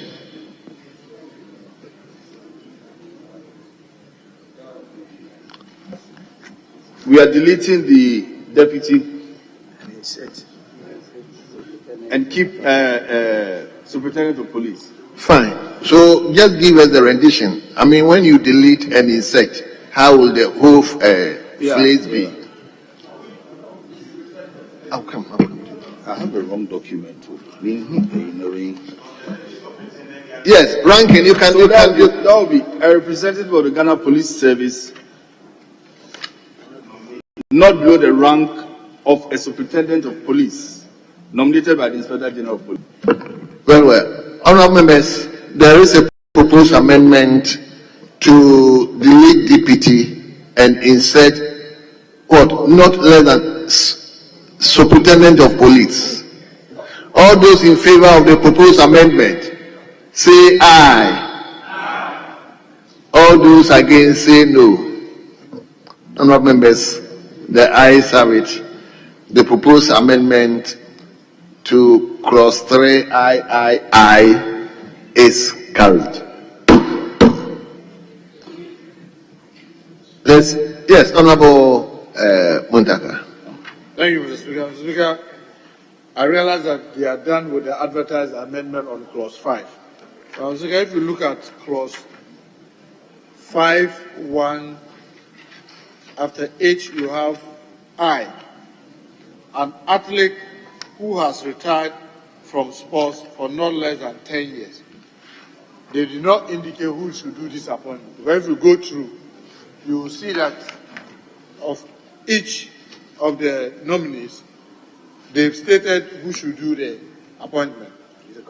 So you say that the governing body of the agency is a board consisting of a chairperson. Then all the others, they've stated who is going to appoint. Now, when you come to the two, you see that it's the president who is going to do the appointment of the chair. But with the I want to suggest to them that to be done by the Minister for Youth and Sports. The identification of somebody who is retired from sports for not less than 10 years should be by the Minister. So I'm proposing an amendment that after the years, insert by the Minister for Youth and Sports, so that the new rendition would then read, an athlete who has retired from for not less than 10 years by the Minister for Youth and Sports, or Minister responsible for Youth and Sports. Mr. Speaker, the reason why I'm saying this is that you will see someone will have said that, the two says that the President will do all the appointments. But you see, the President is not the one identifying the police superintendent. He's not the one identifying all the others. So you must make sure that this one is also identified by somebody before the President does the appointment. So, Mr. Speaker, I want this to be considered first, then I'll come with the second one. Thank you. Very well.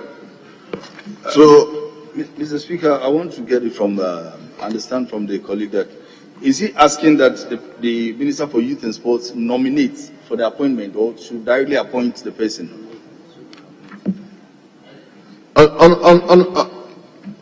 I'm asking whether you're asking the minister to nominate or recommend for appointment, or yes, directly appoint the person.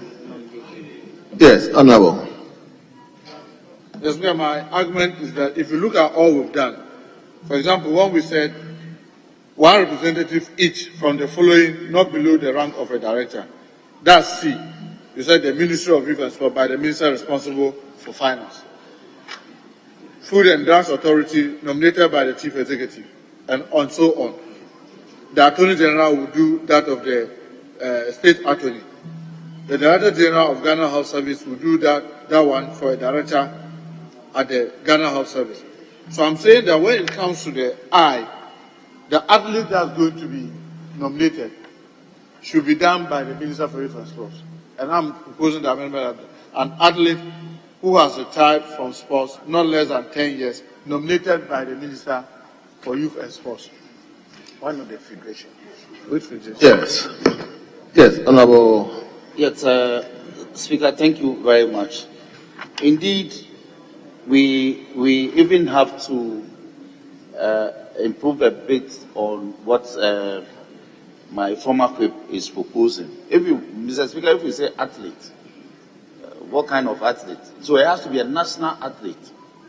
Because an athlete, we need an athlete who has achieved national stardom.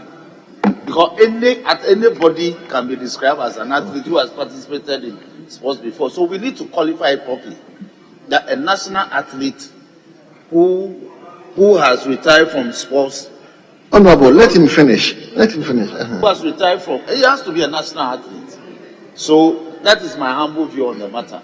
Anybody who has participated in a zonal sport is an athlete. Somebody who has played football at local level is an athlete. So we need to qualify that the person has to be a national athlete. But have you gone through the interpretation? I think athlete has been defined. Mr. Speaker, athlete has been defined. So it's already there. It has been defined. Well, well. Then on the major amendment made by the former Chief Whip, it doesn't spoil anything. But we realize that all the others are institutional representation. That is why the institution is doing the nomination. But that one is not institutional representation. An athlete, per the definition in page 18 of the law, can be appointed directly by the president to join the board. That is why the nomination is not coming from anybody. But instead of the president, he rather nominate, thinking that the president will normally do that through the minister. So why can't we put? So it may be by way of a recommendation to the president, but the discretion, just like when we are making laws, we say two others appointed by the president, at least one of whom is a lady. That one is not by nomination, it is a direct appointment by the president. And this is not the first time we are doing it in our laws, giving the president the opportunity to directly do an appointment without nomination from anybody. Very well. Yes, Honorable. Well, I'm speaking from experience, and I can bet you that one of the biggest challenges our ministers today are having is that appointments are done above them, sometimes without even them knowing, and it creates a lot of problems. And so this is an anti-doping agency. It is important that we allow the minister to nominate, so at least he has someone that he has his ear to, who will listen to him. If you allow the president to do all, I can bet you, sometimes the ministers are not consulted, and these things are done, and sometimes they are there to undermine even the ministers. I do not want to cite a very good example with Agenda 111 and the Minister of Health. I mean, somebody is appointed and is virtually undermining the Minister for Health, and the Minister of Health is helpless. But if it was the minister who was to nominate him for the president to appoint him, the person will have at least given some respect to the minister. So I think I'm speaking from experience. As you yourself agreed, that it won't spoil anything. So let's allow it to be nominated by the minister. Thank you, Mr. Speaker. Honourable members, I'll put the question. All those in favour of the proposed amendment by Honourable Member for Asuhasi, say aye. All those against say no. Honourable members, the ayes have it. The proposed amendment is carried. Is there any further amendment to clause 5? Is it clause 5? Yes, Mr. Speaker. Okay, let's hear you. Mr. Speaker, I'm worried when I look at clause 5 when we're doing the appointment. Even though in 3, it's saying that in appointing the chairperson and members of the board, the president shall have regards to the following: expertise, managerial competence, and gender balance. Now, Mr. Speaker, you and I know that this gender issue will have to be stated.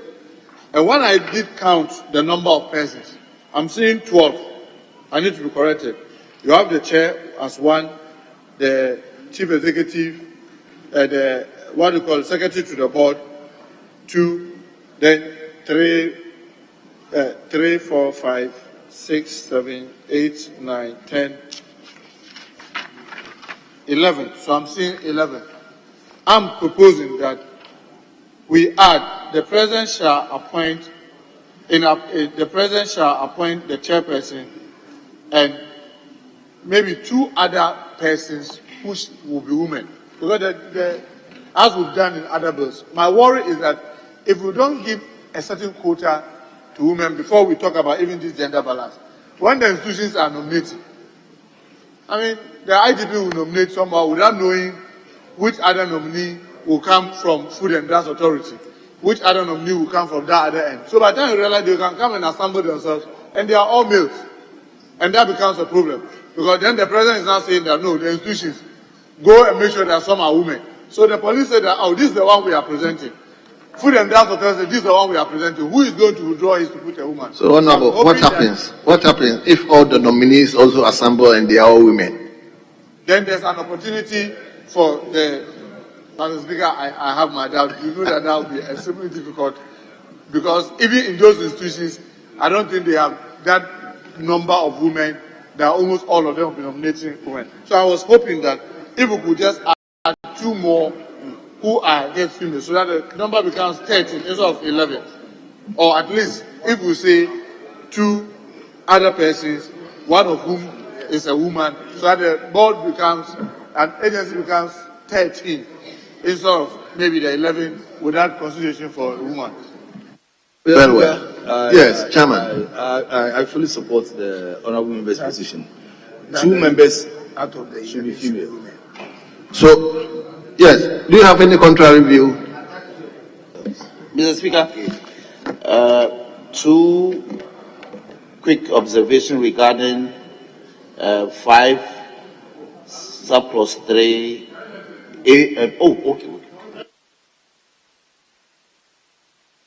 Okay. I want to differ. Yes, because I think the main appointing authority here is the President of the Republic. And he's been guided how he should go about these appointments.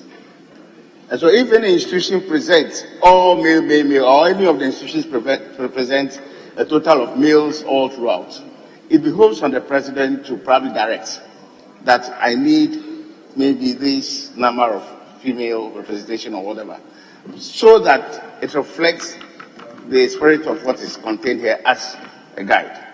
But then if you want to tie his hand to say that he should, I mean, I don't think. Honorable Yomi, yes. Do you think the President can direct that this institution bring women? Yes, President is supposed to appoint a total number of, say, 11, 12 persons as that constitutes the board. But most of them are institutional representation. Yes. So is the institution that are bringing those people? May I read 3 surplus 3. So in appointing the chairperson and member of the board, the President shall have regard to the following. So he's been guided, and one of them is gender balance. So if they bring all the numbers to you and you realize that there are no women representation, you can easily maybe meet and consider, very well, reconsider your decision. Very well. Is that the yes, Honorable. Mr. Speaker, I think Mr. President will agree that. I appreciate the concern of the ranking, but I can assure him it's so difficult for presidents sometimes when the lists are presented for his attention to even be averted to this. I mean, if you have that practical experience, because these are done by the chief of staff and people, and they may not even avert their mind. So if you miss the opportunity to create a space for a woman, or at least 2 women, you'll be missing it. Yes, I want to agree that, yes, even when we do that, we should still keep the 3C, that to sensitize them that this needs to be done. That's why I'm proposing that when these 2 other persons come on board, the minister has now 3. Remember the athletes, and then the 2 others.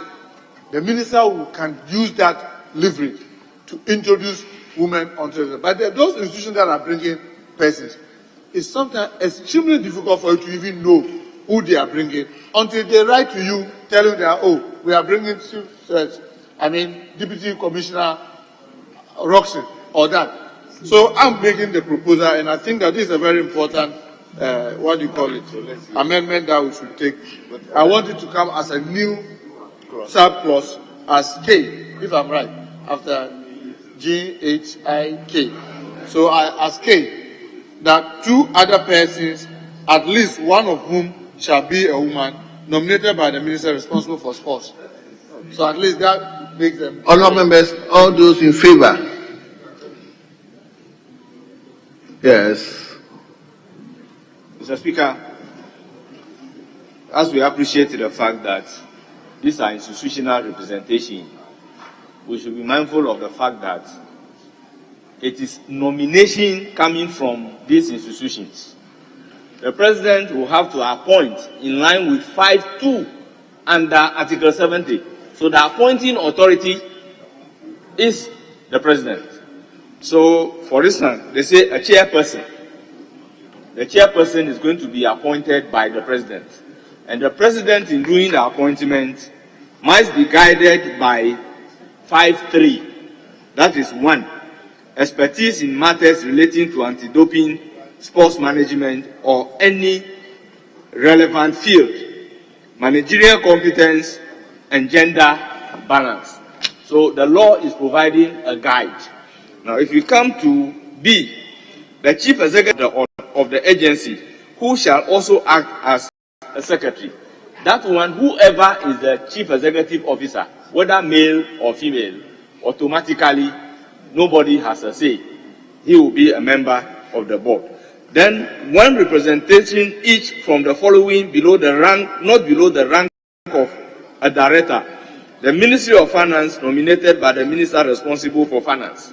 So if there is a woman who is not below the post of a director, the president can say that, minister, I want this person to be your nominee, because at the end of the day, you are nominating and your nomination must be accepted by the president before the president will go ahead and appoint.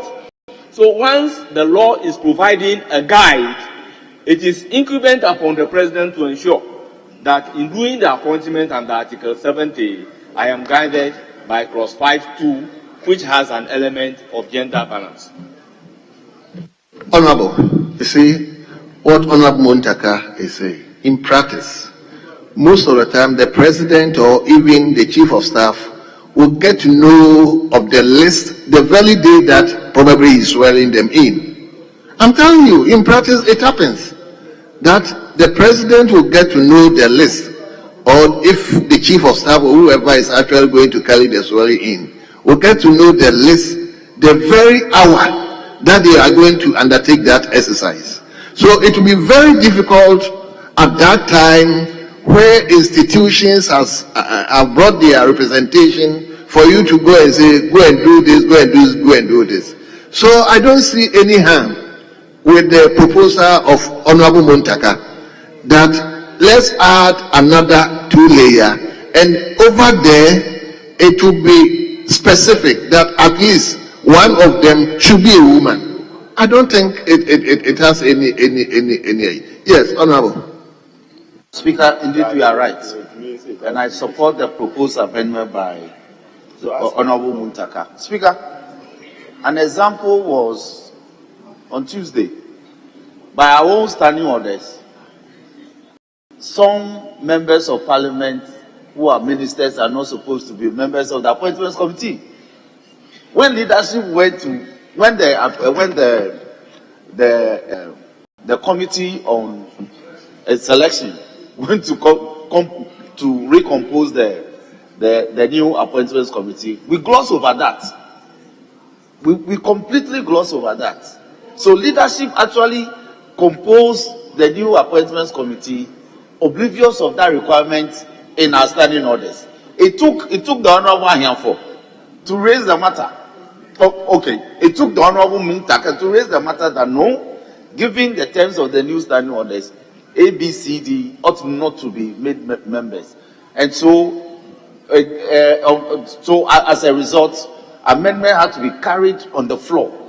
So I agree that the law may give guide, but in the course of trying to constitute or act in accordance with the law, we can gloss over it. So I think that his amendment should be accepted.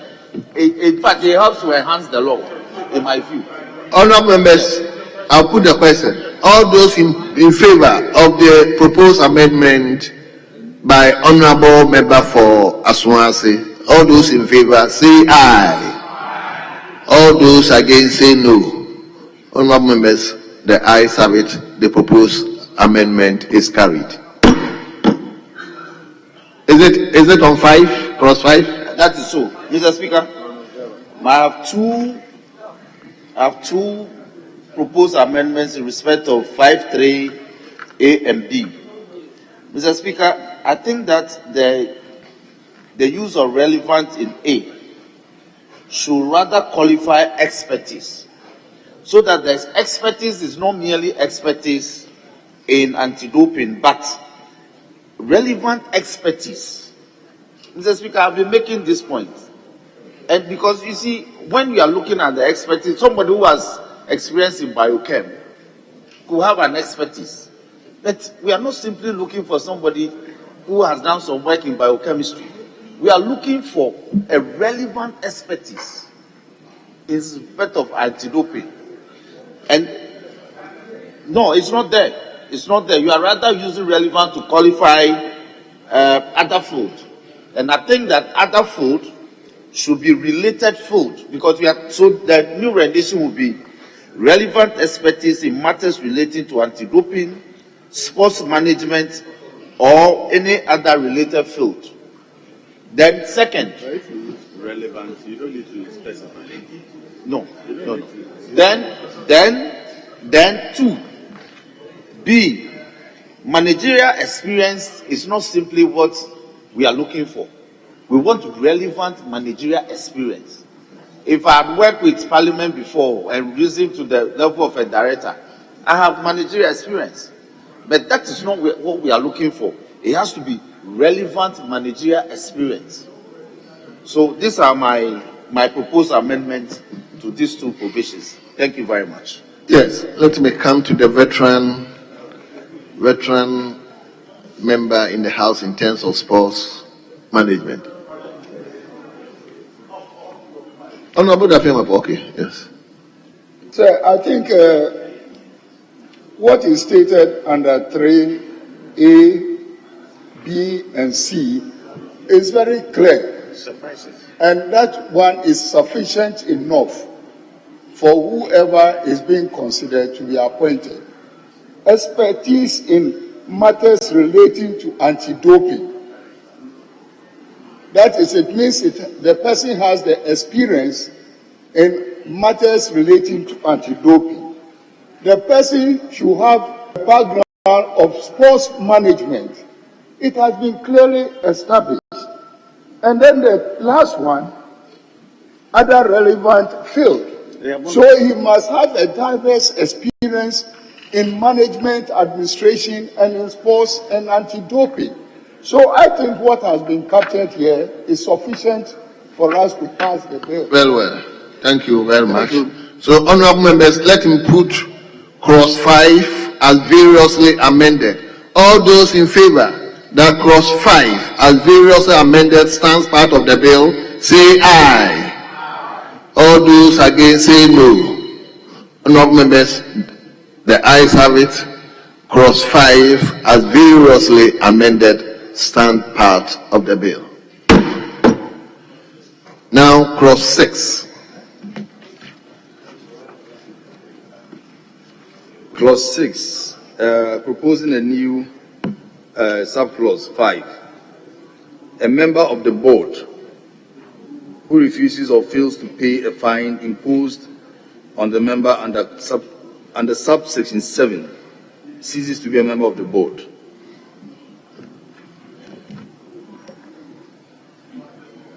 Is it under subsection 3 or subsection 7?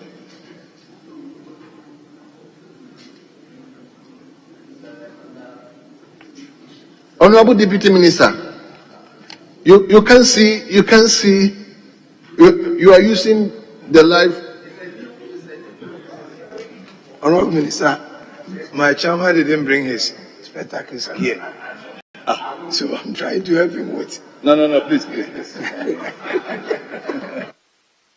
I think the Honorable Minister must speak for himself. He's struggling with his sight. I don't have a problem with my sight.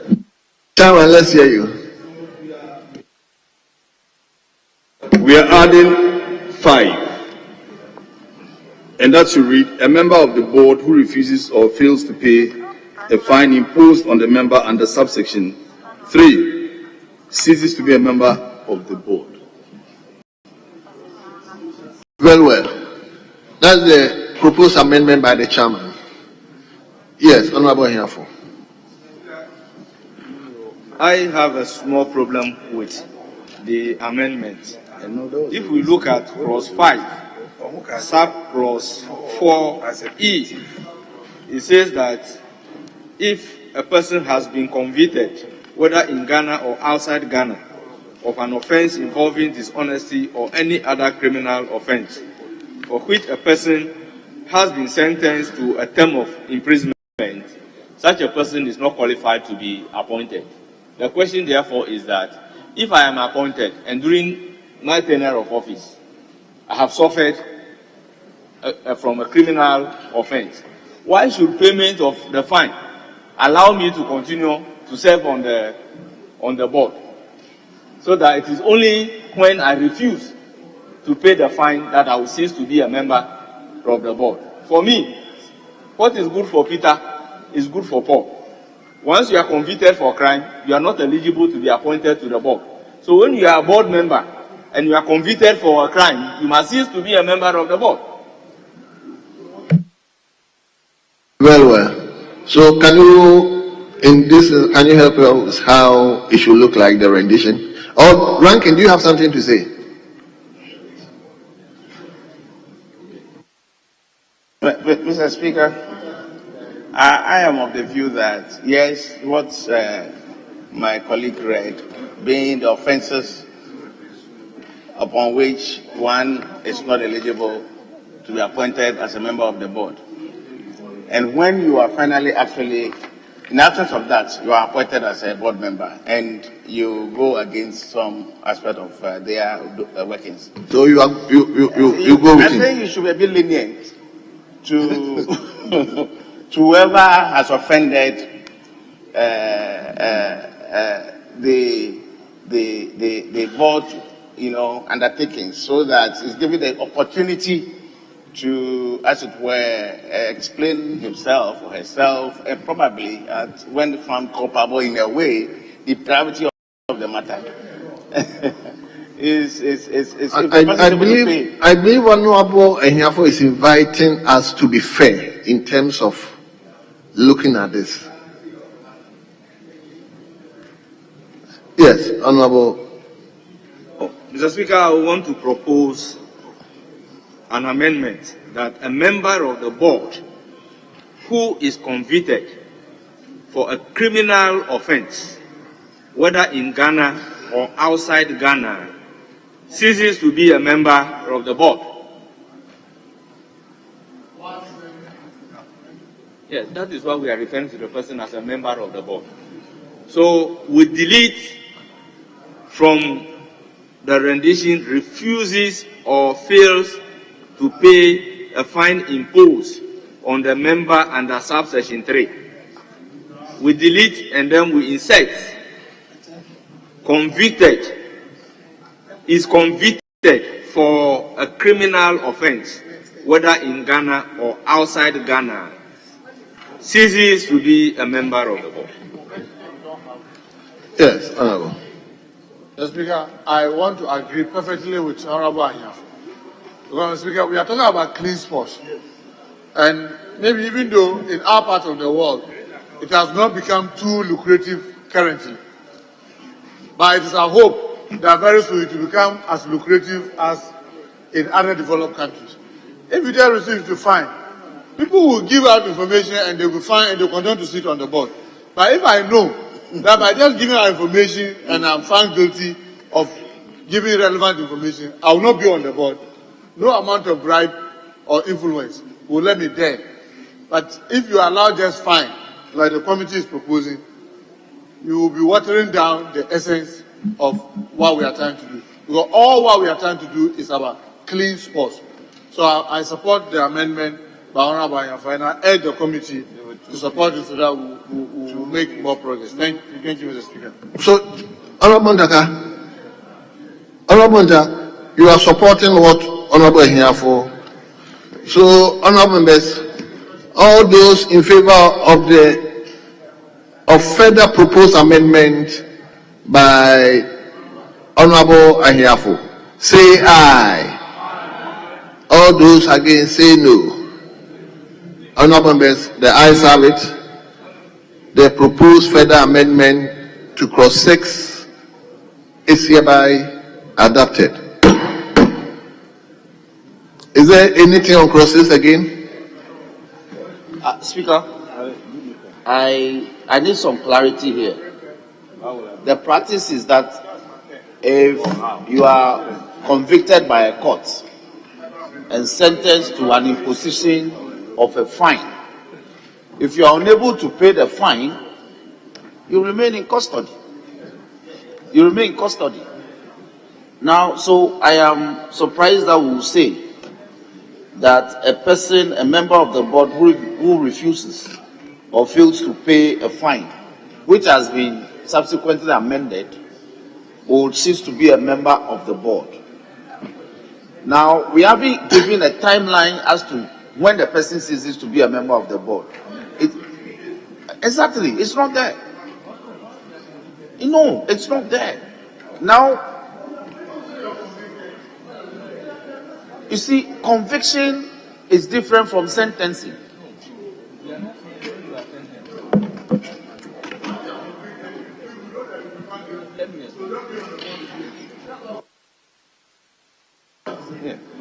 Mr. Speaker, the position is that once you are convicted by my proposed amendment, by a mere fact that you are convicted for... Honorable member, we've gone past that. I thought it's something else. Is there anything on clause 6 again?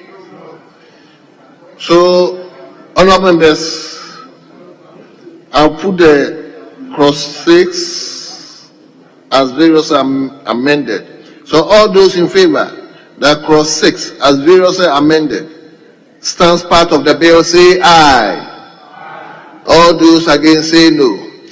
Honorable members, the ayes have it. Clause 6 as variously amended stands part of the bill.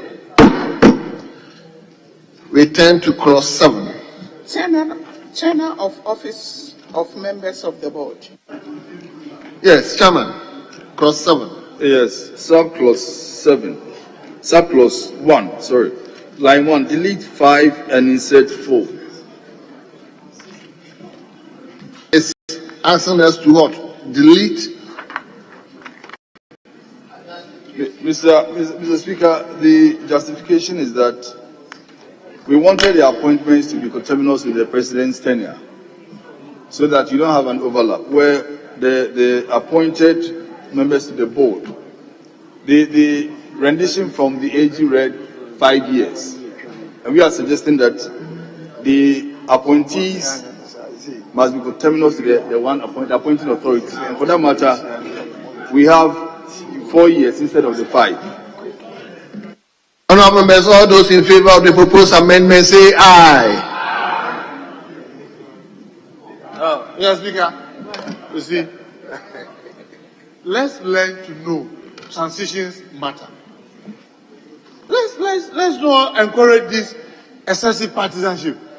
Because you see, a president takes over, he has to appoint ministers, DCs. There are so many things to be done within a period of time. And before you realize, agencies go without being managed.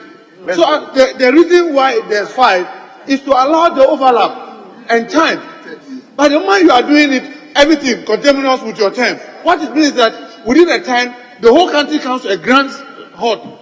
But this is anti-doping. And you know that in the case of sports, many places, they just don't want even excessive government interference.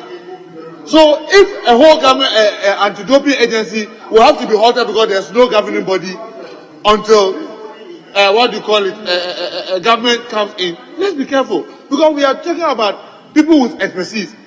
The transition one lap of year. Remember, if you are talking about your opponent has appointed people, when the tenure ends and you also appoint, the person is also going to go into another another time. So please, let's be careful, because you are not using partisanship in the appointment. Remember, you are talking about expertise. You are not using partisanship. It's not like a this or this. You are talking about expertise. So let's be careful. Let's allow overlap instead of just this contaminous thing, because you grant the anti-doping council for, if you are not careful, sometimes more than 1 year. Because as we speak, you say, if you look at, go and check the record, between 2000 and 2002, there were a lot of agencies that came to a standstill because they were waiting for appointments. That hasn't come.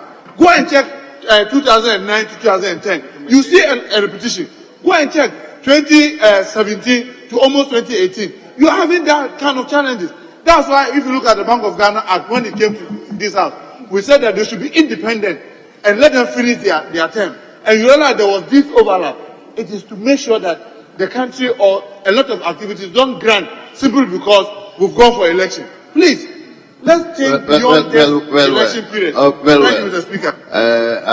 I see sense in Honorable Montague. Mr. Speaker. Yes. I support the amendment, but not the rationale given by the chairman. Mr. Speaker, consistently, board members are appointed for 4 years tenure, and they are eligible for appointment. You said consistently? Yes, in our laws. In our law, is there the tenure of office.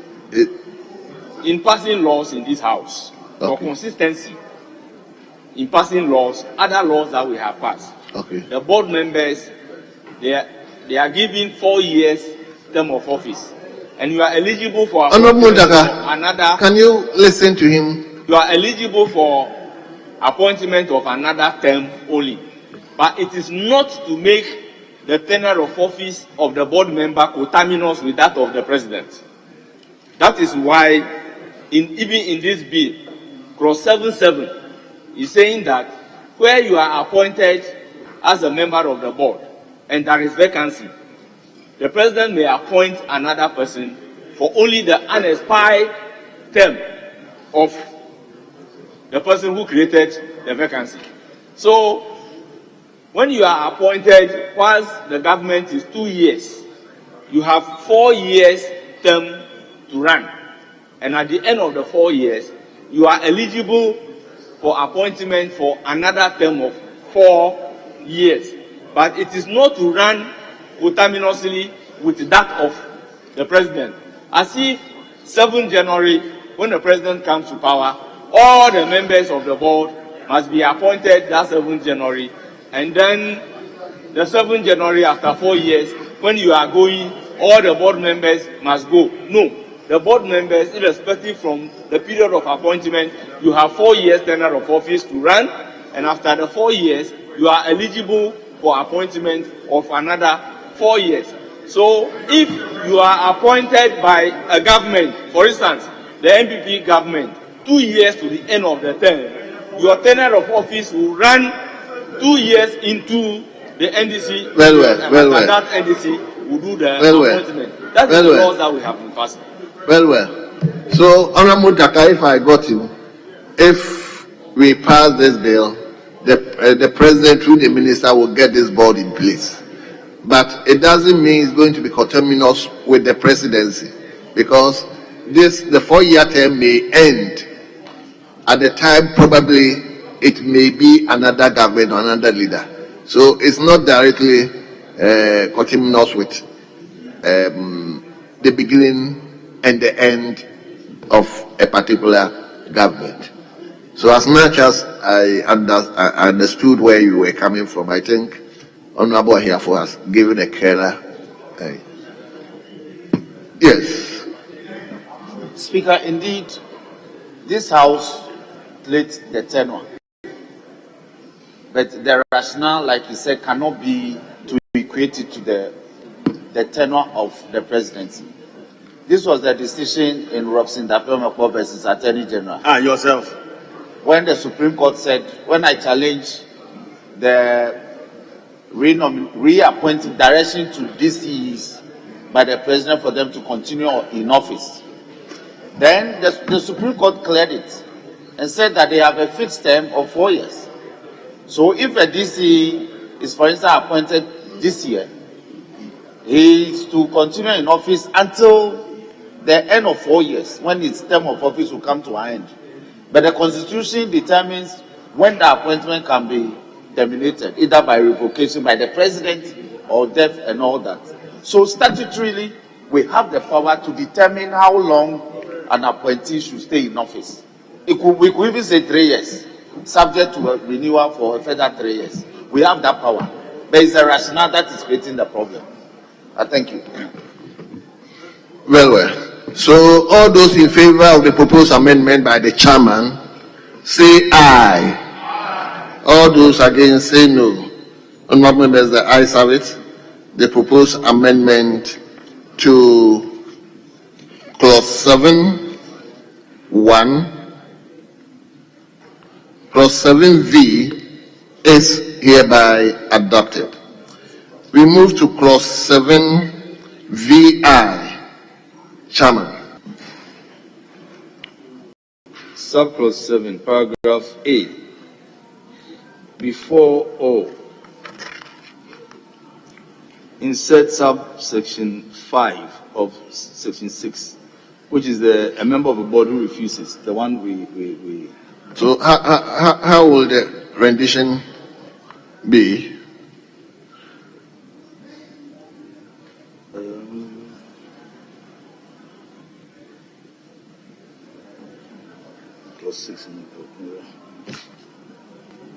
Ranking, I believe we did it together. I mean, if it's not ready, you can help us so that we move. Let me just.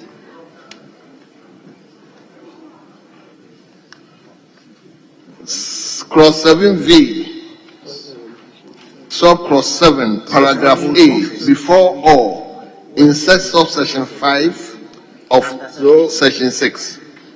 So I just want us to get a rendition. I will read 7A. 7A, where there's a vacancy, and the subsection 3, 4, 5. Subsection. Yeah.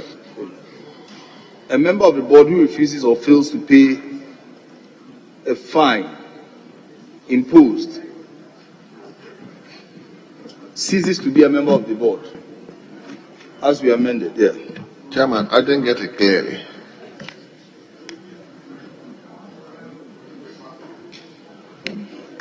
Mr. Speaker, we did an amendment on the subsection 5, and we have to get a rendition. No, I've gotten it, but I want how the whole thing will sound. I want the rendition.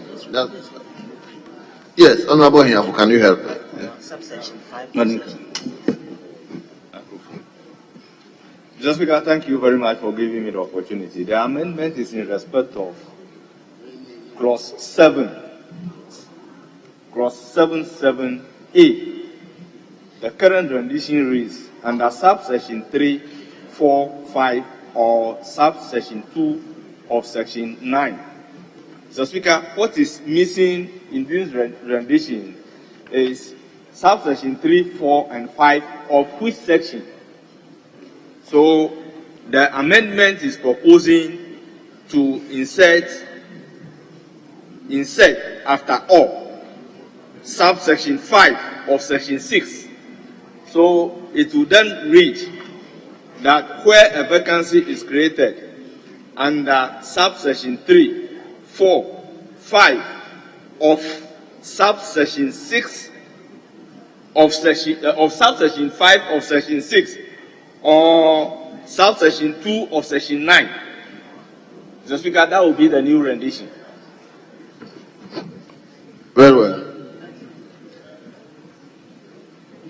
Yes, Honorable Ndaka. Thank you, Mr. Speaker. Mr. Speaker, the difficulty you have with this amendment is that if you go to section 6, I don't see any subsection 5. You only have subsection 3 and 4. Remember what they try to do. Oh, okay, that's where the one, yeah, the new rendition, Honorable here for date. Yes. Okay. Yeah. So the rendition will be where there is vacancy under subsection 3, 4, 5 of section 6 or subsection 2 of section 9. So that will be the new rendition.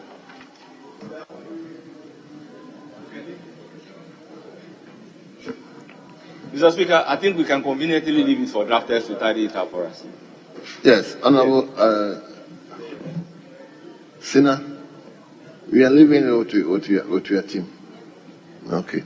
So, honorable members, all those in favor of the proposed amendment to clause 7 VI, which was moved by the chairman, say aye. All those against say no. Honorable members, the ayes have it.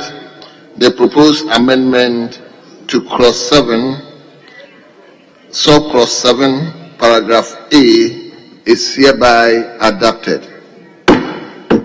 I now move clause 7 as variously amended. All those in favor that clause 7 as variously amended stands part of the bill, say aye. All those against say no. Honorable members, the ayes have it. Clause 7 as variously amended stands part of the bill. Clause 8. Meetings of the board. Is there any amendment? No. Honorable members, all those in favor that clause 8 stands part of the bill, say aye. Aye. All those against say no. Honorable members, the ayes have it. Clause 8 stands part of the bill.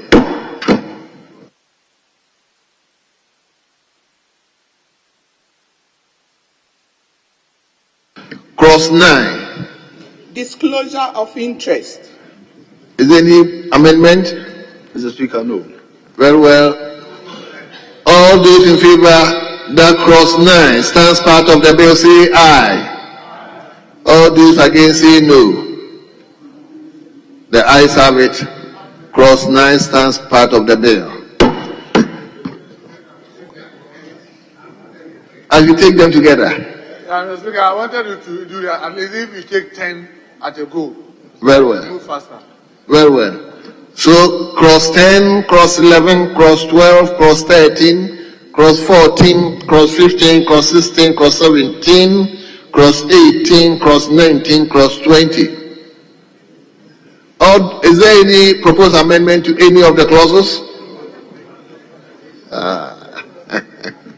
Yes, Honorable Hiafo. Mr. Speaker, clause 12 and 13 put together. Mr. Speaker, clause 12 says that the minister may give directive in writing to the board on matters of policy. Then 13 is saying independence of the agency. In accordance with Article 20.51 of the Code, the agency in the performance of function is not subject to the direction or control of any person. Mr. Speaker, I see these two provisions to be inconsistent because on one breath, the 12 is saying that the minister will give policy directives to the agency, and then the 13 is saying that in the performance of the function, the agency is supposed to be independent. Which clauses are you? Clause 12 and 13. Clause 12 and 13. And then, Mr. Speaker, the clause 12 is under the marginal note, policy directives. And it states that the minister may give directives in writing to the board on matters of policy, which means that the board in the performance of their function will take directives from the minister. Honorable members, let me go back one by one. So, clause 10, there's no proposed amendment. All those in favor, clause 10 stands part of the bill, say aye. All those against, say no. The ayes have it, clause 10 stands part of the bill. Clause 11. Table. Allowances. Is there any proposed amendment? So all those in favor that clause 11 stands part of the bill, say aye. All those against, say no. Honorable members, the ayes have it. Clause 11 stands part of the bill. Clause 12.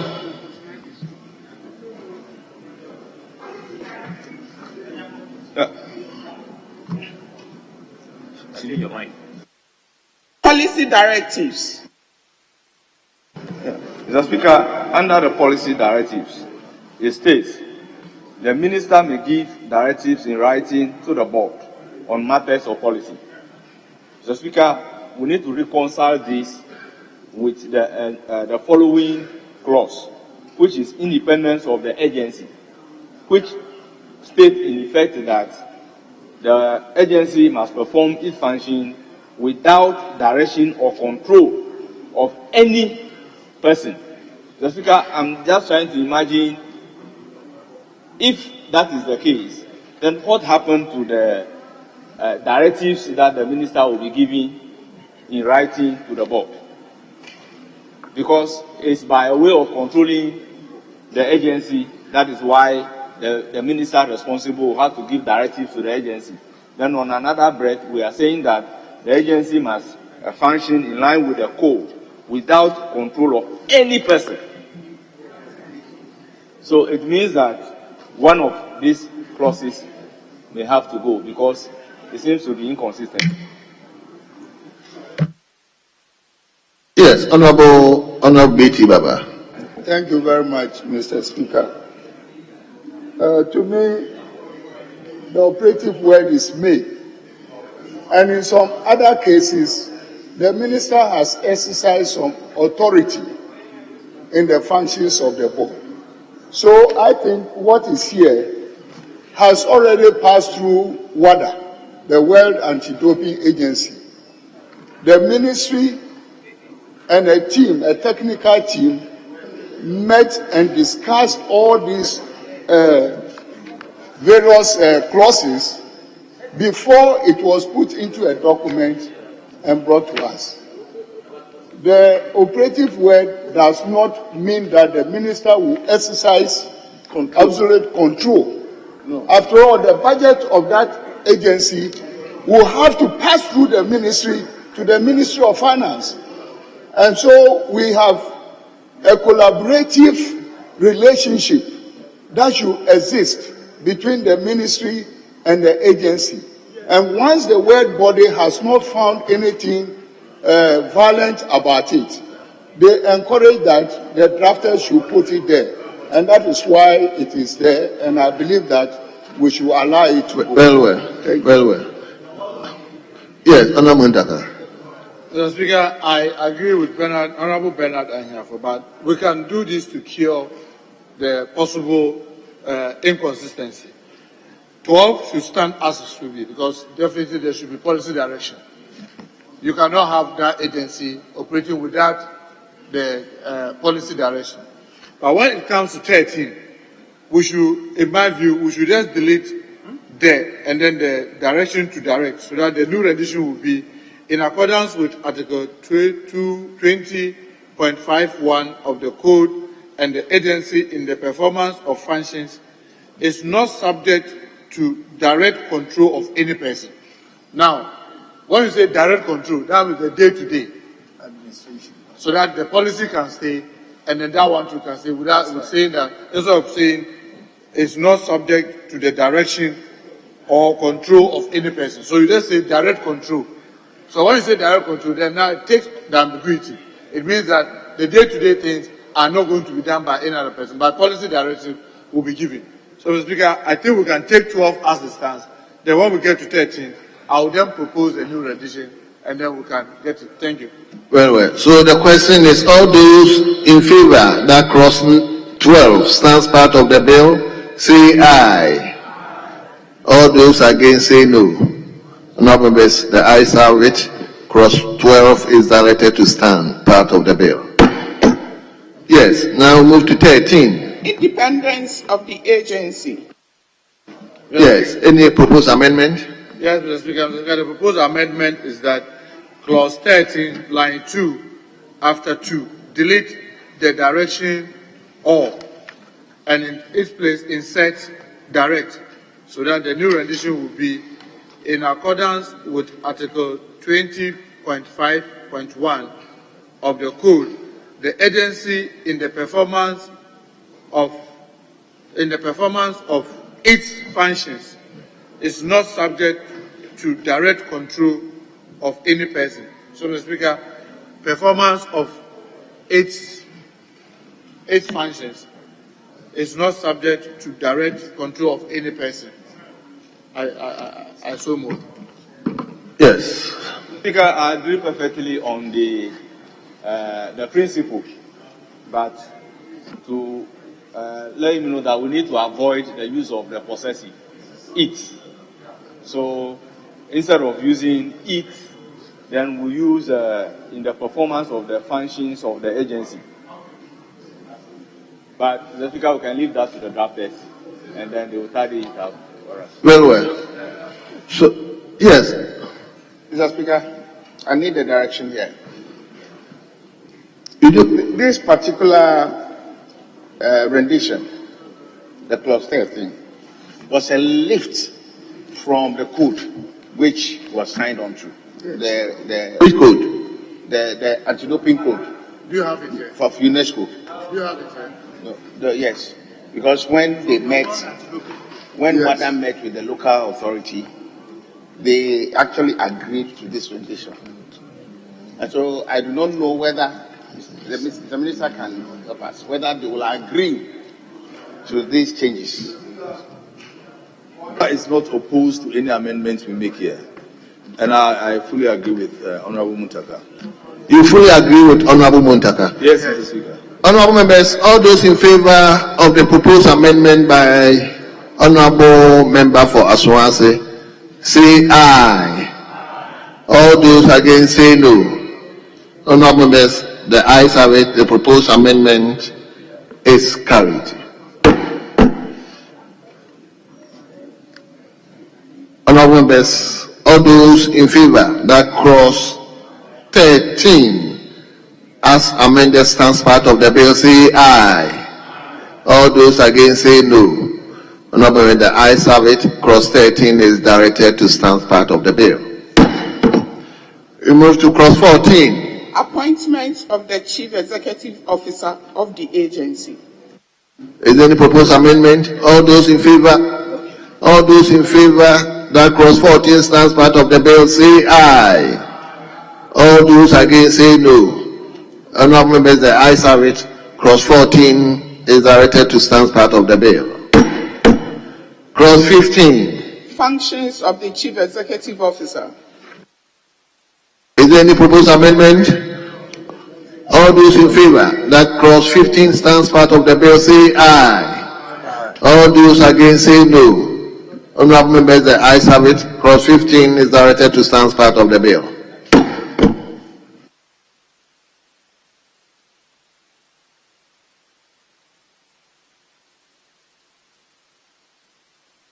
Clause 16.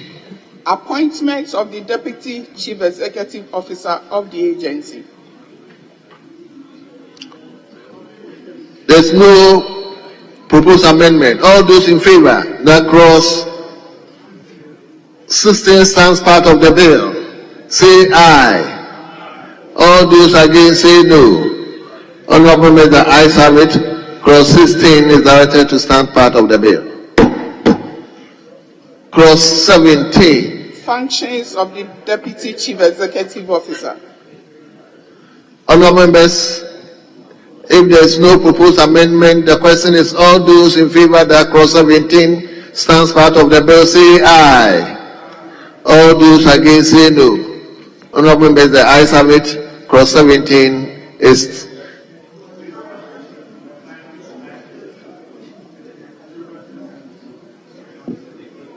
clause 17 stands part of the bill.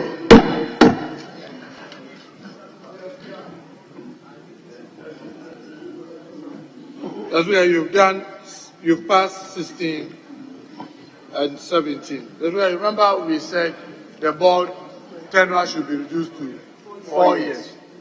So I think it should run consistently through, because they've Very done well. 5 years. So the draft department, please carry that proposed amendment throughout where it's accordingly needed.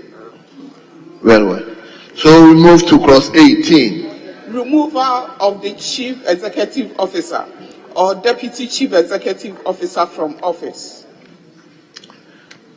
I guess there's no proposed amendment. All those in favor that clause 18 stands part of the bill, say aye. All those against, say no.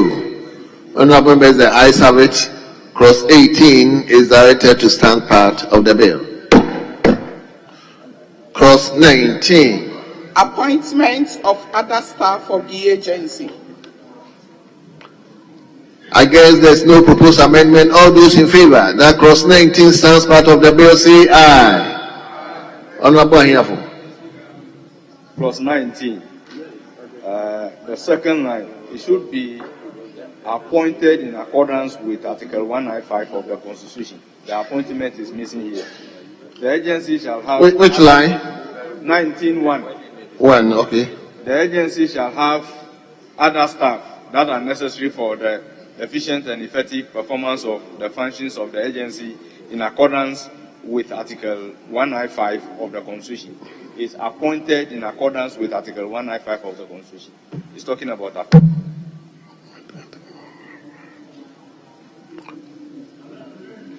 So is it I don't see the appointment is missing. So the new rendition should read, the agency shall have other staff that are necessary for the efficient and effective performance of the functions of the agency appointed in accordance with Article 195 of the Constitution.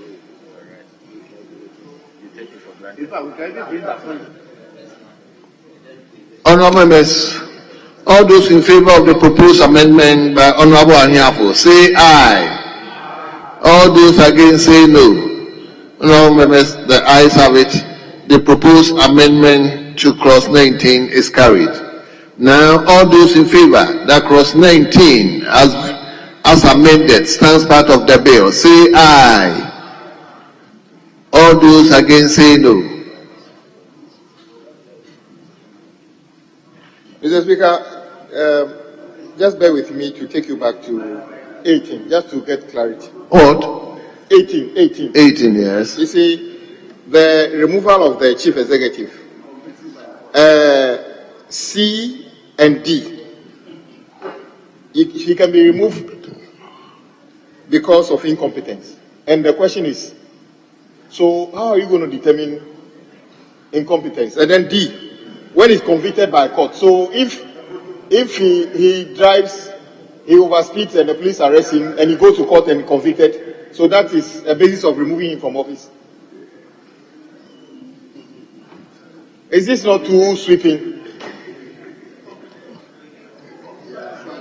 Incompetence, I don't know. How do you, I mean, but fine. Maybe incompetence, if you're a chief executive, you don't go to work, what is expected of you, you are not able to do it. It's incompetence. And what about convicted by court? So if he's convicted for traffic offense, that is the reason to remove him from office. Well, if you are convicted by traffic offense, I don't think it is liable to criminal matters. But I believe this is relating to criminal matters. I mean, if you are convicted and incarcerated. Criminal offense. In fact, it just says convicted by a court of competent jurisdiction. Yes. It's just too broad, isn't it? Because somebody may force him out just because, well, there's evidence that you were convicted by, I mean, Osu court for... Anyway, honorable members, that is the view of Honorable Ship. Yes, Honorable B.T. Baba. Thank you very much, sir. I think there will be regulations that will also be made for the staff. Because in every organization, apart from the parent law, they have regulations that regulate their activities and then also their conduct. So I believe that when there is any case of incompetence, that will come out of the regulations that have been made for the staff. And so I think we should keep it as it is. And then subsequently, when this bill is passed, the regulations will come alongside.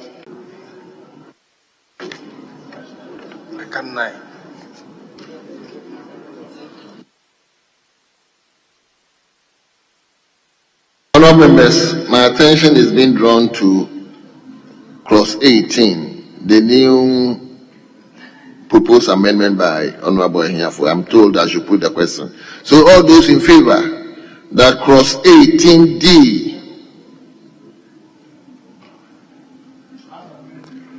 as amended by Honourable Ehiafo, say aye. All those against say no.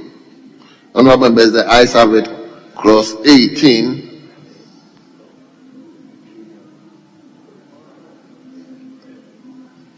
Yes.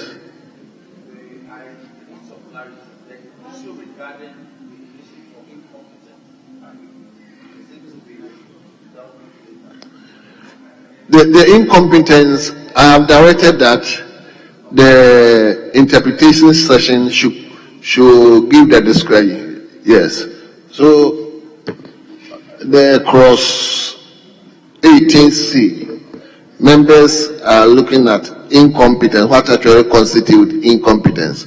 So let's define it in the interpretation session. Very well. So all those in favor that clause 18 as amended stands part of the bill, say aye. All those against say no. Honourable members, the ayes have it. Clause 18 as amended stands part of the bill. Now clause 20.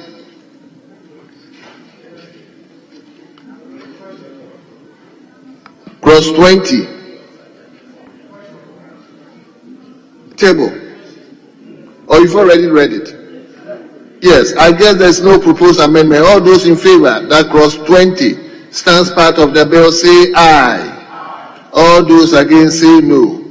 Honourable members, the ayes have it. Clause 20 is directed to stand part of the bill. Clause 21.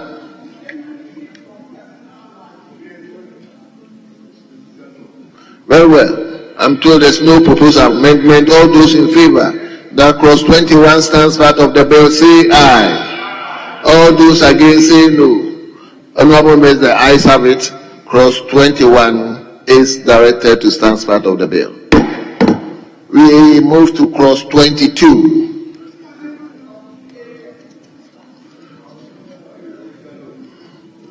Very well. Yes. Honourable Whip.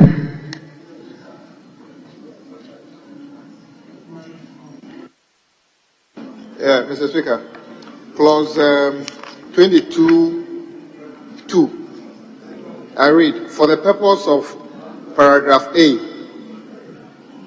of subsection 1, the agency shall secure an annual budget allocation from the Ministry of Finance that is separate from the annual budget allocation of the ministry. I assume this is the Ministry of Youth and Sports. This is not an independent constitutional body. How are you going to get how is your funds, who is going to champion this, and how is this going to be allocated? And is there a particular reason why this clause is necessary? Yes, tell us. Honourable, any explanation?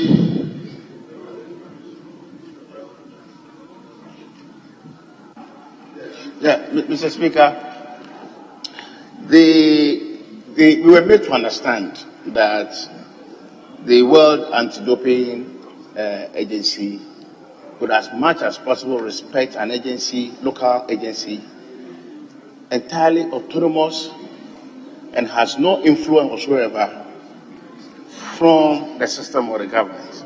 And in fact, they even said the funding process should be such that maybe somebody at the ministry may delay flow of resources to them, and that they should be made to take whatever is due them by way of budget from the ministry directly, Ministry of Finance directly.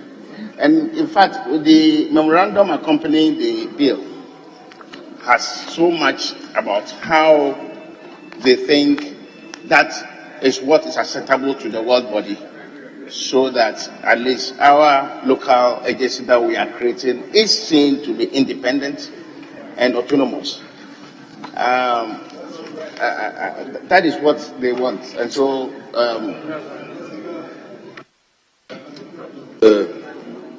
a mistake. The understanding from the AG's department is that the budget must be drawn from the Ministry of Finance. That's all. It should end there. I think the addition of the Ministry for Youth and Sports shouldn't be part of it. Mr. Speaker, let's simply delete subclause 2. And then you are silent on it. When the budget is being drawn, we all know, for example, the Minister of Youth and Sports will capture a budget. But when Blaster are going to play, so that they take the money directly from Minister of Finance to the field. But it is recorded against the Minister of Youth and Sports. So you don't need to state this in the law. Simply delete 2 and be silent about it. Because from experience, I can tell you that sometimes monies are moved from the office of the president, but it will be recorded against Minister of Youth and Sports. But the money doesn't go through Minister of Youth and Sports. So you don't need to state that in the law. So simply delete 2 and be silent, saying that monies approved by Parliament, monies that accrue to the agency in the performance of the functions of the agency, and C, grant, gift, donation, or other endowments. And leave it at that. That should suffice.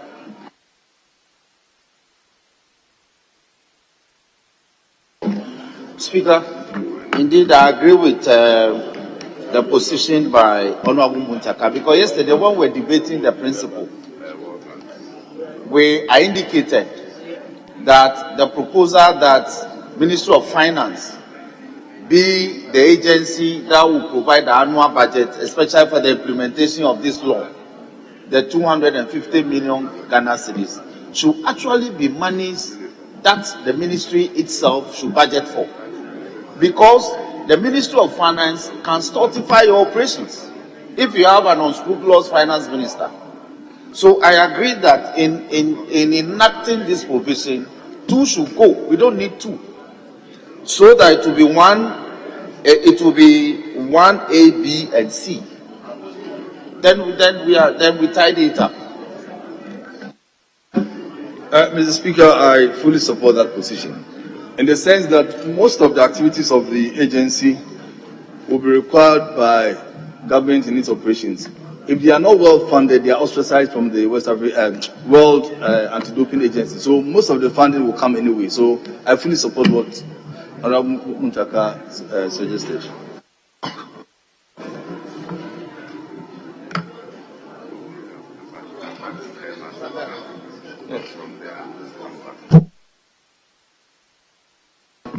Honourable members, is that the view of the House?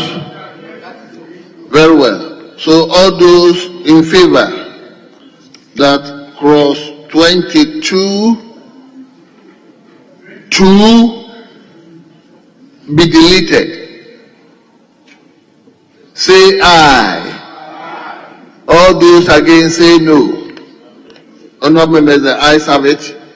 The proposed amendment to delete clause 22(2) is hereby adopted. And all those in favor that clause 22 stands part of the bill, say aye. All those against say no. Honourable members, the ayes have it. Clause 22 is directed to stand part of the bill. We turn to clause 23.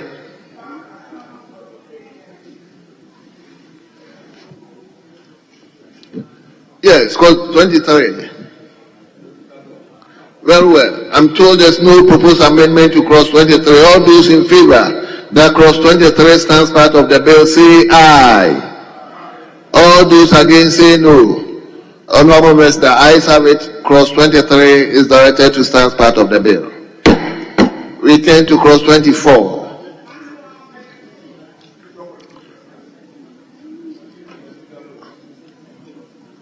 Honourable members, who has put his microphone on?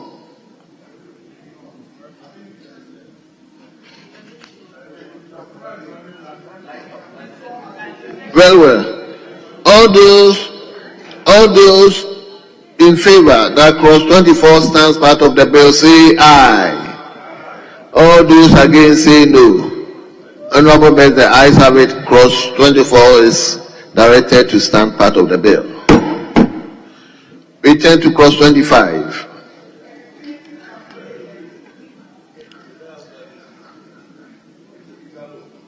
Very well. All those in favor that clause 25 stands part of the bill, say aye. All those against, say no. Honorable members, clause 25 is directed to stand part of the bill. Clause 26.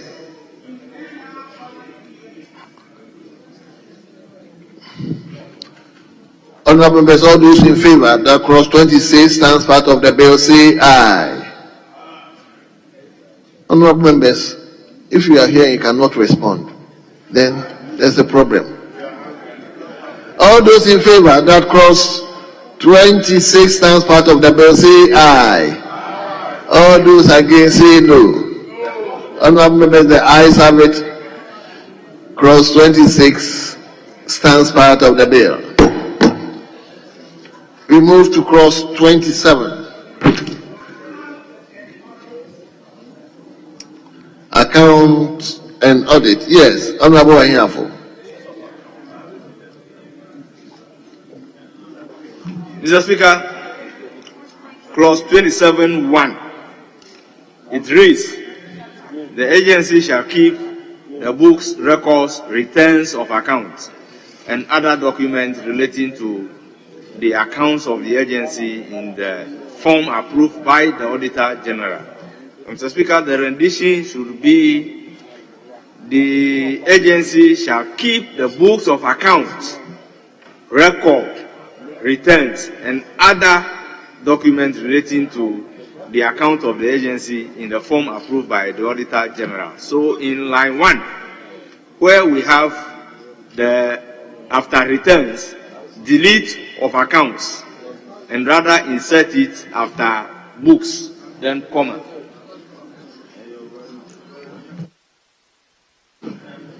Honourable members, there is a proposed amendment. All those in favor of the proposed amendment to clause 27(1), say aye. All those against, say no. Honourable members, the ayes have it. The proposed amendment is carried. And all those in favor that clause 27 as amended stands part of the bill, say aye. All those against, say no. Honourable members, the ayes have it. Clause 27 as amended stands part of the bill. Clause 28. Annual reports and other reports. Mr. Speaker, no. Very well. I'm told there's no proposed amendment. All those in favor that clause 28 stands part of the bill, say aye. All those against, say no. Honourable members, the ayes have it. Clause 28 is directed to stand part of the bill. We move to clause 29. Roles and responsibilities of an athlete. Yes, Honourable. Subclause 4 of 28. The board shall submit to the minister any other reports which the minister may require in writing. 28.4. 28.4. The board shall submit to the minister any other report which the minister may require in writing. Now, the writing is dangling. We do not know whether it is in respect of the submission of the report to the minister in writing, or the minister requesting for that report in writing. So if we can look at, if the drafters can look at the syntax there, so it brings clarity. So the board shall submit to the minister any other reports which the minister may require in writing. So, Mr. Speaker, the writing is in respect of the formal request from the minister to the board, or the board submitting the report to the minister formally. Because the board, from this rendition, it means one of two things. That is the minister that has made a formal report, a request to the board in writing, in response of which the board is furnishing him a copy. Or it is the Honorable, board, are you leaving us? oh, we are almost done. Honorable Mutaka, are you leaving us? Help us to finish. Mr. Speaker, I really wish I could, but I have to pick the kids from school.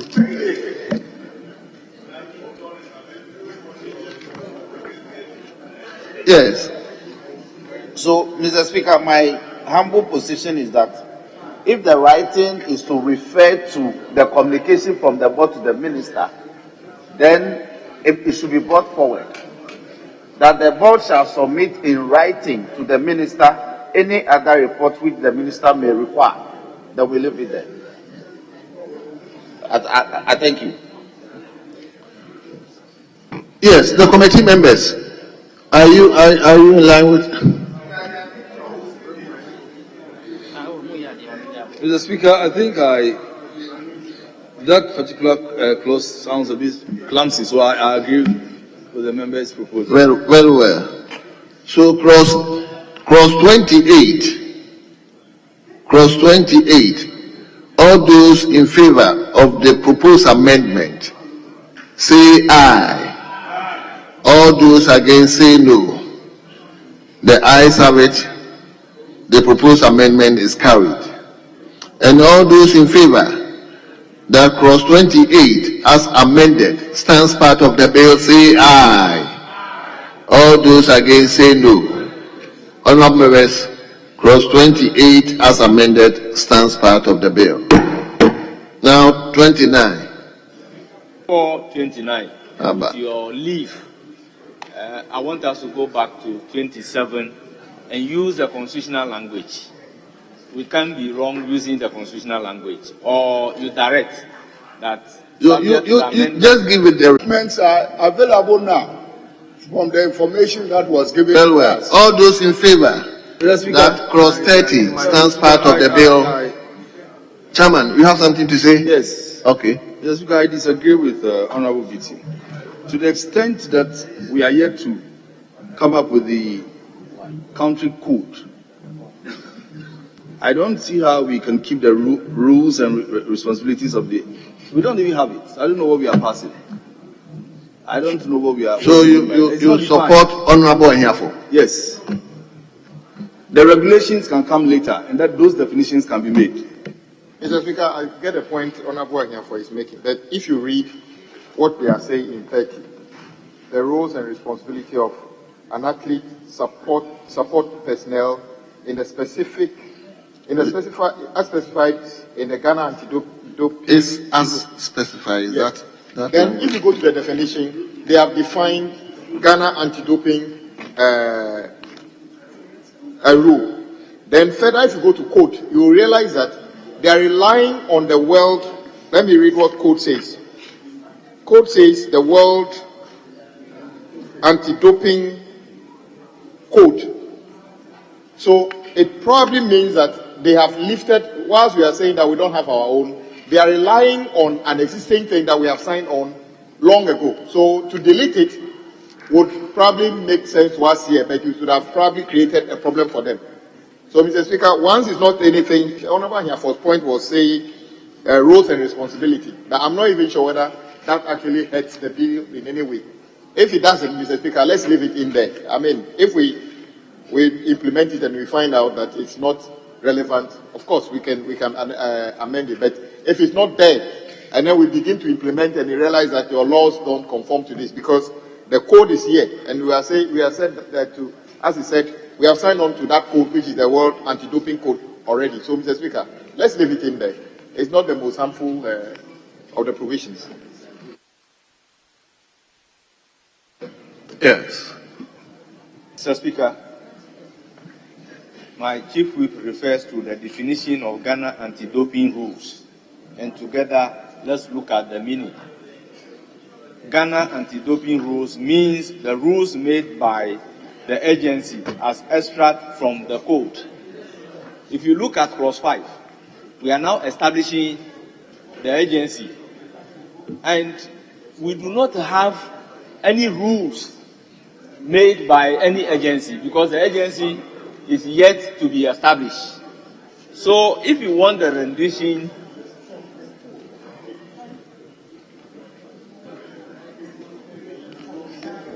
but the agency is not established to have done the extraction, to bring that extraction in Parliament under Article 11.7 for it to be enforceable.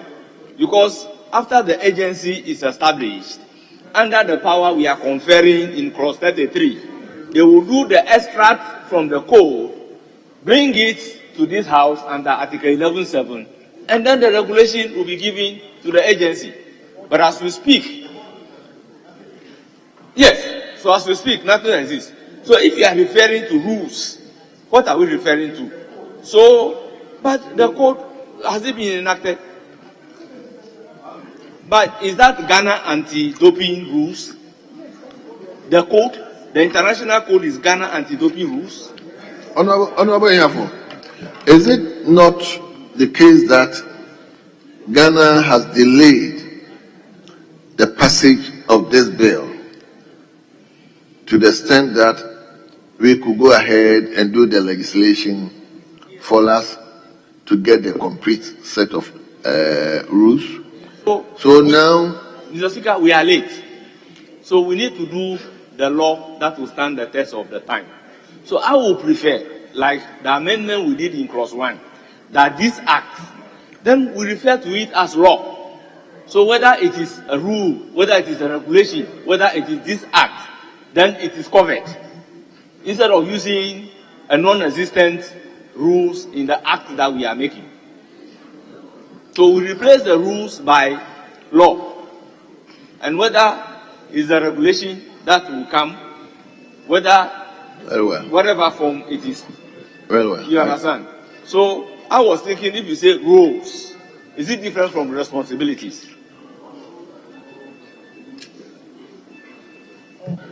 Yes, Chairman. Yeah, Mr. Speaker, if we want to accommodate the position espoused by Honorable Abuja, then we would have to take out Ghana anti-doping rules and rather refer to the World Anti-Doping Agency rules for now, because those ones we've signed up to, but we don't have an existing Ghana anti-doping rules because we signed up to that convention, but that doesn't imply that we have Ghana anti-doping rules.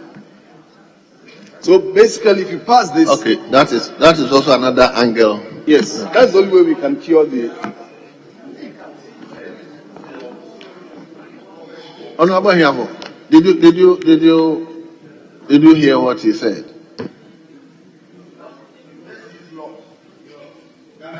Mr. Speaker, I believe we should use laws. We should be safer using laws. Yes. Thank you, Mr. Speaker. Mr. Speaker, the Ghana anti-doping rules were taken out of the code, which we signed on to, the UNESCO code that we signed on to. And these rules, we have a committee currently in the country that has been operating all these years. Now, in order to give our work, that is the country's work, in terms of ensuring that its athletes are tested fairly, the World Anti-Doping Agency wants an agency established locally so that we do not go any longer to Kenya and South Africa for testing or validating our athletes. So, Mr. Speaker, what we are doing is to lift in what we already have, a committee that has been working already on anti-doping, to continue the same functions, but this time through a body corporate, which we are trying to establish. Is that not what it is? So, Mr. Speaker, I think as it is, the agency means the Ghana Anti-Doping Agency. Simplicity, it's okay. What have we debated? But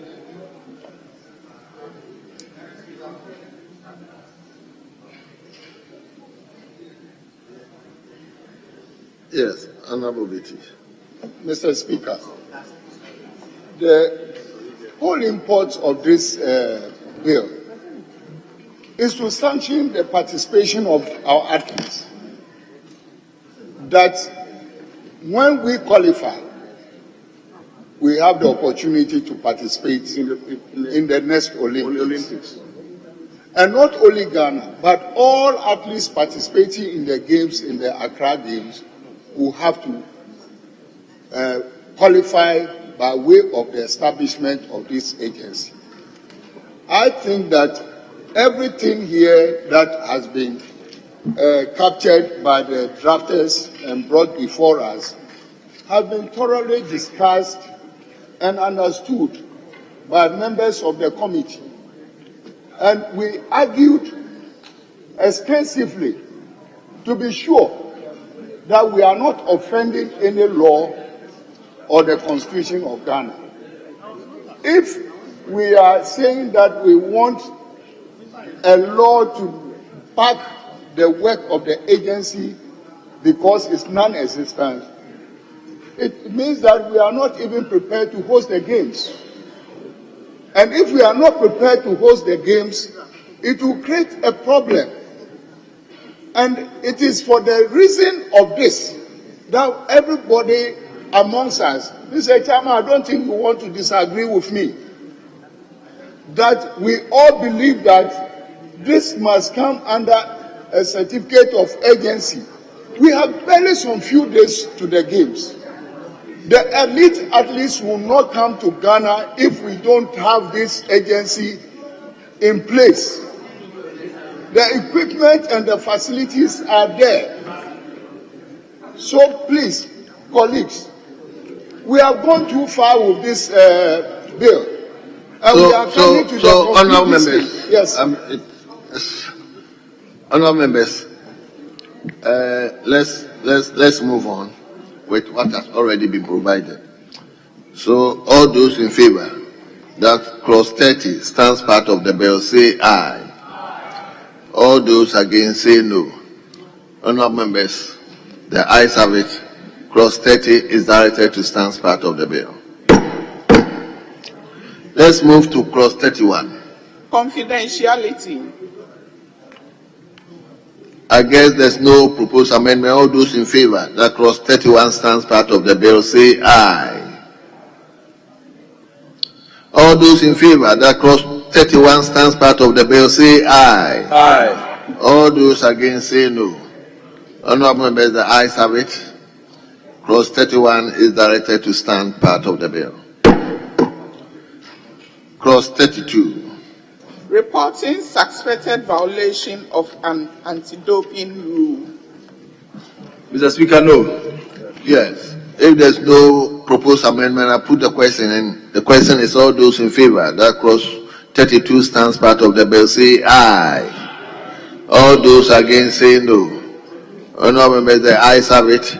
Clause 32 is directed to stand part of the bill. Clause 33. Regulations. Mr. Speaker, no. Yes. Yes, Honourable. 33.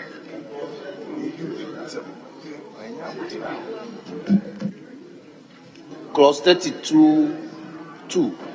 A person shall cooperate with any investigation conducted pursuant to this subsection 1. Mr. Speaker, with all due respect, it should be pursuant to this act. Pursuant to this act.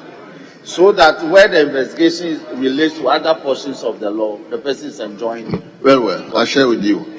So there is a proposed amendment to clause 32(2). And all those in favour of the proposed amendment say aye. All those against say no. Honorable members, the ayes have it. The proposed amendment to clause 32(2) is carried. Draft 2 in it. Draft 2 in it. I hope you got the proposed amendment to clause 32(2). Okay. So the question is, all those in favor that clause 32 as amended stands part of the bill, say aye. All those against, say no. Honorable members, the ayes have it. Clause 32 is directed to stand part of the bill. Clause 33.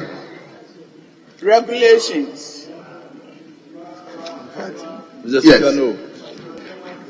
There's no proposed amendment. All those in favor that clause 33 stands part of the bill, say aye. All those against, say no. Honorable members, the ayes have it. Clause 33 is directed to stand part of the bill. Clause 34. Interpretation. Speaker, clause 33.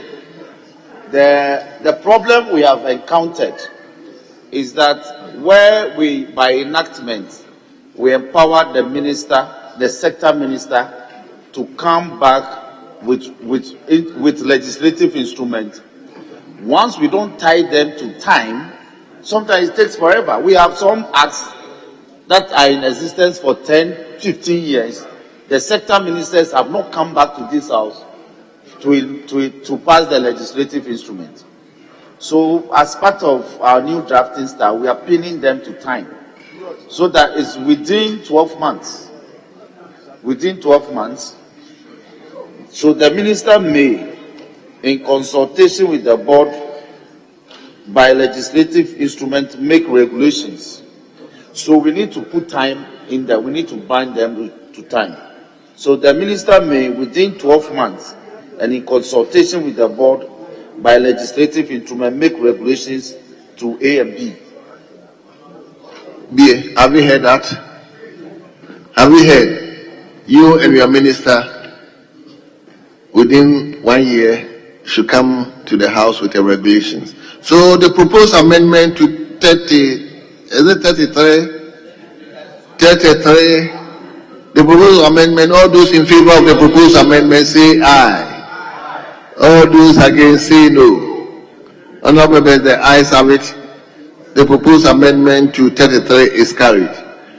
And the question is, all those in favor that clause 33 as amended stands part of the bill, say aye. All those against say no. Honorable members, the ayes have it. Clause 33 as amended is directed to stand part of the bill. We now move to clause 34. Mr. Speaker, before you move to clause 34, I had some preliminary discussions, and it will be necessary to empower the agency to use administrative guidelines for effective discharge of the duties or the functions of the agency, because the code from which they are going to do the extract to make the regulation is very dynamic, and they cannot always be coming to this particular house to be changing it if we don't give them the power to do that through administrative means.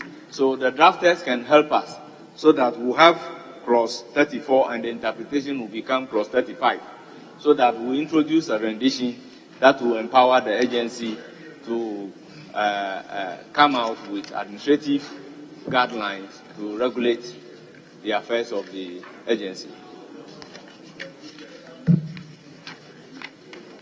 Authority. So that we are happy.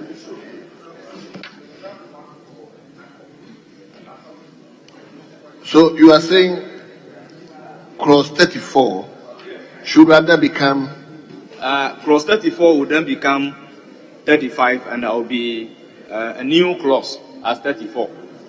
New clauses? Yes, we've done the same thing to the Narcotic Control Commission. So then provide the new clauses. Which clauses are you talking about? Yes, that's why I want the drafters to help us. We have a standard rendition that we'll be using. So the drafters will just lift it and then place it there for us. Yes, table. Can you advise me?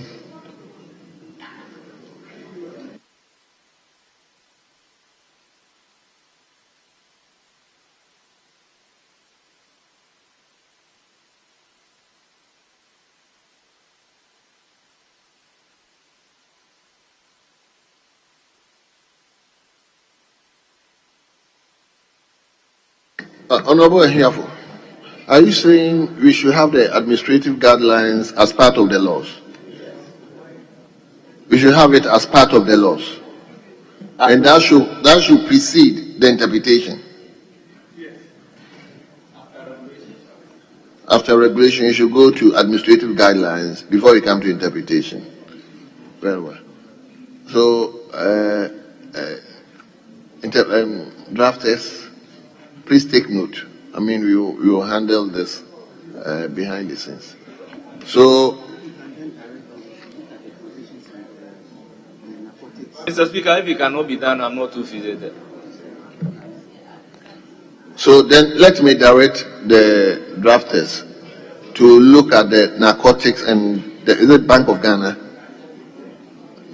Narcotics Control Commission Control Provision Act. Commission Act.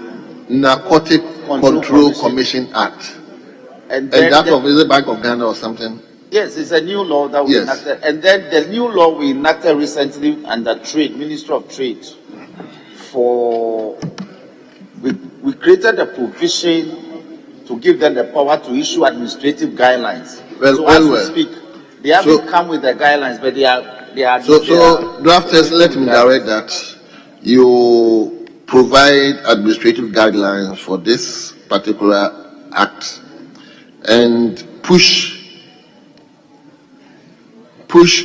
clause 34 to 35 and let the administrative guidelines come as 34. I hope I'm okay. Very well. So all those in favor that clause 34 should be administrative guidelines, all those in favor say aye.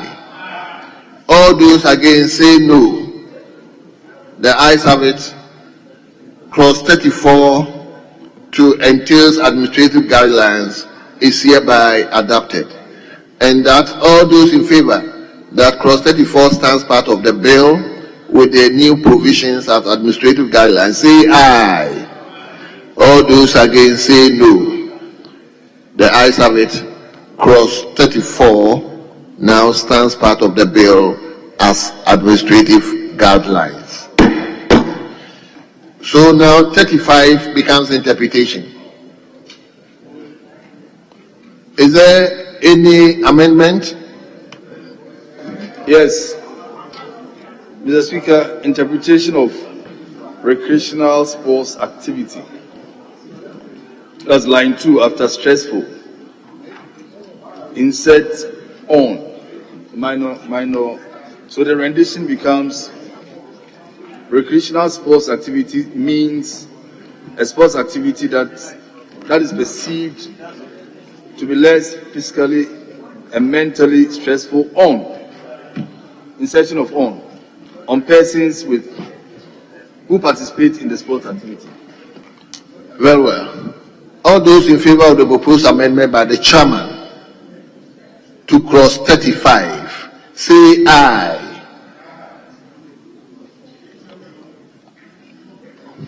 All those in favor of the proposed amendment to clause 35 by the chairman say aye. All those against say no. Honourable members, the ayes have it. The proposed amendment to clause 35 is hereby carried. And the question is, all those in favor that clause 35. Mr. Speaker, I have a little amendment to clause 35, the definition of minister. In the current rendition, it says minister means minister It should be minister responsible for sports. Then ministry means Ministry of Youth and Sports. Ministry. Exactly. For what we've been doing, why don't you use the same rendition? Ministry responsible for youth and sports. Youth and sports. I don't know. No, Mr. Speaker, the committee was of the opinion that some of these changes occur in the ministry. So sometimes youth goes to education. You can add youth to another ministry. So we wanted to limit it to the minister responsible for sports, so we don't get that confusion. Honorable for OS. Yeah, Mr. Speaker.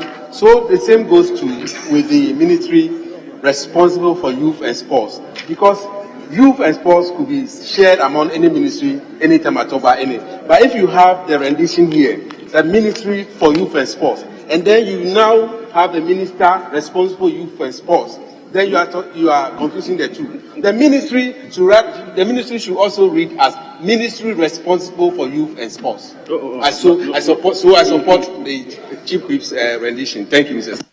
Very well. Yes, Honorable Anyafo.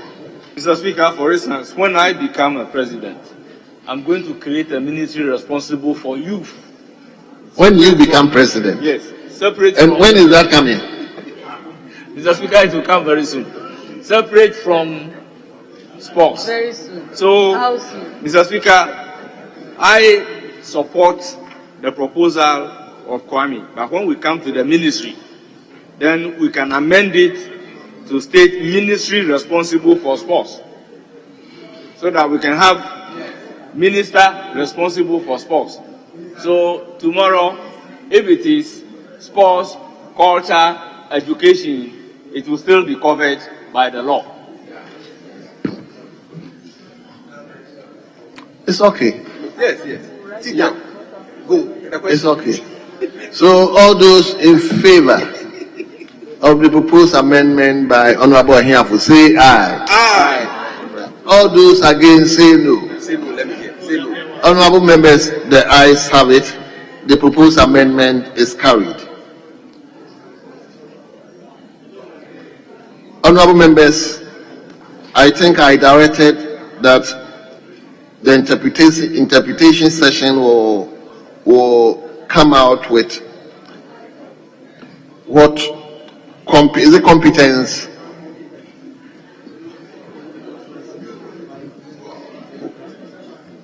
Yes. So the drafting unit, I'm just reminding you of my direction to provide the interpretation for competence. So let him now put clause 35 as variously amended. All those in favor that clause 35 as variously amended say aye. All those against say no. Honorable members, the ayes have it. Clause 35 is hereby adopted as variously amended.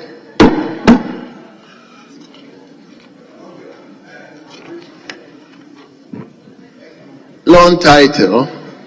An act to provide for the establishment of the Ghana Anti-Doping Agency, implementation of the United Nations Educational, Scientific and Cultural Organization Convention Against Doping in Sports, the promotion of clean sports, and for related matters. I'll put the question.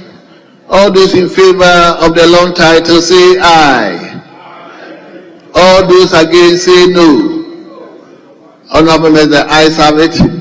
The long title stands part of the bill. I hope we've come to the end of the consideration.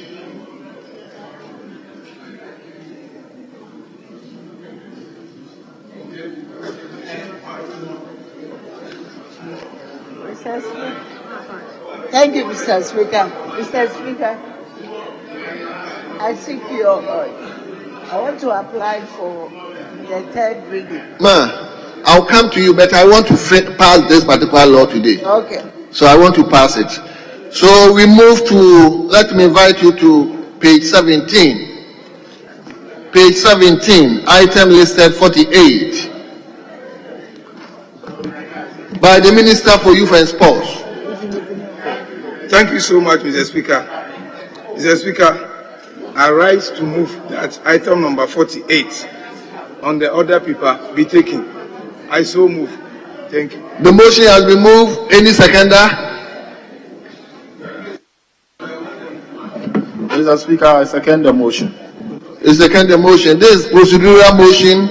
All those in favor of the procedural motion listed at 48 in today's order paper say aye. All those against say no. We need to suspend this provision too. Right.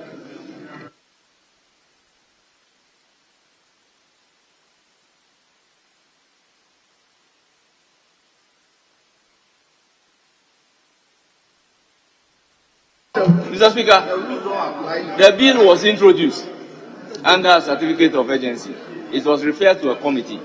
The committee has made a determination that the bill must be taken under a certificate of urgency.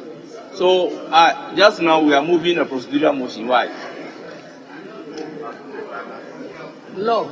My attention has been drawn that we cannot even move to read the third reading unless all the amendment that has been carried on in the consideration is incorporated in the bill. So we need to incorporate all the amendments in the final draft before we. So we are not even taking the procedural What can happen that in view of the fact that we are taking the bill under a certificate of urgency, then you direct the drafters to take that into consideration, and by tomorrow they are ready with the draft, then you can put a question. Very well. So, drafting unit, can you assure us that tomorrow we can get all the amendments? Very well. So,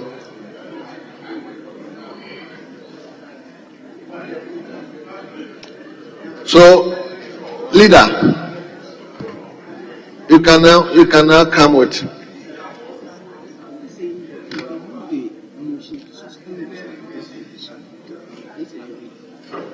What's the end? Sorry.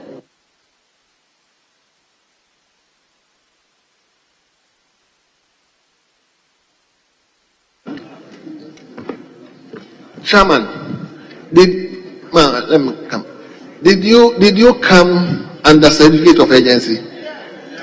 Yes. You came under certificate of agency. Yes, Mr. Speaker. Then it means we can overlook 48. Yes, they are all suspended and move to 49. So, Minister, you may move the 49.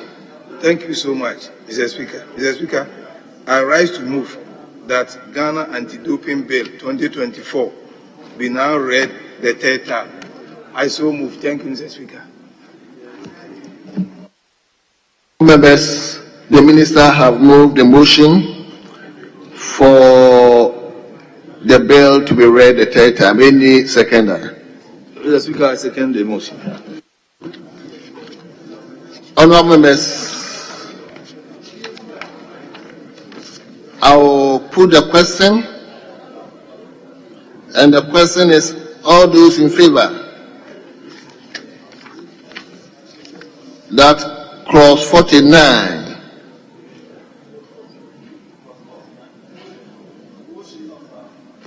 which is listed as motion number 49, all those in favor say aye. All those against say no. Honourable members, the ayes have it. The motion is carried. Table. An act to provide for the establishment of the Ghana Anti-Doping Agency, implementation of the United Nations Educational, Scientific and Cultural Organization Convention Against Doping in Sports, the promotion of clean sports, and for related matters. Honorable members, the Ghana Anti-Doping Bill 2024 read the third time and passed.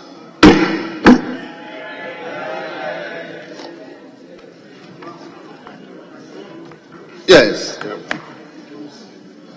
Leader. Yes, Mr. Speaker.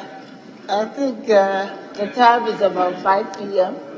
and considering the long sitting hours, I move for the adjournment of today's meeting. Thank you.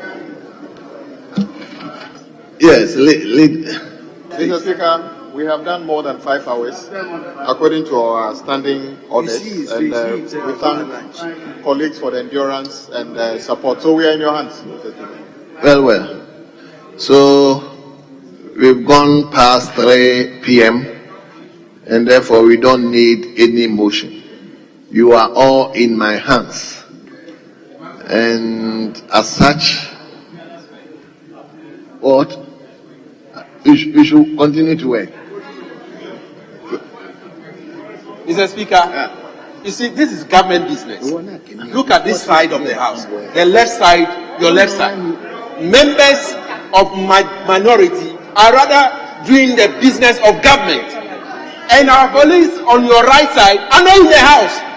Tomorrow we will not continue like this. No bill will be passed in this house if people from the government side are not here to work. Chief Whip, you support me? Yes, support me. Mr. Speaker, especially when the president only came to speak. And they are not in the house. They are only 10. Yesterday they were 10. Today they are 10. It's not fair. You just came. They can resign and leave them, give the word back to us to continue. The leadership of majority, fine, we can take it lightly, but they are saying something. I mean, we should help our members. We should urge our members to come and support government business. So, fine, we may, like I said, we may take it lightly, but it's something that we should look at it again. So, on that note, I will accordingly adjourn the House to tomorrow, 10 o'clock in the forenoon. 10 o'clock in the forenoon. I thank you very much for your cooperation, and the House stands adjourned.